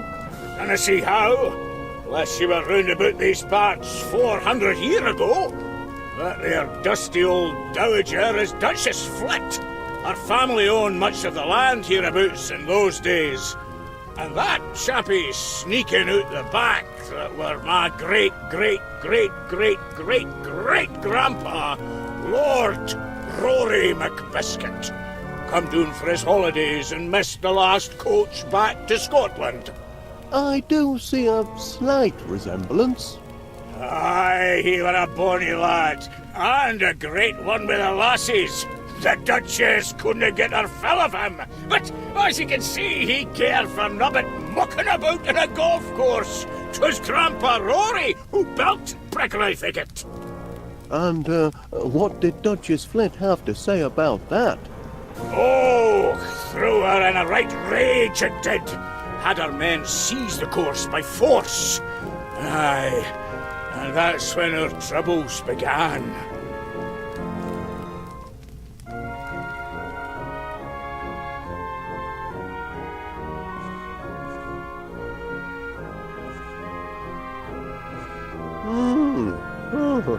Ball in the rough, eh?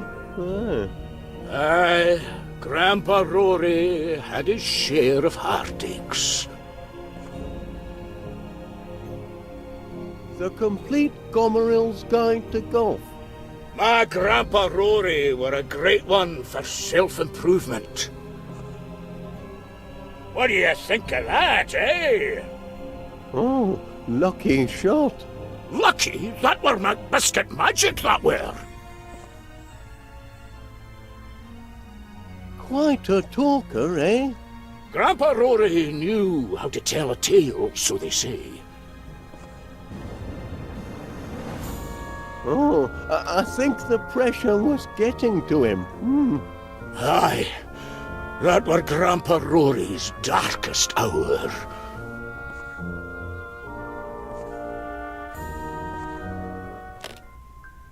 Oh, the prickly thicket anthem always brings a tear to me eye.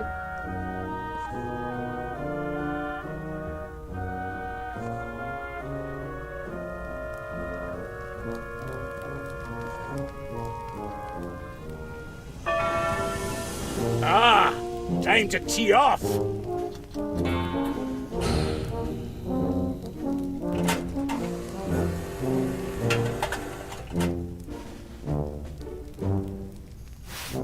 Now, who am I gonna humiliate today?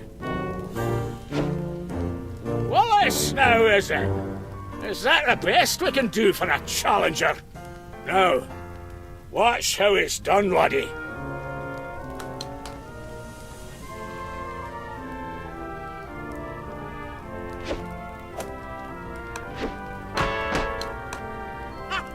Did you see that? Hole in one! Am I a McBiscuit, or am I a McBiscuit? Your turn, Wallace. Unless you want to throw in the towel. Pick a club.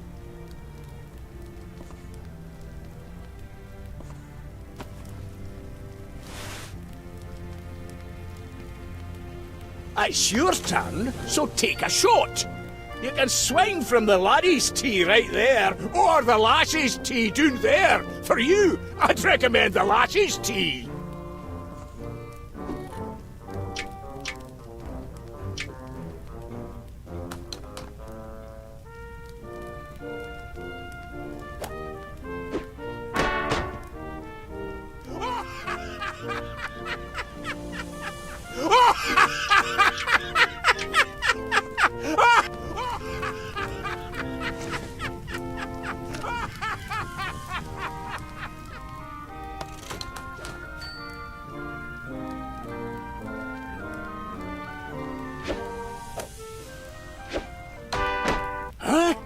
See that? By heck, the chairman's missed his shot. No, I never.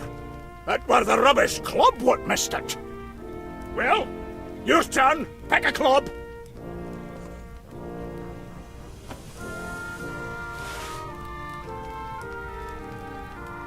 How many strokes you reckon it'll take him to get off the tee? Show us your best, Wallace.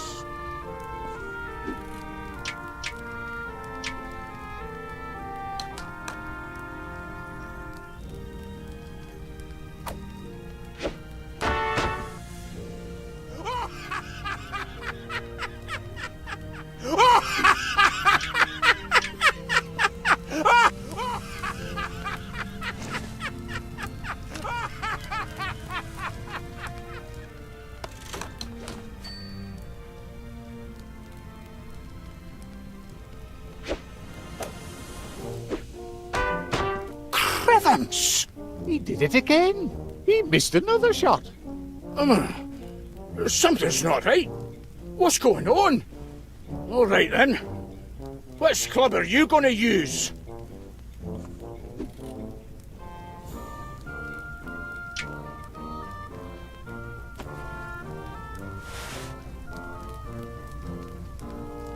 Here comes the fiend of the fairway. Gonna swing from the big boys' tee this time, are you, Wallace?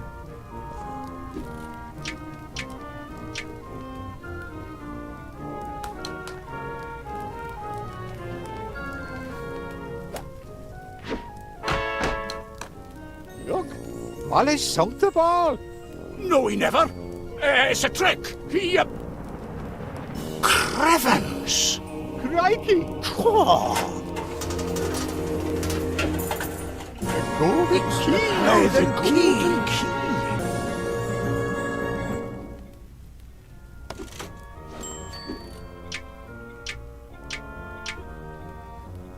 That won't do anything useful.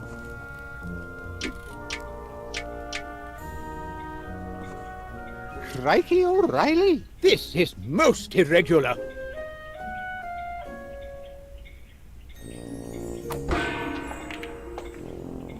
Oh! The Ganges grip! I told you, Paneer, there's no such... By heavens, he's porcelain key! Talk about a hole-in-one.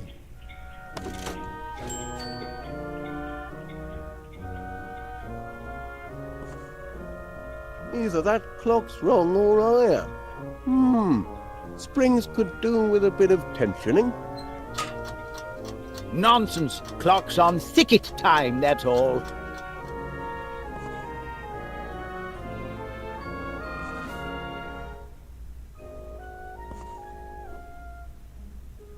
Now then, I wonder...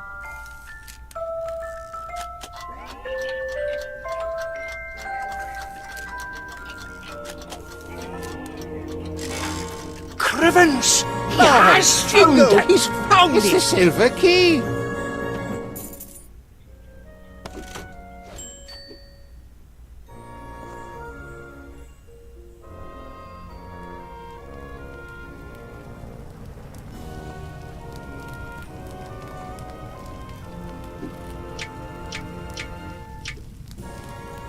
The porcelain key that will slide in the porcelain slot.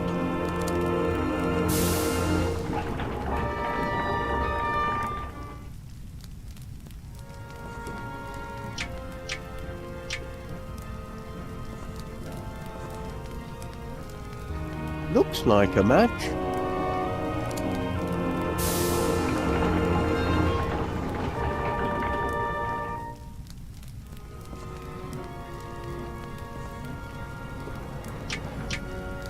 Gold key, gold lock.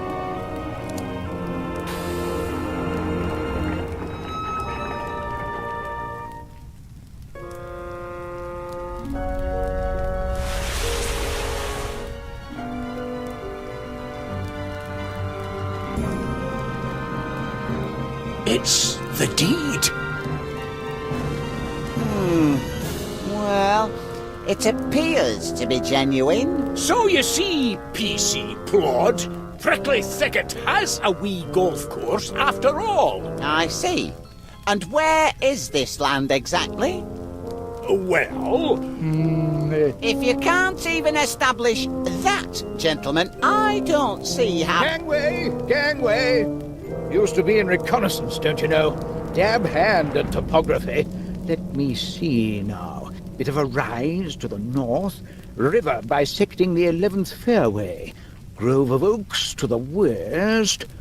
Interesting. What is it? Naturally, some of the landmarks have disappeared in the intervening years, but if my guess is correct, the 18th green is located precisely on the spot of ground now known as... 62 West Wallaby Street. Well, I'll be. And it's not just my house that's in danger. If Chairman McBiscuit gets his way, the golf course will end up covering most of the... But I'm still jiggered if I understand why you're playing golf through the middle of town. If I win the chairman's tournament, I'll be named chairman of Prickly Thicket, Mrs. Gabberley. It's only the club chairman who can call off the wrecking ball. Why's the chairman's tournament got to be played here? Well, as the deeds show, Mrs. G, we're standing on the site of the original Prickly Thicket golf course. You see, it's all very logical if you stop to think about it. And Chairman McBiscuit sinks his putt, moving him to 20 under par. But let's face it, Pat. You haven't a prayer. Oh, I'm not chucking in the trilby just yet. I've still 2 holes to play, remember? And I've got one clear advantage. The greatest helper a golfer ever had. Me remote-activated auto caddy. Watch this.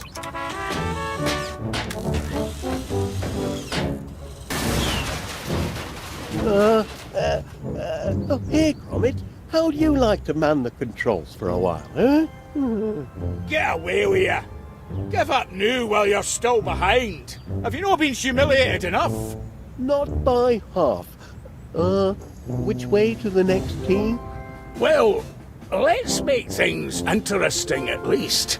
2 holes left to play. The wee short hole starts here, and it ends right over there.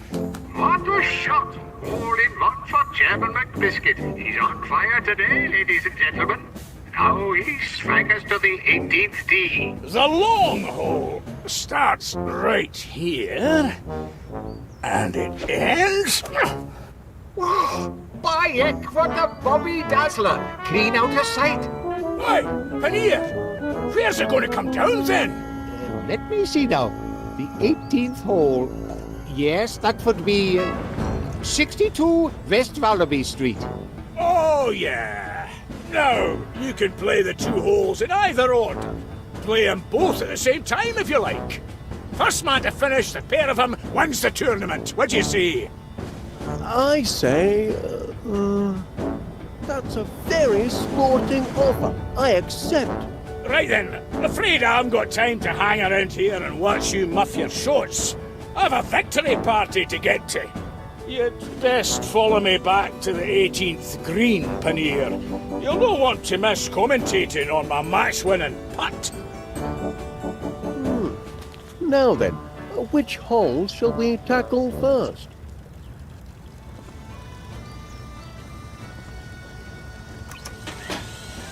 Let's give the short hole a try.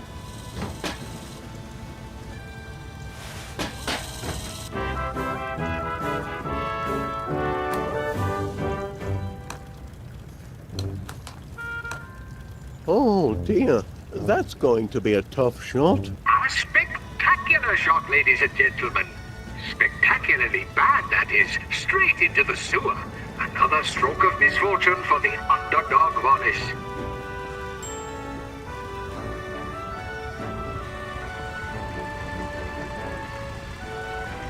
Hey, no messing with me fan, Gromit. I need it to keep cool.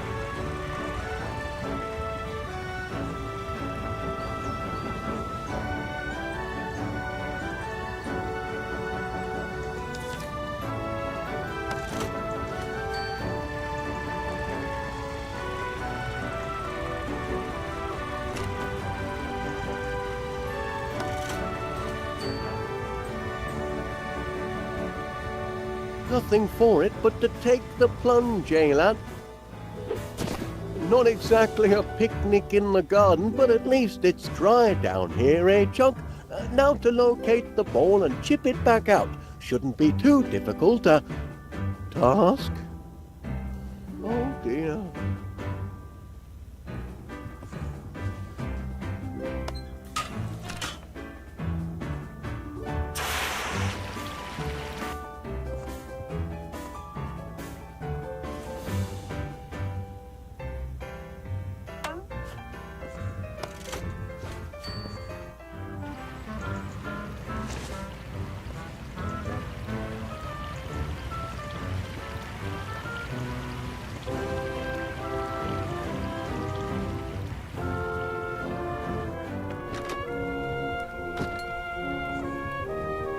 Oh, listeners, it isn't over yet. Not till the ball goes into the cup, here at the end of the 18th hole.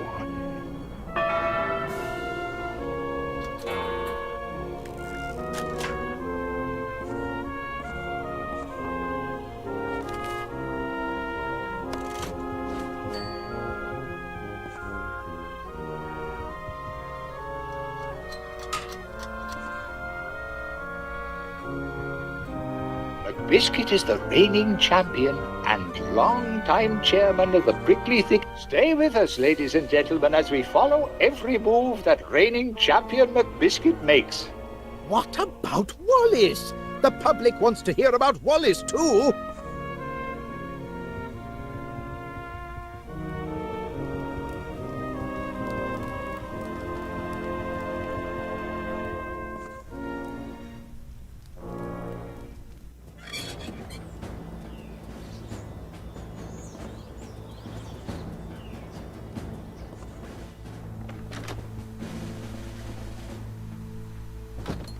And we're back, broadcasting live from the Prickly Thicket Chairman's Tournament, here at beautiful 62 West Bumblebees Street.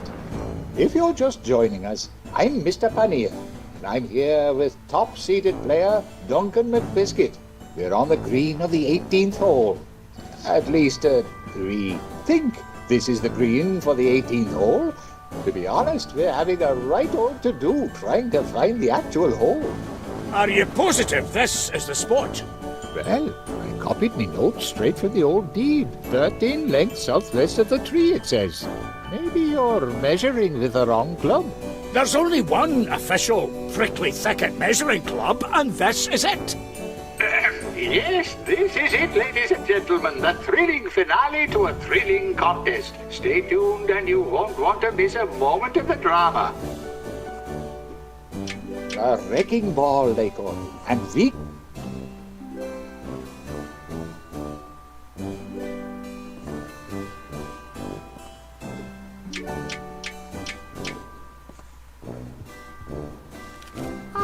Me joke book.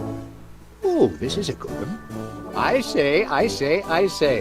Might surprise you to hear it, but I'm a scratch golfer and all. You? A scratch golfer? That's right. I write down all me good scores and scratch off all the bad ones. And scratch off all the bad ones!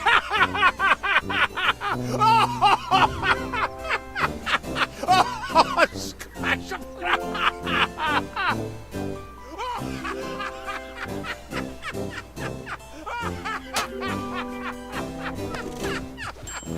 The backswing won't follow through. McBiscuit has chosen to use a 9-iron here, and it appears to be doing the trick. He's managed to pry off a half-dozen floorboards with it, and he's not done yet. Others might have gone. How's Wallace doing? He's at about... He just... That's a good question. I'd better check on Wallace. Me listeners won't want to miss anything important.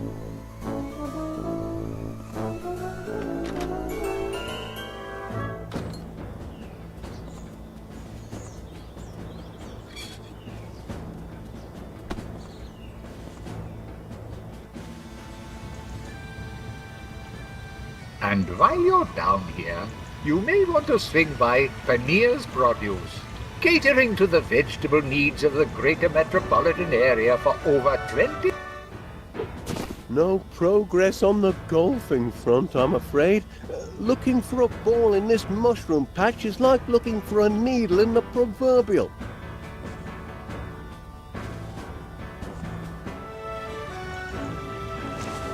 There's our Wallace now. Still down below, it seems, stuck somewhere in the town's underground waste disposal labyrinth. I shouldn't.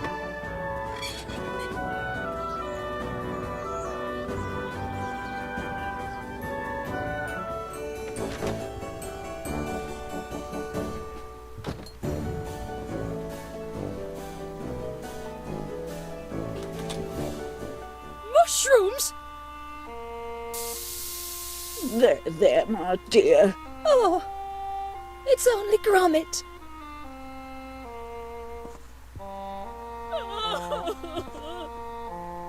There he is, and there's no polite way to say this, down in the sewer, flailing about with his clubs in the filth. And they called him the Rookie of the Year. Who would have thought Wallace would end up down there? Mercy! It's happened. Just as I said it would. He's finally hit rock bottom. And only I can save him, his angel of mercy. I'm coming, my poor, addle-headed golfing fool.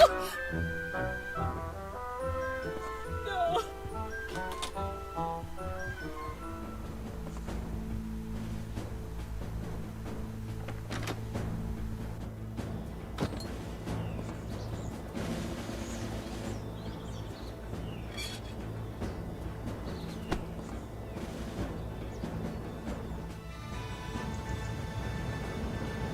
Down there in the darkness, in the stench and the ooze, with naught but the steady drip, drip, drip of... Oh, there you are, Gromit. Oh, no luck down here, I'm afraid. If only these pesky mushrooms hadn't... Wallace! It's Flint? So it's true! You finally hit rock bottom, as great Aunt Prudence said you would. It had to happen, I know, but oh, so quickly. No matter, your angel of mercy has come for you. I will lift you from this place of degradation back into the light. I'll wipe your burning brow and nurse you back to health. I'll surround you with flowers and music and mushrooms.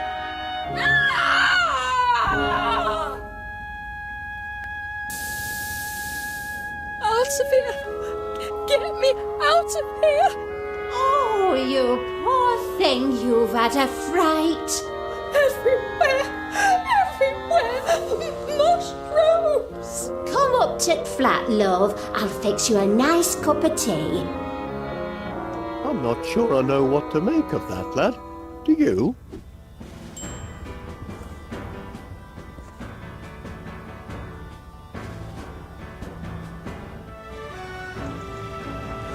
People sometimes ask me, Mr. Penier, how does a grocer...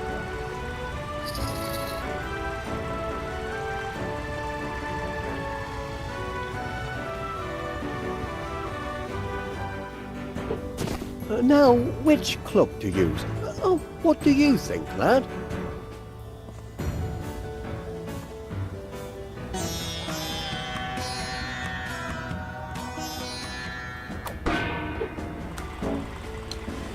Well, it's about time. It's in the cup, ladies and gents. Wallace has sunk his ball. Bringing his score down to just, let me see, 198 to 213, 235 over par. But the tournament ain't over yet. You know, Gromit, I think I'm starting to get the hang of this game. I'll take the controls now, lad.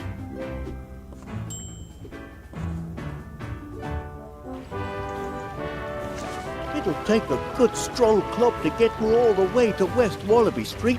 Which one to choose?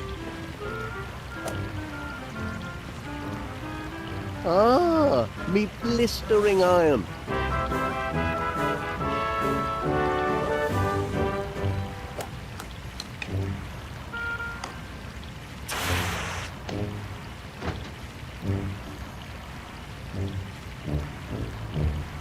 Oh dear. Here now. This would be yours, I presume?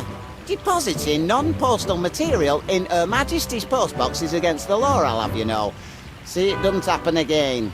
Now, which club to use? Oh, what do you think, lad?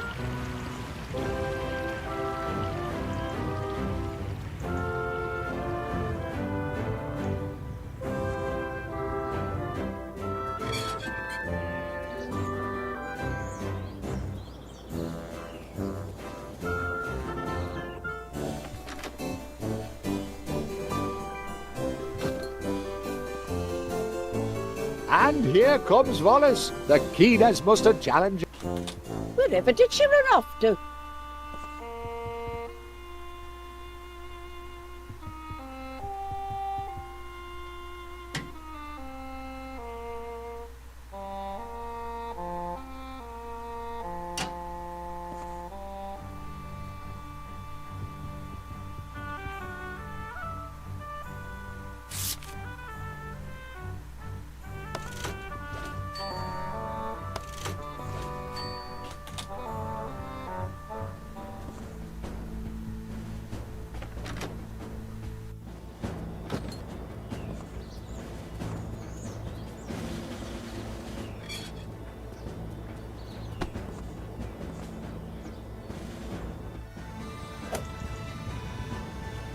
It'll take a good strong club to get me all the way to West Wallaby Street. Which one to choose?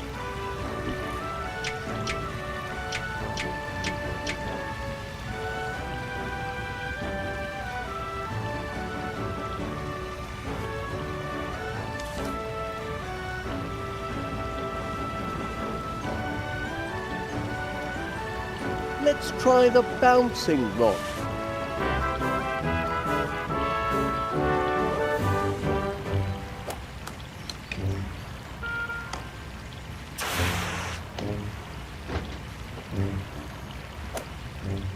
Pity the flag isn't in the post box, eh, Gromit?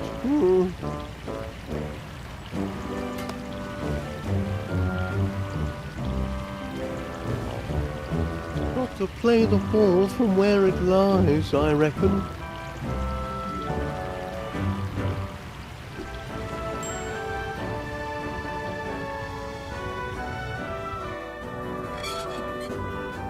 Oi, Gromit! Any sign of the ball yet, lad?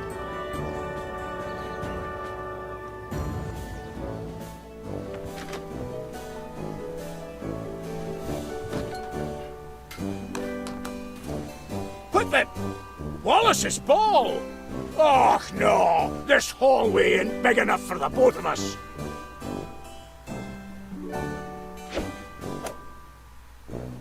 You didn't see that. And neither did you. See what? Biscuit. Found the ball, lad. Now, which club to use? It'd help if I knew where the hole was.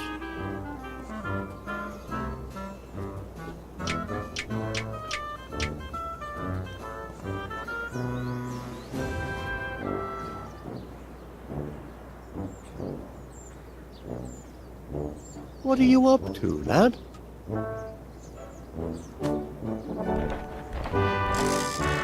Blinky and Nora, the 18th hole.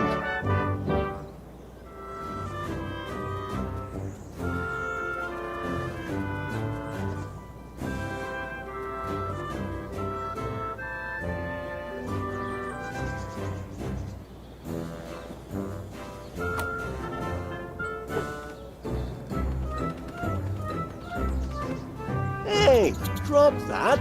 Do something, Gromit.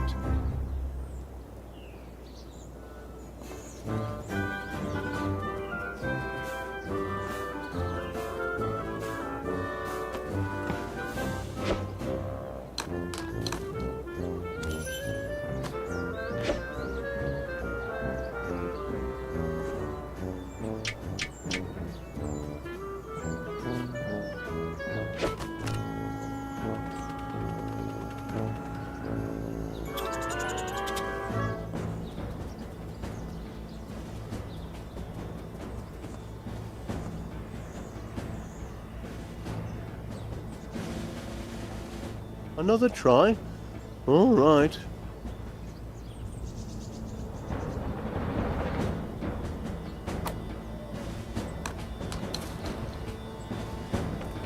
What's this?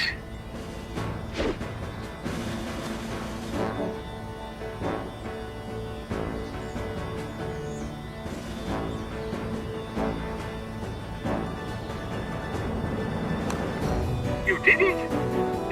He did it, ladies and gentlemen. Wallace has completed the 18th hole of the ancient but rediscovered prickly thicket course. And considering Chairman McBiscuit still hasn't even located the 18th hole, I hereby declare Wallace winner of the Chairman's Tournament and the new Chairman of Prickly Thicket.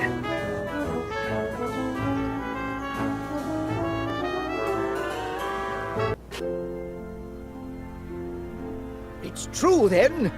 Indeed it is. The long reign of Duncan McBiscuit has come to an end. All hail Chairman Wallace! Oh, no need to make a fuss on my account. Oh, but there is, Wallace. Heard the entire game on the wireless.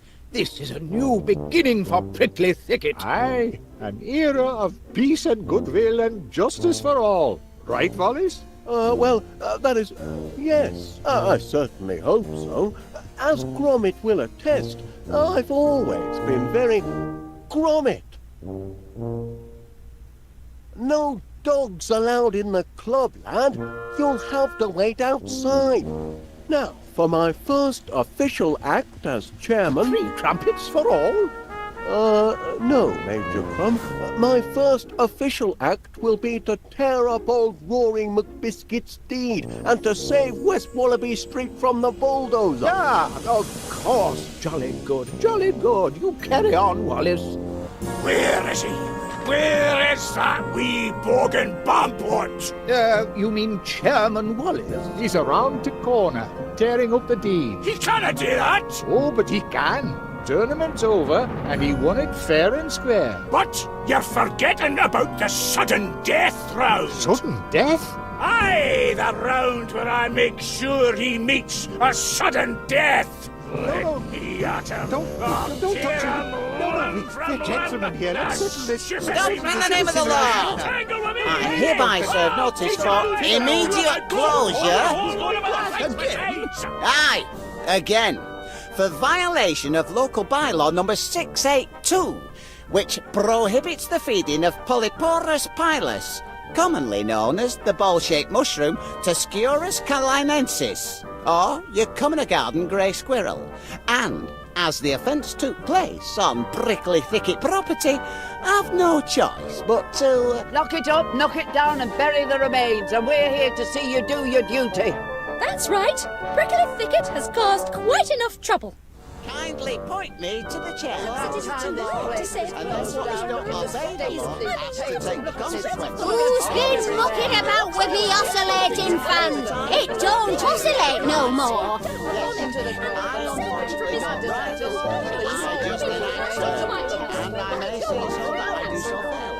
Suppose I'd better join them. Miss anything important, have I? Well, I haven't actually done anything yet. As you can see, we're packed like a pressure cooker full of sardines. And I wanted to discuss our options before... Discuss? Poppycock, are you a waffler or a leader, Wallace? Well, that is Wafflers waffle, leaders next!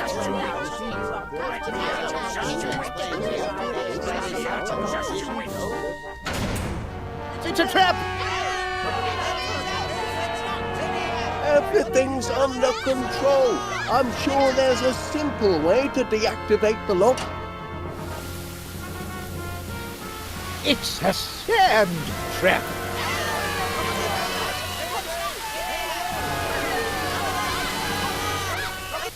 No need to panic. I have an idea. But to put it into effect, I'll need to shift over to the window. Major Crumb, could you slide into the empty space? Flanking maneuver, eh? Brilliant strategy. Constable Dibbins, if you can move over... I'll give the orders here if you don't mind. And I'm ordering myself to move over. You realise, Mr Paneer, we could have avoided this outcome if you'd have chose a different candidate for membership. You're in the club now, ain't you? Satisfied? Could you shift over a bit, Mrs Gabberley? Oh, I'll have a go. Now, Miss Flit, if you could simply shift your weight, into the empty space. This is intolerable. Constable Dibbins? Perhaps I will, perhaps I won't. Mr Paneer, if you wouldn't mind sliding over. Like this? Pardon me, Mr McBiscuit. Could you perhaps shift your weight over a bit? I'd like to shift my fist onto your hooter for getting us into this scrape. Duncan, please. All right, lassie, all right.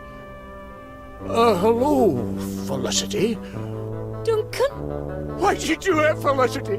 Why'd you want to throw me over for a numpty like Wallace? I'm not interested in Wallace anymore. I'm not interested in any man who golfs. Aye, but I'd have given it up for you, lassie. You would?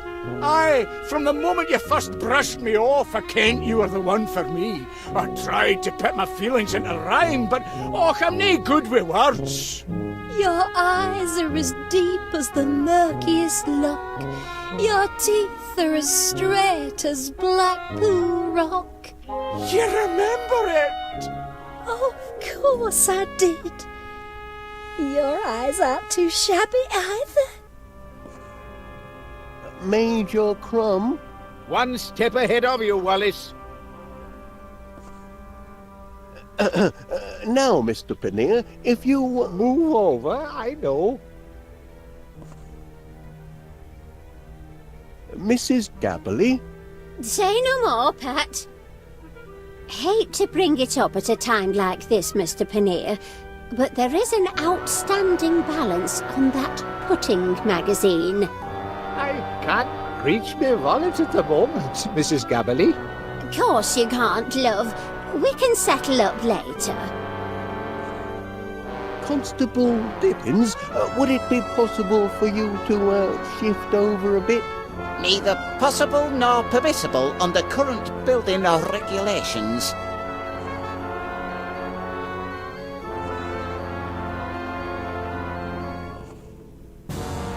Miss Flit, I wonder if you could just wiggle over... Pardon?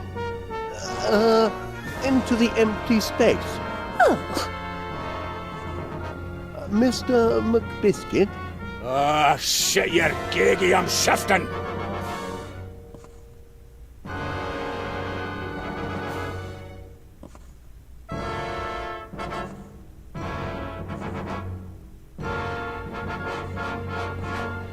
Not feasible at present.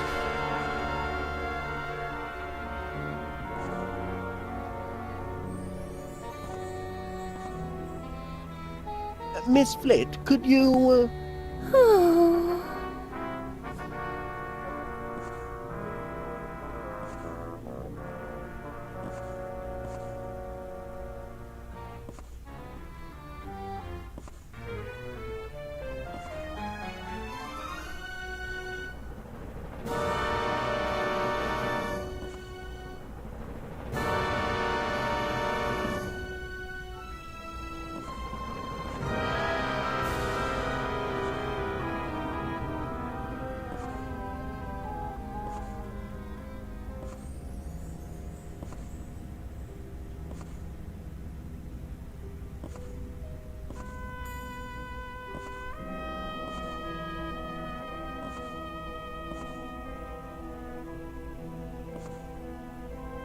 Mr McBiscuit? What you want now? Could you possibly move over? Move where exactly?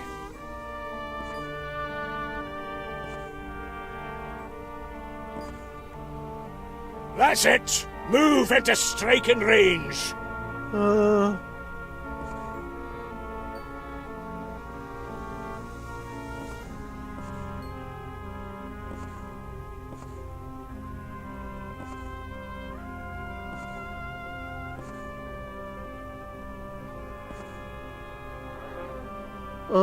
Miss Flit? What an impertinence!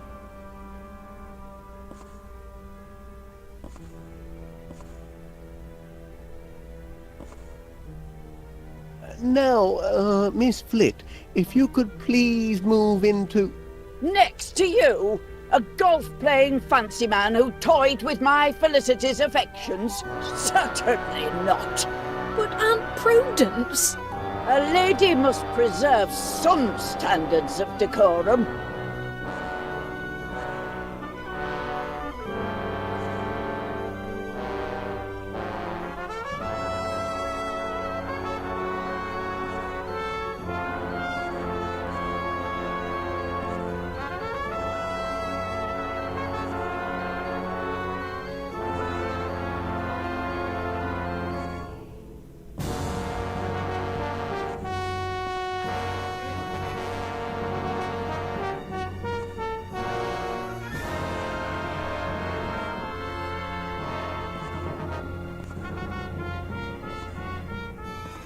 Come a little closer. I want to give you a hug.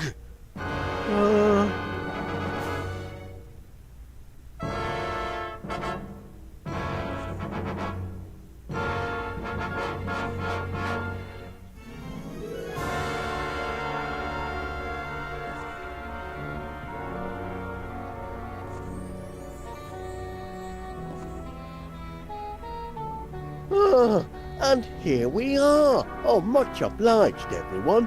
Now I can put my plan into effect. Help! Gromit! Do something!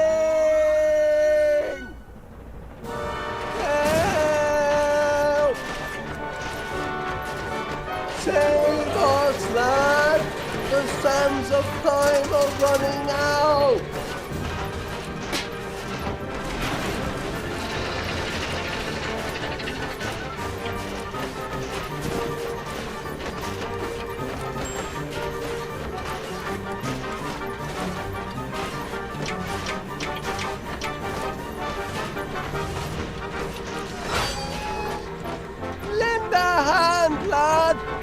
shift up for?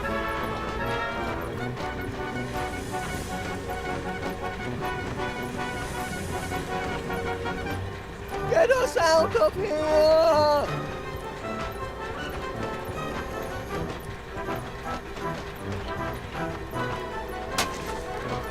What's taking you so long, lad?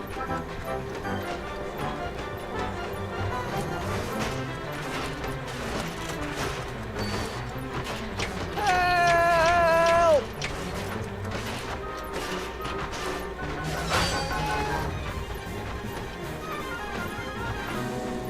What's going on out there, Gromit?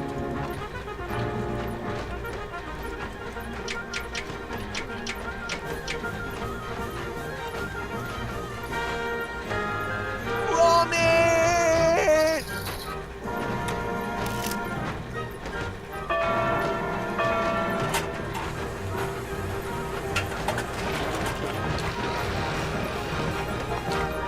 Help! Get us out of here! Help! Help, I say! Help! Help! Please help! Help! I'm trapped! I can't move my arms at all! Will you... No! Not... Help! Please! Help! Help! It's Mr. Paneer here! Please help us! We can't get out! Help! Help! Is anybody there? Somebody help us, please! Gromit! Help! Help anybody! Anyone there? Help! Help! We're in a terrible situation here! Will somebody help us, please? Help! Help! Will someone open this door? We need some help! Will someone get us out of here? We're suffocating in here!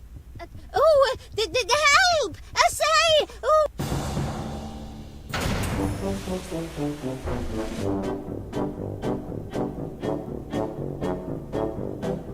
Whew! Thanks, lad. Close friends are a fine thing, but that was a bit too close. Well, why people are so keen on country clubs is a mystery to me. Then you meant what you said in there about quitting Prickly Thicket? For you, a little sprig of healing Just a second, Felicity. I don't think I've been introduced to this young man. Romantic. Sand bath! Most invigorating. Cleans out the pores. Reminds me of the good old days in the Sahara. You know, Constable Dibbons, I hear on grapevine there may be another, opening at Prickly Thicket. And I've heard a certain grocery shop may be reopening soon too. Well, old chum, I'd say Golden Retrieval's first professional investigation has gone rather... Wallace, this is rather awkward for me to say. I mean, I know your feelings about me. Oh, you do? You see, in the heat of adversity, I've discovered that my heart belongs to another. Ah, righto. So, please, don't say anything to prolong our agony. I must therefore return this to you.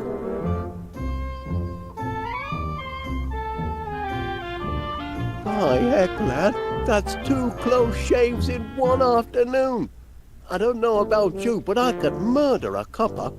Oops, hang on, just a sec.